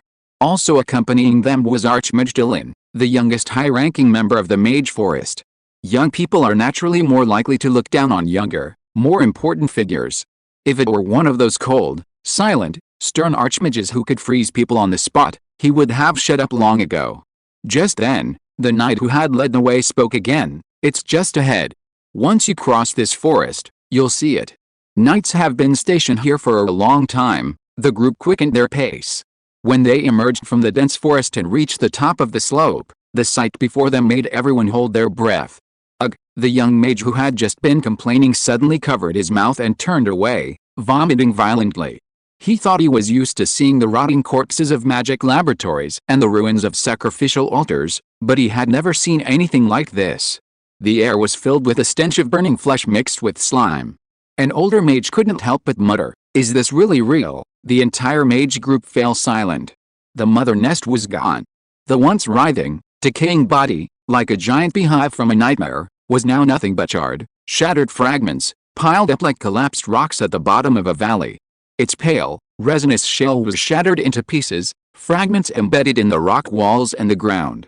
Between the cracks, the after-images of human faces, frozen in flames, were faintly visible, some grotesque, some screaming, solidified like wax sculptures. Those tentacles that once ravaged the battlefield like giant pythons were now curled into charred, withered branches, piled haphazardly together, the putrid juice seeping from their broken ends long since congealed, yet gleaming with an eerie metallic sheen. Further out were countless silkworms and their corpses. The ground was littered with severed limbs and torn skeletons, many still clad in tattered knightly armor, their identities now unrecognizable. The self-destruct sacs within each insect corpse had burst, releasing corrosive acid that scorched the ground into dense, honeycomb-like bits, filled with a thick, greenish-black liquid emitting a pungent, foul stench. Now, the entire valley floor resembled a black hill built of charred remains, flesh, and nightmares. It was both ugly and possessed an indescribable solemnity, like an ancient and mysterious altar, silently recounting the terror this land had once endured. Several fully armed knights were cleaning around the remains. They wore heavy black armor, and heavy breathing came from behind their masks. Some carried canisters of oil, continuing to burn the not yet completely charred insect carcasses. Others held long-handled scythes, carefully cutting away the remaining parasitic nerve tissue. Knights on the outer edge held torches high, driving away wild beasts and carrion birds that tried to approach, preventing the remains from being accidentally touched, handled, or eaten. Although Flora thought she was mentally prepared, her chest still tightened slightly when she saw the hill of death with her own eyes. She took a deep breath and tapped her staff twice with her fingertips to bring her attention back. Even the most oblivious mage, upon seeing this ruin, would no longer doubt that the young lord's words were true. This calamity had truly existed. And he had indeed ended it. Everyone, her voice was calm yet unyielding, go down and touch the remains of the mother nest and these insect corpses with your magic. I want you to personally sense their magical properties. As soon as she finished speaking, several young mages exchanged glances, their expressions clearly showing resistance. This Archmage, is this really necessary? One of them tried to protest tactfully. Flora merely glanced at him, offering no words. The silent authority in her gaze silenced all complaints. The mages ultimately obeyed. They hesitantly approached the insect corpses and charred remains, releasing faint sensing spells at their fingertips. The moment they made contact, the first mage's pupils constricted, his body trembling as if pierced by an electric current. He cried out in alarm, almost collapsing to the ground, quickly severing the magical connection, his chest heaving violently. Magic erosion, it pierces my barrier like spikes. There are whispers, there is noise, it's speaking. Another person crouched down, clutching their head, their face deathly pale, muttering, it's not ordinary residual magic, it's like some kind of will, an inhuman, primal malice, spying on me, trying to devour me. Someone else forcibly severed the spell, their eyes filled with terror, their throat tight. They seemed not yet to have recovered from that momentary mental contact. Sweat streamed down their cheeks, their fingers trembling slightly. Their reactions were almost identical, pupils contracted violently, muscles trembled, and magic on their bodies exploded like hedgehog quills, repeatedly attempting to defend themselves. But no matter what, the twisted, chaotic magic they had sensed had been deeply etched into their nerves. Flora simply watched all of this calmly. Remember, she said slowly, remember this feeling. From now on, you will use your sensing spells to search for the remnants and traces of similar magic in this valley, no matter where they are hidden, whether they are still alive or have only left traces. So the mages tried conventional spells such as elemental residual tracing, spiritual resonance, and fragment reflection in turn, but almost all of them yielded nothing. Either the residual magic was too chaotic to discern directions, or the sensing spells were immediately interfered with and backfired as soon as they touched the malicious remnants, even resulting in chaotic echoes or the mental fluctuations being forcibly interrupted. One mage stopped the spell with a cold sweat on his forehead. It's like trying to find a shadow in water. You can't grasp a trace at all. Flora watched all of this in silence until she slowly turned her head and looked at the young man behind her who had not made a move. Dylan, she called softly. The young archmage under the purple gold mask nodded slightly and finally stepped forward. He did not bring any assistance, nor did he prepare any complicated magic arrays, but simply took out a silver magic crystal and gently clenched it in his palm. Sensing magic won't work in this chaotic field using conventional methods, he said calmly. So I need to perform a rewind to reconstruct the last magical fluctuations in this area. He closed his eyes, his silver hair trembling slightly, and the surrounding air seemed to freeze. Accompanied by a deep and clear incantation, a silver magic crystal slowly rose from his palm, its surface shimmering with complex light patterns that spread like ripples on water, then projecting a blurry and distorted three-dimensional phantom. It was the remnant magic he had compiled with his mental power, and he began to reverse the flow. What first appeared were countless fragments of magical information from the chaotic aftermath of the battle, scattered like broken bones across the landscape, drifting like sand. He continued to probe downwards, penetrating this collapsed magical shell. The next moment, the entire phantom suddenly trembled violently. Found it, he whispered. In the image, the once silent valley suddenly exploded, the moment the magic bomb detonated. A massive shockwave exploded in the heart of the mother nest, terrifying magic shattering the core in less than a second and unleashing a destructive vortex like a landslide and tsunami. Heat waves, debris, and magical currents spread in layers of illusion, as if the end of the world had arrived. Looking back, he frowned, his consciousness plunging into the deepest remnants, finally reaching that undamaged moment. The scene stabilized. The magic of the mother nest pulsed slowly and rhythmically, like the breathing of some colossal life form. Between the mountains of flesh and skeleton, countless fine nerve threads silently spread, passing through the spines of the insect corpses, burrowing into their bodies, gently connecting with their magical cores, like puppeteer strings, precisely controlling the mental rhythm of each insect corpse. These threads were not physical entities, but rather resonant transmission structures at the mental level. The mother nest used itself as a frequency source, causing all the insects to move in the same rhythm, like a silent symphony. "This is it," Dilling murmured. But as soon as he caught a glimpse of the core of resonance, his face suddenly paled. The illusion shattered instantly, the magic crystal crashed to the ground, and he swayed, clutching his forehead, his lips slightly pale. Cough, cough. A nearby mage rushed forward. "Lord Dillon, I'm fine." He waved his hand, catching his breath. "The rewind time was too long. I'm a bit mentally strained." He opened his eyes, still slightly dizzy, but his voice remained steady. "I've roughly located the mother nest's mental control frequency band. It does indeed remotely control the insect corpses through frequency modulation synchronization.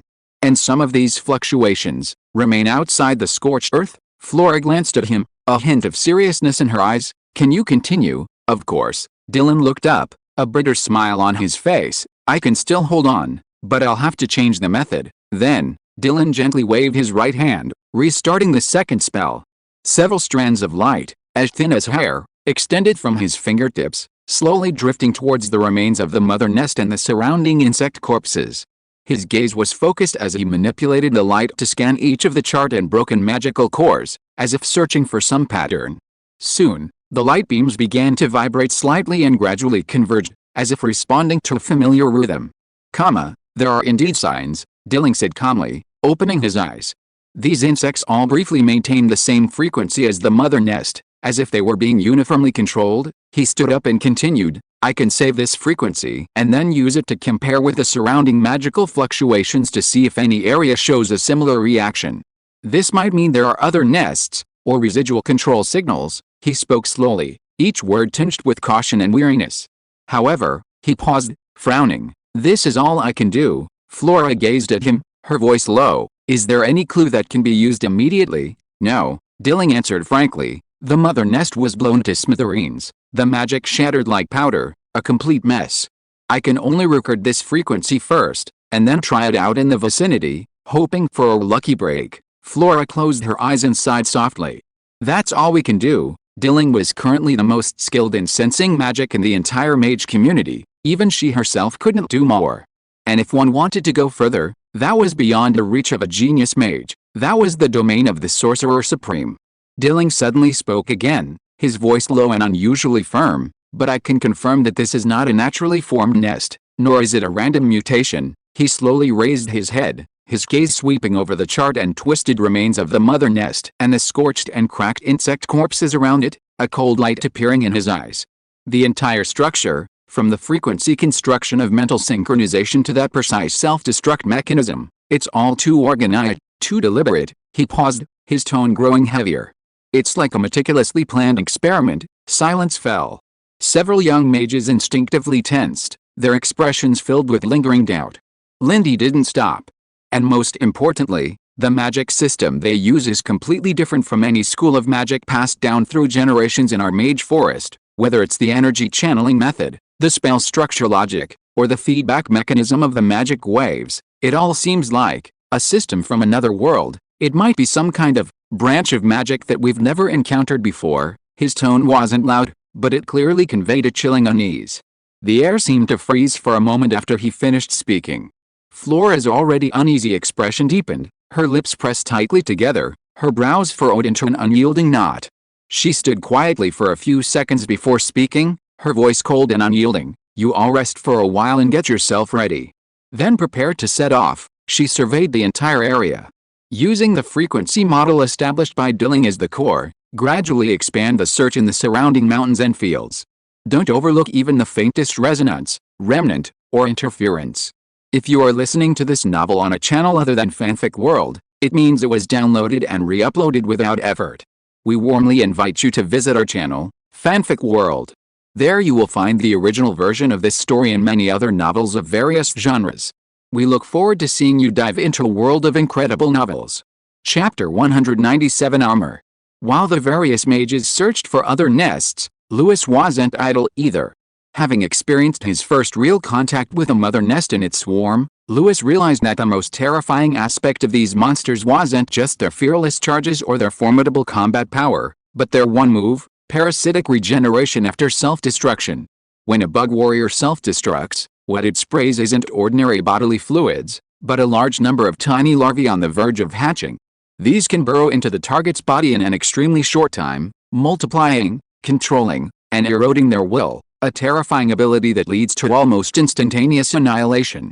In the last battle, he had barely come up with a solution: have all participating knights fully armed, their armor filled with sealing padding inside and out to seal off any gaps. While this solution was effective in the short term, it severely limited the warriors' movement space and endurance, multiplying their stamina consumption. This was not a long-term solution. Better armor was needed. Lewis summarized his ideas into several clear requirements: high defense and high sealing, capable of withstanding the explosive impact and preventing the bugs from burrowing in.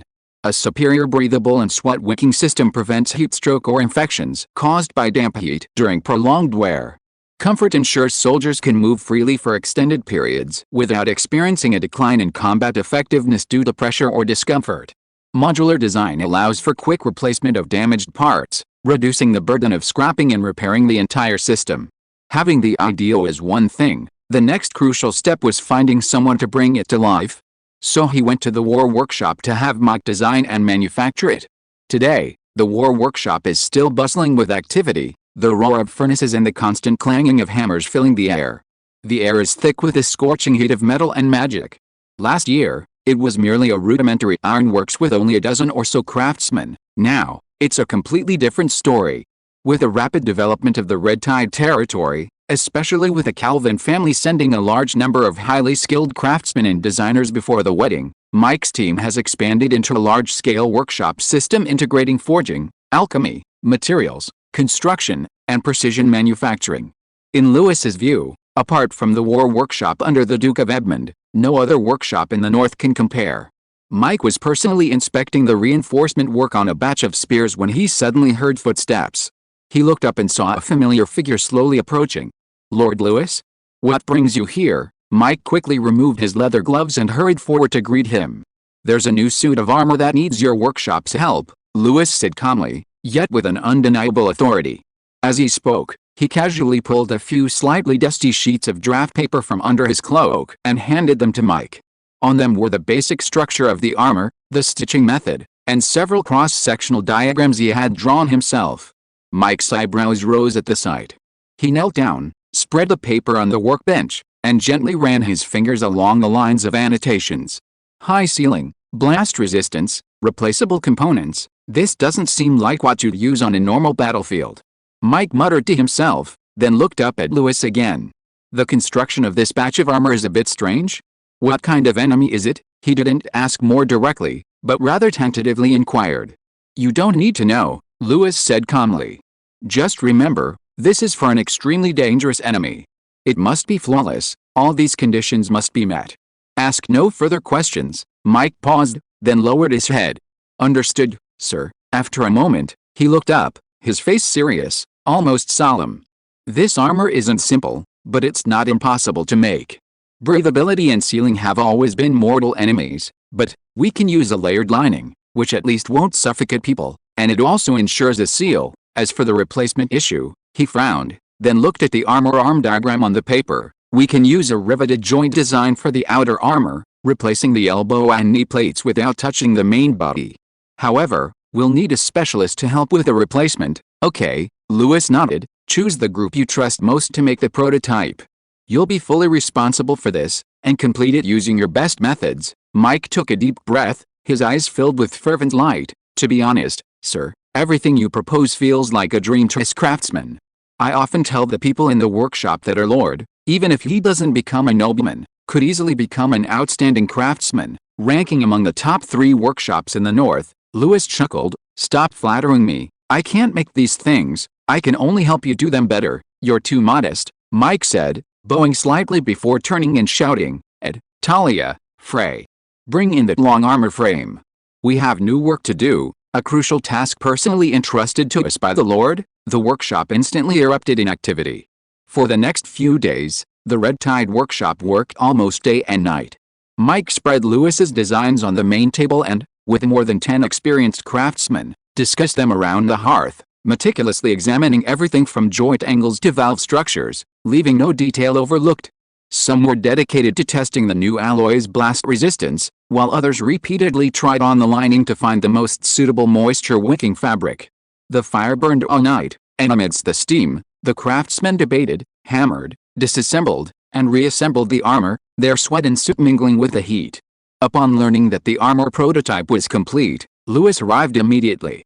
The workshop's main hall still held a lingering rust and soot from the previous night. Though the fire had died down, it still radiated warmth, casting a soft glow on the rivets and pipes on the walls. Mike greeted him excitedly, his beard still covered in coal dust, but he was brimming with energy, as if he could fly. "Lord Lewis, you've finally arrived," he lowered his voice, but couldn't hide the smugness in his tone.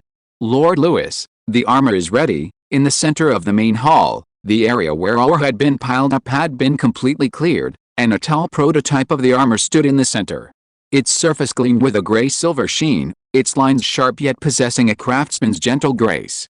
Craftsmen and apprentices surrounded it, some checking the joints, some adjusting the valves, and others wiping the engravings on the breastplate.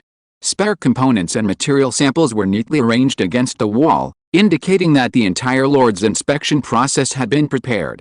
Mike couldn't suppress the pride in his eyes. "We meticulously crafted every single one of your requests. I wouldn't dare call it perfect, but I feel it meets all your conditions. I swear, this is the most beautiful design our workshop has ever produced.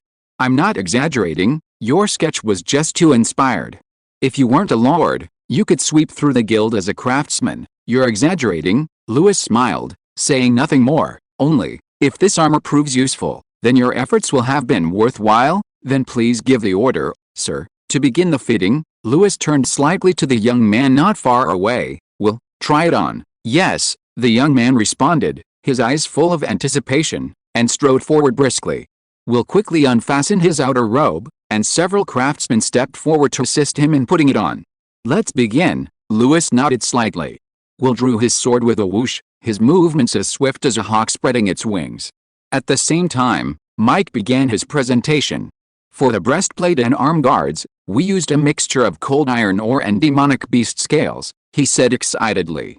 "This material is impenetrable to blades and spears." Another tall, adult knight stepped forward, gripped his sword with both hands, slightly lowered his shoulders, and then unleashed a powerful slash, the blade whistling as it struck directly at Will's shoulder. Clang! A crisp metallic clang echoed in the main hall, accompanied by sparks. The armor only trembled slightly from the blow, without even a noticeable dent. Will stood ramrod straight, not even taking a step back, merely swaying his shoulder. "Pretty impressive?" A gasp rippled through the crowd, while Mike stepped forward, patted the slash area on his armor, and smiled with satisfaction. "Sir, you see? The defensive capabilities aren't much different from ordinary steel armor." He glanced at Lewis with a subtle expression. "However, to reduce weight and improve breathability, the protective thickness was reduced." "Oh?" Lewis raised an eyebrow.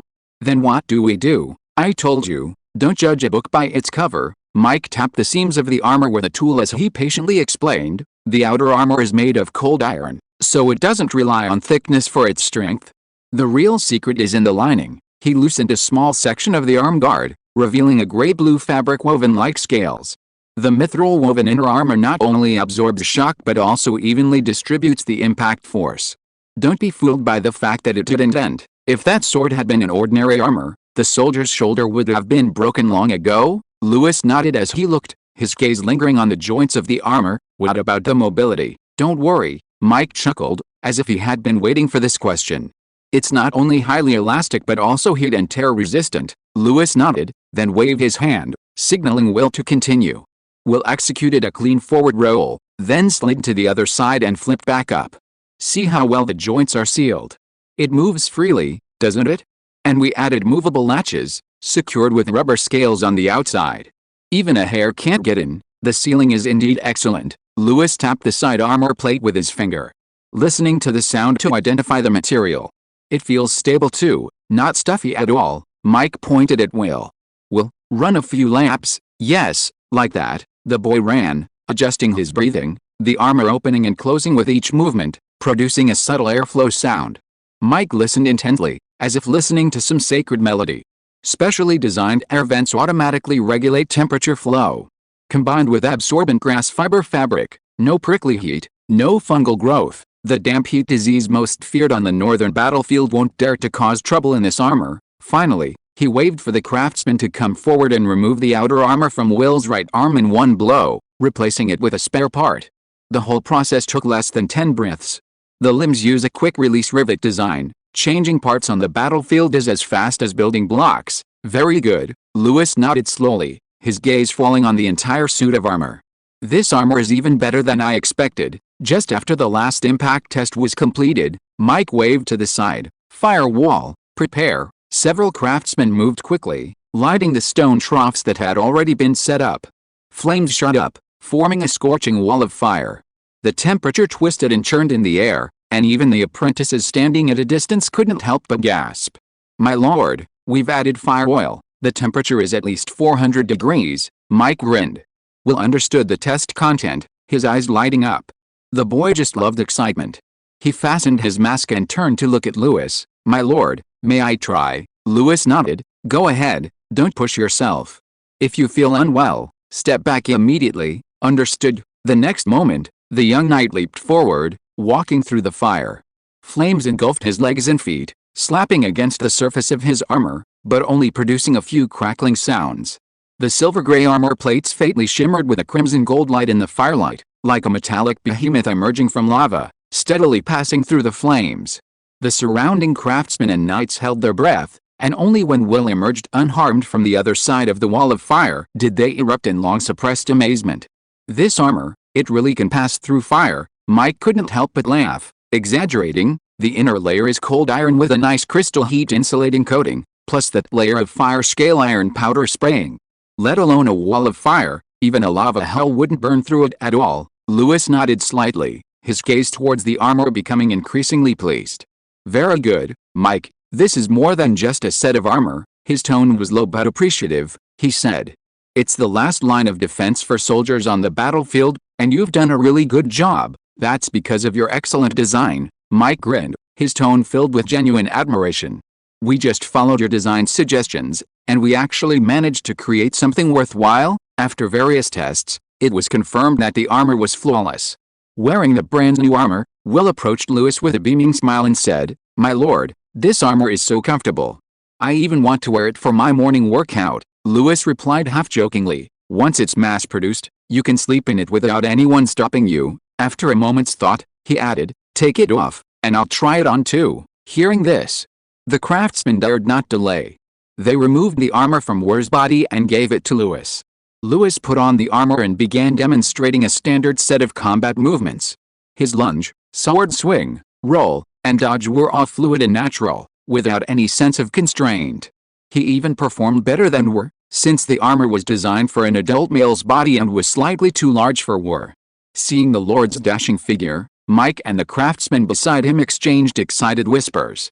Lewis, meanwhile, was experiencing the armor. Its breathability and flexibility far exceeded his expectations. Although its defensive capabilities couldn't match the Empire's top-tier steel armor, it was undoubtedly the most suitable weapon for the special mission of dealing with the broodworms. Lewis paused, pondered for a moment, and offered a suggestion. The overall performance is already very good, but I suggest adding cushioning layers around the neck and knees, he explained. In prolonged high-intensity combat, if these areas are compressed for too long, it may cause temporary paralysis, affecting judgment and reaction. Mike smiled admiringly and immediately pulled out his notebook to carefully jot down the improvement suggestion. Lewis nodded in satisfaction and then announced the reward scheme. Each craftsman involved in the design will receive 30 gold coins, and everyone else involved in the crafting will receive 5 gold coins. As soon as he finished speaking, a cheer erupted in the workshop. The craftsmen patted each other on the shoulder, their smiles so bright they almost reflected sparks. That's 30 gold coins. We usually only get this much by working overtime. An old craftsman excitedly rubbed the calluses on his hands, his eyes shining. Gold coins are nothing. The main thing is that the Lord personally approved it. This is the greatest honor for us, a young apprentice shouted excitedly, his voice filled with admiration and pride. The entire workshop instantly became lively and united. Amidst a commotion, Lewis turned to Mike and asked, how are the materials prepared? Mike confidently replied, everything is in place. We're just waiting for your word. Good, then let's begin manufacturing. Chapter 198 Weapon Upgrade. As Lewis and Mike were discussing the mass production plan for the armor, a flurry of footsteps broke the lively atmosphere. My lord, a young knight, sweating profusely, rushed into the main hall, stopped slightly breathless, and saluted. Lord Hilco asked me to inform you that the magic explosive bombs you ordered to be prototyped are all ready. They're now waiting for your inspection and testing at the alchemy workshop. Lewis's lips curled into a slight smile, clearly in high spirits. How, it seems today is truly a good day. He turned to Mike, his tone intrigued. Why don't you bring a few core craftsmen along? I have some business to attend to and need their help. Mike was taken aback. The alchemy workshop, I can get involved. Despite his doubts, he readily nodded. After all, he never refused Lewis's orders. Surrounded by craftsmen and knights, Lewis rode off to the alchemy workshop outside Red Tide City. Outside the alchemy workshop, the air still lingered with the thick scent of magical potions. The first thing that caught my eye was Hilco's face, practically beaming with joy. He had been waiting at the door, barely able to contain his excitement as he rushed forward. Lord Lewis, you've come at the perfect time. His eyebrows almost shot up to his forehead. You have to see this for yourself. It's absolutely the pinnacle of my alchemical career. Before Lewis could even respond, he impatiently turned and walked towards the table in the corner of the inner room. The table was covered with thick, multi-layered fireproof cloth, with an irregularly raised outline in the middle. Tap tap tap tap, he lifted the cloth with both hands, revealing what lay beneath as if presenting a treasure. A dark red, egg-shaped object lay quietly on the table, half an arm's length long, its outer shell gleaming with a cold metallic light, covered with a layer of dark, semi-transparent, strange coating that subtly glowed, as if quietly absorbing the magic in the air. The outer shell is cold iron, which I've lightweighted without sacrificing strength, Hilco said rapidly, like a child eager to show off. The core is purified magic marrow, red platinum crystals, and fire scale ointment. You know, when fire scale ointment meets red platinum magic crystals, whoever gets in the way dies. Mike, standing nearby, gasped, his gaze fixed on the alchemical egg with a complex expression. He had a vague suspicion that if this thing exploded in the city, it might send the alchemy workshop to its knees. Lewis, however, simply nodded, unmoved by the fancy terminology and exaggerated explanation. Enough talk, he said calmly, his gaze fixed on the magic explosion bomb as if examining a work of art awaiting verification. Let's test it. The test site was set up in the desolate open field outside Red Tide City. A cold wind howled, yet the wilderness was eerily quiet, as if due to the impending explosion.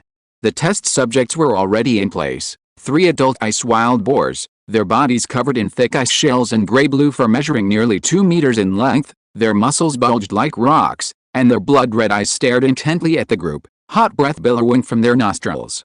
These wild boars were a cold region variant of the wasteland boar, fierce and untamed, with thick hides and extremely high fire resistance.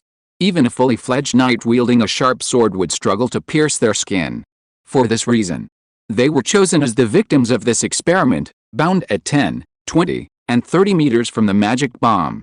They were firmly secured to giant iron stakes with thick black iron chains, each limb wrapped around and gripped to the ground. Metal rings were fitted to their heads to prevent them from escaping and biting. Even bound, these dangerous beasts still struggled from time to time, roaring and howling, the chains clanging. On the distant rock platform, Lewis, Mike, and Hilco stood side by side, behind them a group of knights and craftsmen. Everyone was on high alert, the atmosphere tense yet expectant. Hilco, his face flushed with barely suppressed excitement, murmured, "Come on, come on, come on." Lewis's gaze was calm, his voice low and clear. "Begin." The flag bearer, obeying the command, flicked his arm, and the crimson flag billowed out. A knight in the distance swiftly lit the fuse embedded in the magic explosive bomb, activating it instantly, flashing a barely perceptible purplish-red light. "Giddy up!" The knight immediately pulled on the reins, spurring his horse away from the blast zone. The silent magic explosive bomb, seemingly just a still pebble, lay quietly in the center of the chains. However, the moment it was lit, all sound seemed to freeze in the air. The crimson shell that had defeated the magic explosive bomb trembled slightly, and the next instant, boom! In the first second, the instant the magic marrow crystal core made contact with a red platinum magic crystal, it was as if a small sun had been ignited. A blinding red light suddenly converged at the point of explosion, like the opening of a fiery pupil that devoured everything. Under the intense heat and pressure, the ground began to crack rapidly. Heat waves surged forth like blasting hammers, whipping up loose oil and weeds, which burned and turned to dust in the hot wind. The next second, the core molten layer of the fire scale ointment detonated. Crimson liquid flames erupted violently, like an angry serpent roaring from the earth, whipping up a 3-meter-high pillar of fire. Scorching flames scattered and spewed out, tracing eerie yet elegant arcs of fire that tumbled in the air like blooming flowers of hell. The temperature at the epicenter instantly exceeded 1,500 degrees Celsius. The distorted heat waves continuously compressed the air, sending up plumes of blackened dust that obscured half the sky. Boom! A deafening roar, like a thunderous roar, shattered the heavens and earth, unleashing a raging torrent of energy. Debris and oil rained down like a storm, even causing the stone wall behind the observation platform to tremble slightly. The crimson flames spread rapidly with the air currents. The shockwave carved a flat, circular arc of fire across the ground, indiscriminately slaughtering everything in its path. The chains groaned in agony, rapidly deforming and glowing red-hot in the intense heat, before snapping with a clang. The chains broke, but the 3 wild boars bound to them did not escape. Instead, they struggled and roared in the flames. Their supposedly fire-immune fur quickly began to char and turn to ash, their icy armor cracking and crumbling. Their exposed flesh rapidly rolled and charred. In a mere 2 seconds, the boars' howls were swallowed by the merciless flames. Only their charred remains lay clinging to the scorching ground, like melting statues. From a distance, Lewis estimated the kill radius to be about 10 meters, a precise and effective coverage. After the fire wave subsided, the ground was left scorched black, barren of vegetation, embers still burning, while the remnants of the fire scale ointment licked everything like tiny tongues. Even objects not directly hit would be charred and burned within 10 seconds of being touched by the flames, leaving no survivors. After a few seconds, the pillar of fire gradually subsided, with flickering embers still remaining in the scorching air, like the embers of victory after everything had been burned away. After the explosion, only the residual buzzing of the reverberation remained in our ears. After the initial roar, the world seemed to fall into a brief period of deafness, with only the whooshing sound of the embers burning in the wind and the echoing sound of stones shattering on the ground. The air was filled with a combined smell of blood and charcoal, mixed with ashes, floating in the firelight. The flames gradually died down, but the smoke lingered, and the people on the platform remained silent for a long time. Mike broke the silence first, not by speaking, but by gasping sharply. His eyes widened, staring intently at the charred ruins, his lips trembling slightly. This can actually be used on humans. His voice was hoarse, filled with disbelief. Even magical beasts were left with nothing but bones. Even as a tough guy who had fought on the battlefield for 10 years, he was now drenched in sweat, his throat feeling like it was being scraped by burnt sand. Not to mention the craftsmen responsible for monitoring and recording. Their faces were pale, as if they had just peeked back from the edge of hell. Although no one was actually scared to the point of wetting their pants, cold sweat poured down their foreheads, their eyes darted around, and they could barely stand. This is my creation. Hilko, on the other hand, was a completely different person. He crossed his arms, a sickly smile on his face. Did you see the moment that wave of fire unfolded? It was truly intoxicating. I can't help but want to try another one. Lewis glanced at him, somewhat speechless at his excited appearance, but a rare look of shock also appeared on his face. He wasn't unfamiliar with things with astonishing power, but this thing, it truly exceeded his expectations. It's a bit too strong, he said softly. But simply observing from afar wasn't enough. After confirming that the temperature in the epicenter had dropped slightly, Lewis, along with Mike, Hilko, and several well-protected knights and recorders, cautiously stepped into the center of the explosion. Beneath their feet lay vast scorched earth, the soil completely carbonized, cracking and splintering underfoot. Not a trace of plant roots remained, and the air still carried the stench of burning flesh. The ice wild boars, once hailed as wilderness tanks, high fire-resistant magical beasts, were now unrecognizable, their remains indistinguishable. The one closest to the blast point was reduced to half a collapsed skeleton, the rest had completely melted and charred, ashes scattered in the wind, even the chains reduced to a charred, reddish section. The second boar barely retained its charred remains, but its fur and skin were gone, leaving only cracked bones inlaid with burn marks. Fire scales still licked and burned on the remains, the flames a dark red, utterly eerie. The third bore was at the edge. Although its torso remained, its entire back was charred and split open, like flesh torn apart by the hand of hell, utterly lifeless. The area within an 8-meter radius was completely cleared, barren of everything. Even the rocks showed signs of carbonization and peeling. Judging from the gruesome state of the 3 ice wild boars, the power of this magic blast bomb could be inferred. Within 10 meters, it would directly burn and carbonize them. Within 20 meters, the high temperature would cause burns, inevitably killing any living creature. Within 30 meters, the blast wave would cause shattering and damage, possessing both destructive and armor-piercing capabilities. It's not just firepower, Lewis said slowly, crouching down and examining the remains. The fire scale ointment has adhesive properties when burning. Even if the surface of the target is burned away, the bones continue to burn. He flicked a piece of bone, sparks flying out instantly, almost burning his gauntlet. And the penetrating power of the blast wave. He looked at the ice wild boar lying dead at the edge of the scorched earth in the farthest distance, a hint of seriousness in his eyes. It was 20 meters from the epicenter. The fire didn't reach it, but look, its skeleton was cracked, its internal organs shattered on the spot, and it's bleeding from all 7 orifices. Mike swallowed hard. My God, if even these thick-skinned, fire-resistant ice wild boars are like this, what would happen to those heat-sensitive insects if they were targeted? Lewis pondered for a moment, looking towards the edge of the wasteland. Compared to the previous ice and fire dual heaven magic explosive bomb, although it lacks the ice mist and poison gas, this high-purity magic explosive bomb, its pure firepower is increased by at least 3 to 5 times. He narrowed his eyes, as if he could already see the mother nest howling in the flames. There are still drawbacks. Lewis stood up, brushing the dust off his gloves. The main problem is the high cost. As he spoke, he held up 3 fingers: magic marrow, red platinum magic crystals, and fire scale ointment. The first 2 are fine. We stockpiled quite a bit before, especially magic marrow. The mines are stable and we can keep up with the supply. But fire scale ointment, he sighed. The fire scale vipers were only just captured, and even if we manage to extract enough, it'll only be enough to maintain a small-scale bomb. Hilco snorted softly upon hearing this, but he understood the limitations of reality. That's what you call a work of art. Anything that can be mass-produced is destined to be soulless? He shrugged. But what do you want to do? Lewis glanced at him sideways. We can make 10 high-powered versions, specifically for core targets. The rest will be medium-powered, low-end versions, with a reduced proportion of fire scale ointment to weaken the temperature and burst amplitude, prioritizing quantity. For example, the radius can be reduced to within 5 meters, the fire wave will be lower, but the shock wave will still be retained. Lewis's ideal was that the high-powered ones could be used to destroy the mother nest, while the low-powered ones could be thrown in large quantities, enough for clearing nests and repelling insects. After listening, Hilco nodded. Okay, I'll go back and change the proportions, making the formula into 3 versions. But if one day the fire scale vipers are successfully bred, I still want to make one ultimate version without any weakening.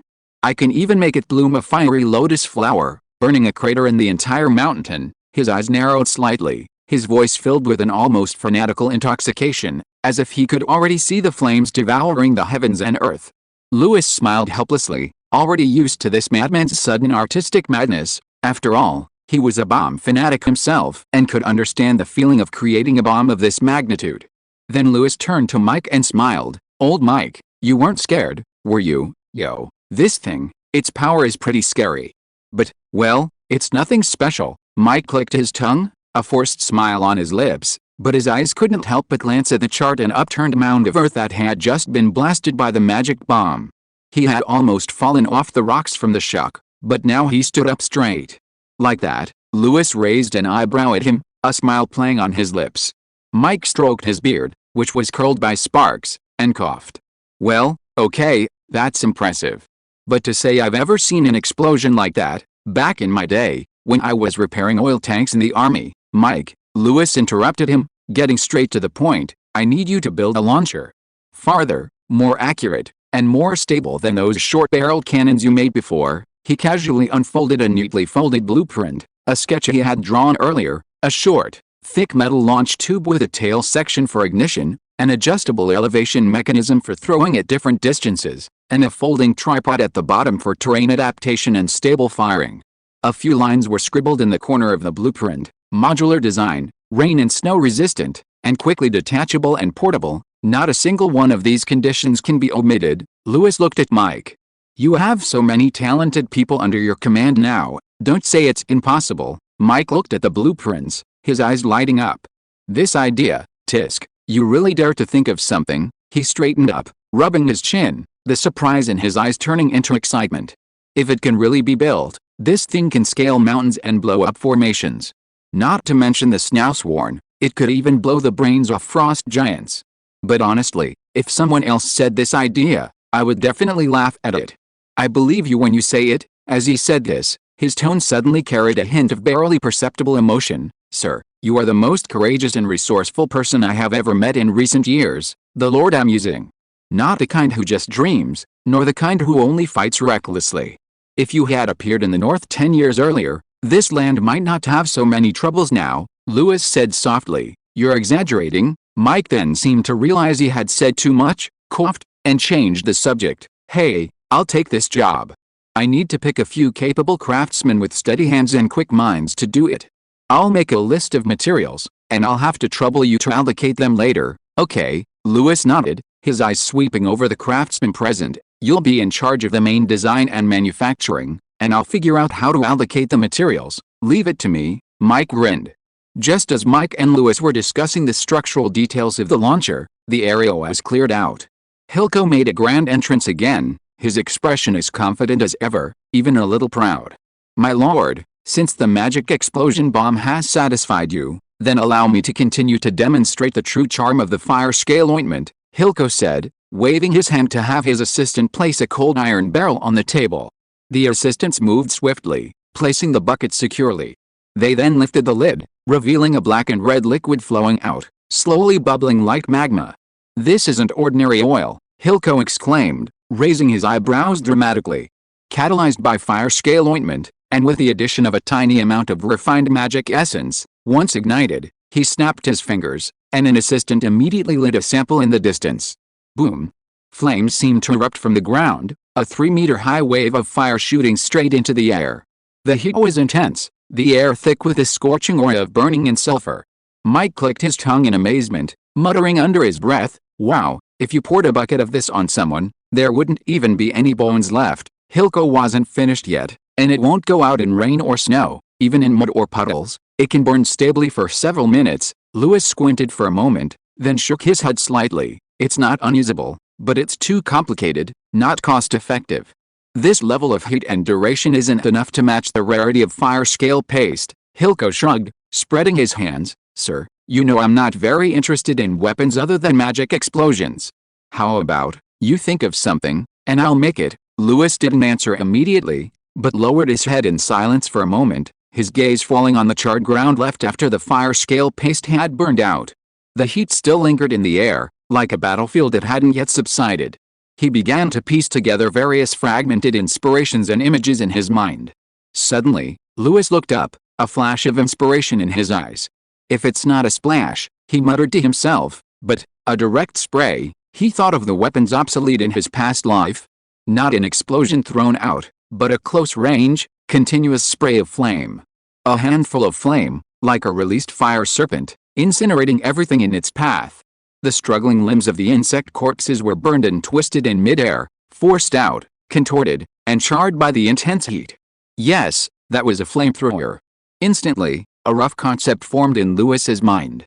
Hilko blinked, looking suspicious, and asked, spray out? Yes. Lewis's eyes sharpened, his tone resolute, using the viscosity and high ignition point of the fire scale paste, combined with a compression ejection system, to create a controllable path of flame. As he spoke, he picked up a pen and paper, his wrist moving swiftly, sketching a simple yet clear structural diagram on the parchment.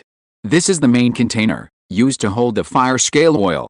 You can think of it as a super hot oil concocted through alchemy. Once ignited, its temperature can exceed 600 degrees Celsius, and it can burn continuously in any environment. The other container is compressed gas, like a powerful air pump. It's not for igniting, but for spraying the oil out. The oil is pushed by the compressed gas at the back, spraying through a metal pipe to the nozzle at the front. The nozzle contains an igniter, like a flint. Pressing the trigger creates a spark.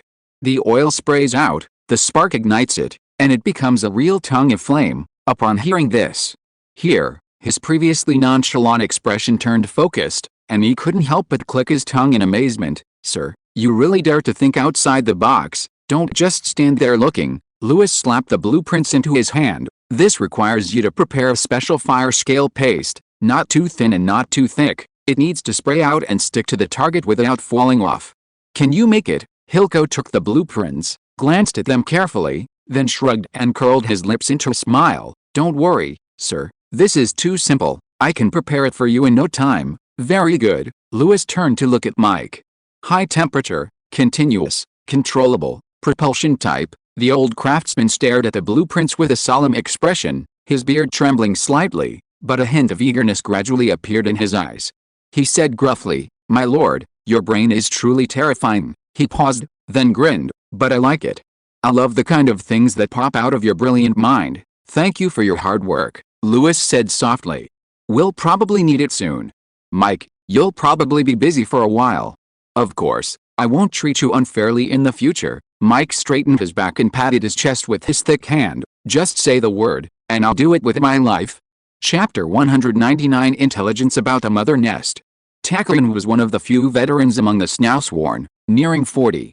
In this turbulent era, surviving to this age as a Snowsworn was a luxury. He also had a 13-year-old son, Ike, who was his only remaining attachment. These were enough to make him happy. They, the Snowsworn, were now hiding in a village in northern Snowpeak County, a village long since erased from the map. Since the Empire's purge of the Snowsworn last year, this had become one of the few remaining strongholds within the Empire. Here, they waited day after day for their leader's orders to capture lone Imperial nobles and knights, then sacrifice them to the ancient god of the Frost Abyss. The sacrificial rituals were not their responsibility. That was the domain of a priest wearing a bone mask and a black feather robe. No one had seen his face, nor heard his voice other than his incantations. At first, everything seemed normal. The numbers were low, but morale remained high, at least that's what Calvino thought. But in recent days, he began to notice something amiss. First, there was Herrick, the talkative young warrior who was usually annoying, who suddenly became taciturn, staring blankly at the campfire all day. His lips twitched unconsciously, as if he were whispering to someone. Then there was Eula, the old brother who used to love drinking, who hadn't touched a drop of alcohol for a while.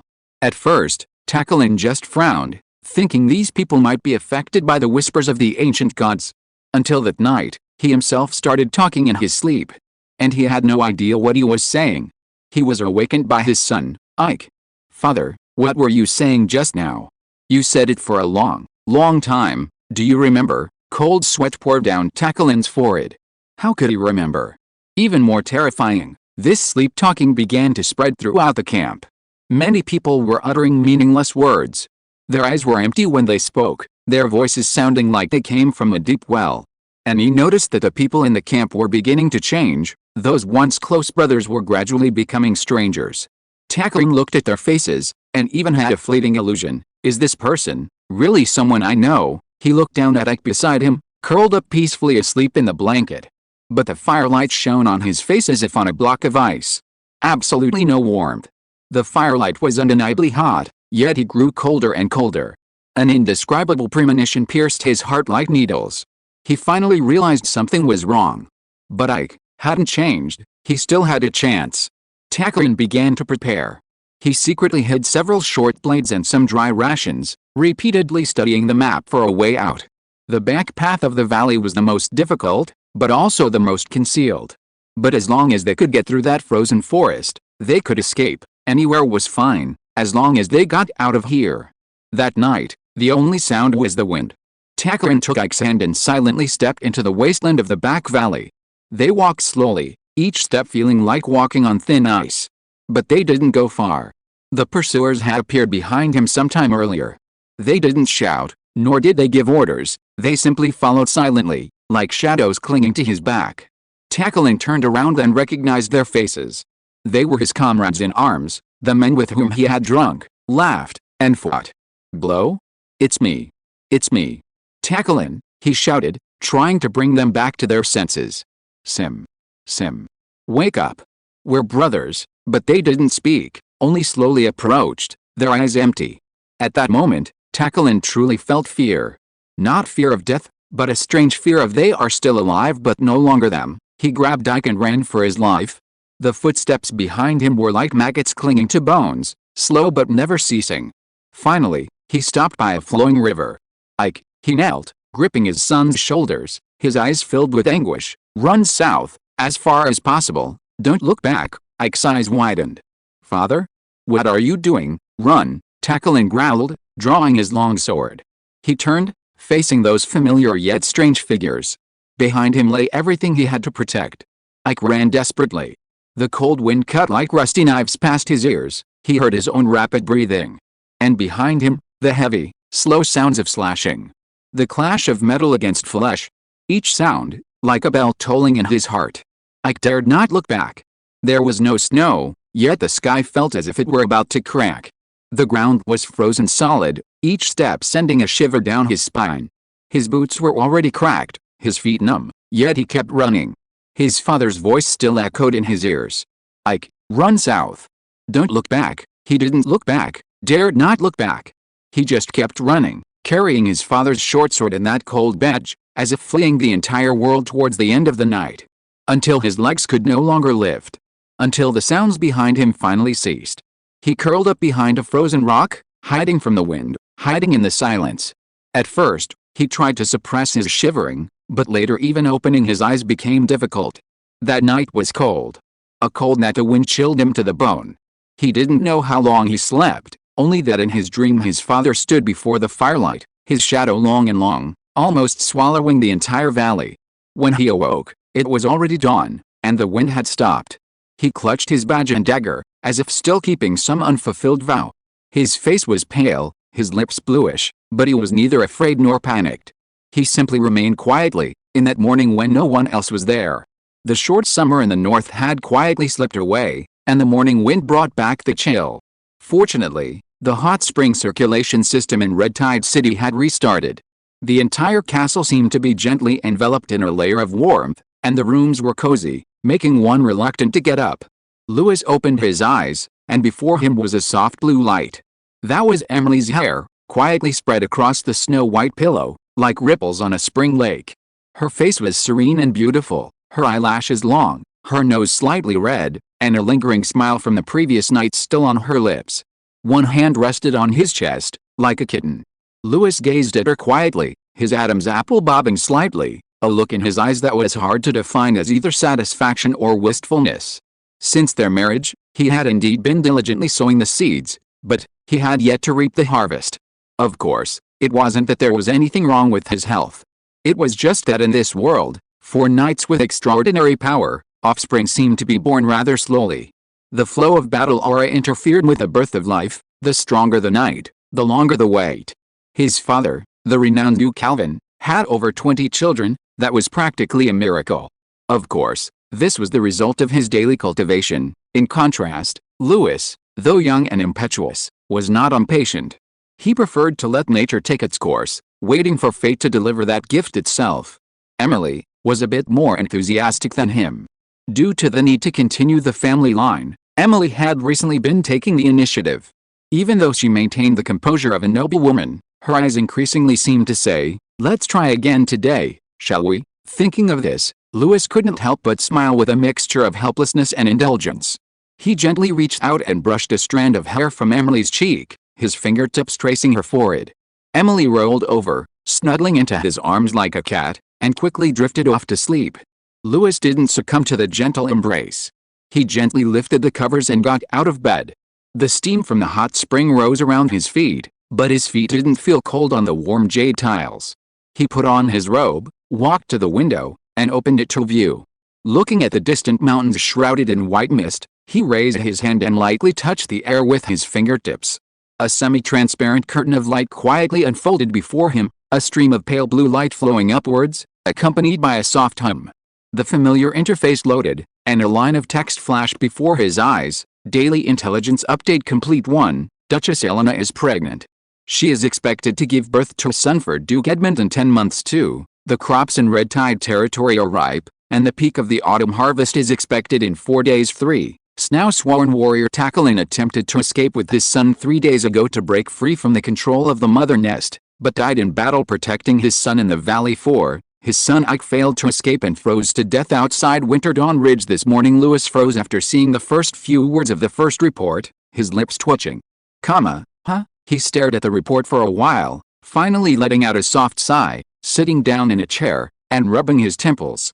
I'm young and strong, working hard day after day, and the one who bears fruit first is actually my father-in-law, but he had to admit, he was quite happy for them. After all, given Duke Edmund's current age, this was likely his only and last son. He was the future Duke Edmund, the nominal Lord of the North, the focus of all the northern nobles. Lewis, of course, wasn't without thoughts of taking over his father-in-law. But now wasn't the time. He estimated it would take at least several decades, or even longer, for his son to achieve that. There are still many games to play. Let this child warm things up as a little duke for now. He snapped his fingers lightly and continued scrolling. The crops in Red Tide territory were ripe, and the autumn harvest was approaching. The text on the screen was brief, but in Lewis's eyes, it was gilded good news. Red Tide territory's geothermal system was no mere decoration. Ever since the hot spring circulation system was fully integrated into agricultural irrigation, he knew this year's harvest wouldn't be bad. Moreover, more people had moved in this year, and the newly cultivated land had multiplied several times. If everything went smoothly, this year's grain yield would be at least 4 to 5 times that of last year. He couldn't help but recall Mick's beaming report a few days ago. Sir, we're going to have a bumper harvest this year. The granaries are probably almost full. His smile was even brighter than if he'd heard his wife had given birth to triplets. And now, the time had indeed come to deliver on that promise. Lewis knew, of course, that this wasn't just a matter of food. Winter in the north had always been one of the toughest enemies, and this year, the mother hive and the swarms of insects were added to the mix. This winter was definitely going to be tough for the north. All of this requires food defense. Lewis sighed softly, rubbing his temples. Food wasn't just for surviving the winter, it was the second weapon in war. Soldiers' rations, civilian food, horse feed, logistical reserves, these were no less important than steel and knights. Winning a war isn't just about weapons.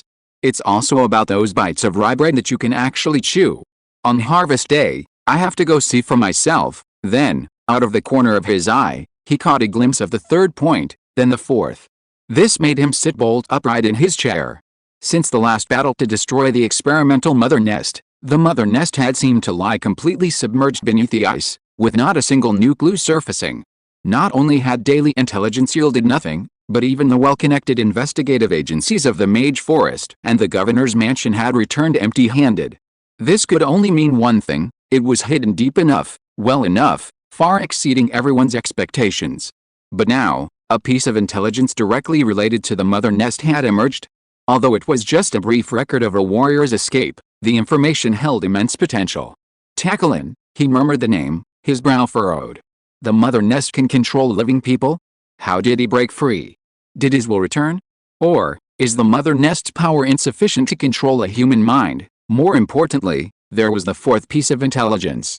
That child, Ike, he murmured to himself. He was dead in the wasteland outside Winter Dawn Ridge. And according to the description, this child had likely escaped from a now-sworn stronghold containing the mother nest. This meant that he knew where the mother nest was. Even though he was dead, but... A sudden glint of light flashed in Lewis's eyes, and he instantly remembered someone. Eduardo, he murmured, uttering the name of his third brother. Eduardo had once demonstrated to him a rare ability, to rewind the memories of the dead. It allowed him to glimpse the last fragments of a person's memories before their soul had completely dissipated. Once this thought took hold, it could no longer be suppressed. What had seemed insignificant had instantly become a crucial clue capable of turning the tide of battle. He immediately picked up a pen, his hand flying across the paper as he wrote a secret letter. After finishing, he walked to a tall metal bird cage beside the bookshelf, inside which stood a black feathered swiftbird. This bird wasn't his, it was left by Eduardo when he left Red Tide territory, specifically to contact him. Lewis opened the cage door, and the swiftbird, as if sensing something, flapped its wings and leaped out, landing on his shoulder. He tucked the secret letter into a small tube beside its leg and whispered, "Go find your master, The black-feathered swift bird seemed to understand. Suddenly flapping its wings and taking flight, leaving behind a whistling sound that tore through the air. Lewis looked up as the dark figure receded into the distance until it disappeared into the sky. Chapter 200 Bumper Harvest.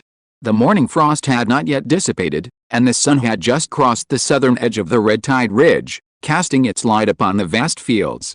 Golden waves rippled across the rye fields, undulating in the wind, potatoes piled high like small mountains, and dewdrops still clung to the turnip leaves, glistening.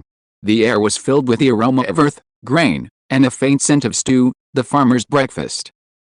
Not bad, Lewis murmured, a slight smile playing on his lips. He wore light gray-blue riding attire, his boots still damp with dew and mud, but he paid no heed. This land, once barren, was now a vibrant scene of a bountiful harvest. He strolled slowly along the field ridges, his eyes gazing at the rows of neat, full ears of wheat, as if nodding in greeting. Lord Lewis, a breathless, sweaty voice called out. Old Farmer Mick was running from the other end of the turnip field, wiping the sweat from his brow as he hurried to meet him. You really came in person. I was thinking of working a little longer before reporting. I had to see it for myself too. Lewis patted him on the shoulder. After all, Mick, what you said in your report a few days ago was so exaggerated, I was a little worried you were just bragging. Then I'll show you, he responded excitedly. So Mick led Lewis across the field ridges, their feet sinking into the freshly turned, damp soil, still slightly warm from the ground. This year's wheat, the color is perfect, the grains are plump, the ears are even, it's like gold. He pointed to the wheat field on the left, which was already mostly harvested, his tone full of undisguised pride. It's almost twice as much as last year, and these first 2 fields alone, I estimate, are enough for 4 villages to get through the winter. Lewis raised an eyebrow and turned to look at the farmers carrying sacks, the heavy sacks neatly arranged like fortresses welcoming autumn. Mick hadn't stopped yet, leading him to the other side, his arm swinging as he pointed to a more distant slope. This batch of potatoes is also growing very well. I've never seen such uniformly sized potatoes. We dug basket after basket of them out of the mud, it's making my mouth water. We planted early this year, and the harvest is quick too.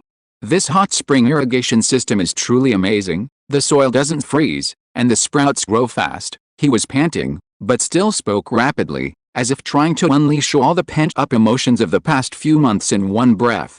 You saw the turnips too, right? This year the roots are deep, the leaves are tender and juicy, the soil underground is truly nourishing. We also tried planting a few new things, winter carrots, dark beans, and the thin-skinned buckwheat we brought back from the south. Not only did they all sprout, but they even produced seeds. We grated the red radishes, picked the tender celery to dry, and used the harder ones for soup. We didn't waste any of the mountain-produced like moss mushrooms either. Mick spoke with great enthusiasm, even the mud on his face seemed to sparkle. Besides staple food, there are also dried wild vegetables, pickled vegetables, we store them all together. The tobacco room is almost full, we need to make some more space. To be honest, he stopped and looked up at Lewis. I've been a farmer my whole life, and I've never seen anything like this, bags piled up like small mountains. Sir, your method is truly miraculous. Lewis squatted down, grabbed a handful of new wheat, rubbed it in his palm, and gently rolled the grains with his thumb, feeling their fullness and warmth. The color is indeed quite good, he nodded and smiled. But no matter how good the method is, you still need skills like yours to make it work. Mick rubbed his hands together, revealing a shy smile. Hey, yes, but mainly it depends on the Lord. I really thought about it all night last night. This grain of ours is probably the first in the north this year, Bradley added from the side. The reserves are already 5 times that of last year.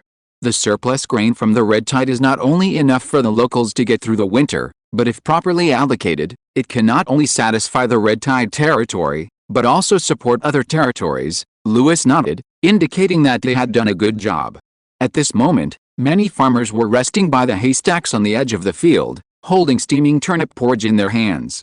White steam was still rising from the pots at the edge of the field, and women were adding soup from the pots, while children squatted on the ground licking their fingers, which were covered with crumbs of wheat cake. This time it's really different. An old farmer with gray hair stirred the porridge, his tone filled with heartfelt emotion. In previous years at this time, we had to count the few blades of grass we had to survive. Now look at us, even the children can have enough porridge to eat, isn't that right? The burly man next to him gulped down his drink, then grabbed half a wheat cake and chewed on it. Unlike other territories, where 30% of what you plant rots, and of the 10% you harvest, you have to give away most of it. Back then, hoping for a piece of cake was harder than hoping for the snow to melt. No wonder these past few months, a bunch of people have been sneaking over from other regions, saying they're coming to seek refuge with relatives, but everyone knows they just want to come to our territory to freeload, someone added with a low laugh, which made everyone burst into laughter. Tell me, why did we have such a good harvest this year? A young man rolled up his sleeves, revealing his sun-kissed arms. My wife said it's because of the Lord's fire tortoise shed, and that black powder, which he said repels bugs and loosens the soil. Yes, yes, yes, the old farmer nodded immediately. I've been growing turnips for 30 years, and I've never seen so few bugs. That black powder, when sprinkled, makes the soil more breathable. Sigh. In the end, someone else sighed, his tone lowering. I've heard so many nobles say they care about the people these past few years, but how many of them have actually gone to the fields? How many of them have stood by our fields and asked, have you eaten enough? But the Lord, he really picked up a hoe and worked. Every time he saw it with his own eyes and tried it himself. Do you remember last year when he stood on the edge of the field, trying to plant the fire tortoise shed? I saw it with my own eyes. His trouser legs were blistered from the heat, but he didn't complain once. Oh dear, I almost cried when I think about this, a young woman said, suppressing a laugh. My kid even said, it's like the adults are casting a spell on the land, and the land is willing to grow more food. Hey, that's well said. Living in red tide territory is like being blessed by the gods. Amidst the laughter, a soft cough was suddenly heard. Turning around, they saw Lewis standing on the edge of the field with Bradley and Mick, watching them calmly. After a moment of silence, an old farmer suddenly realized what was happening, quickly putting down his bowl and plates and standing up. Lord! Lord! Almost instantly, a large group of people stood up. Then all the farmers put down their food and tools, and knelt down in unison, bowing to Lewis with great enthusiasm.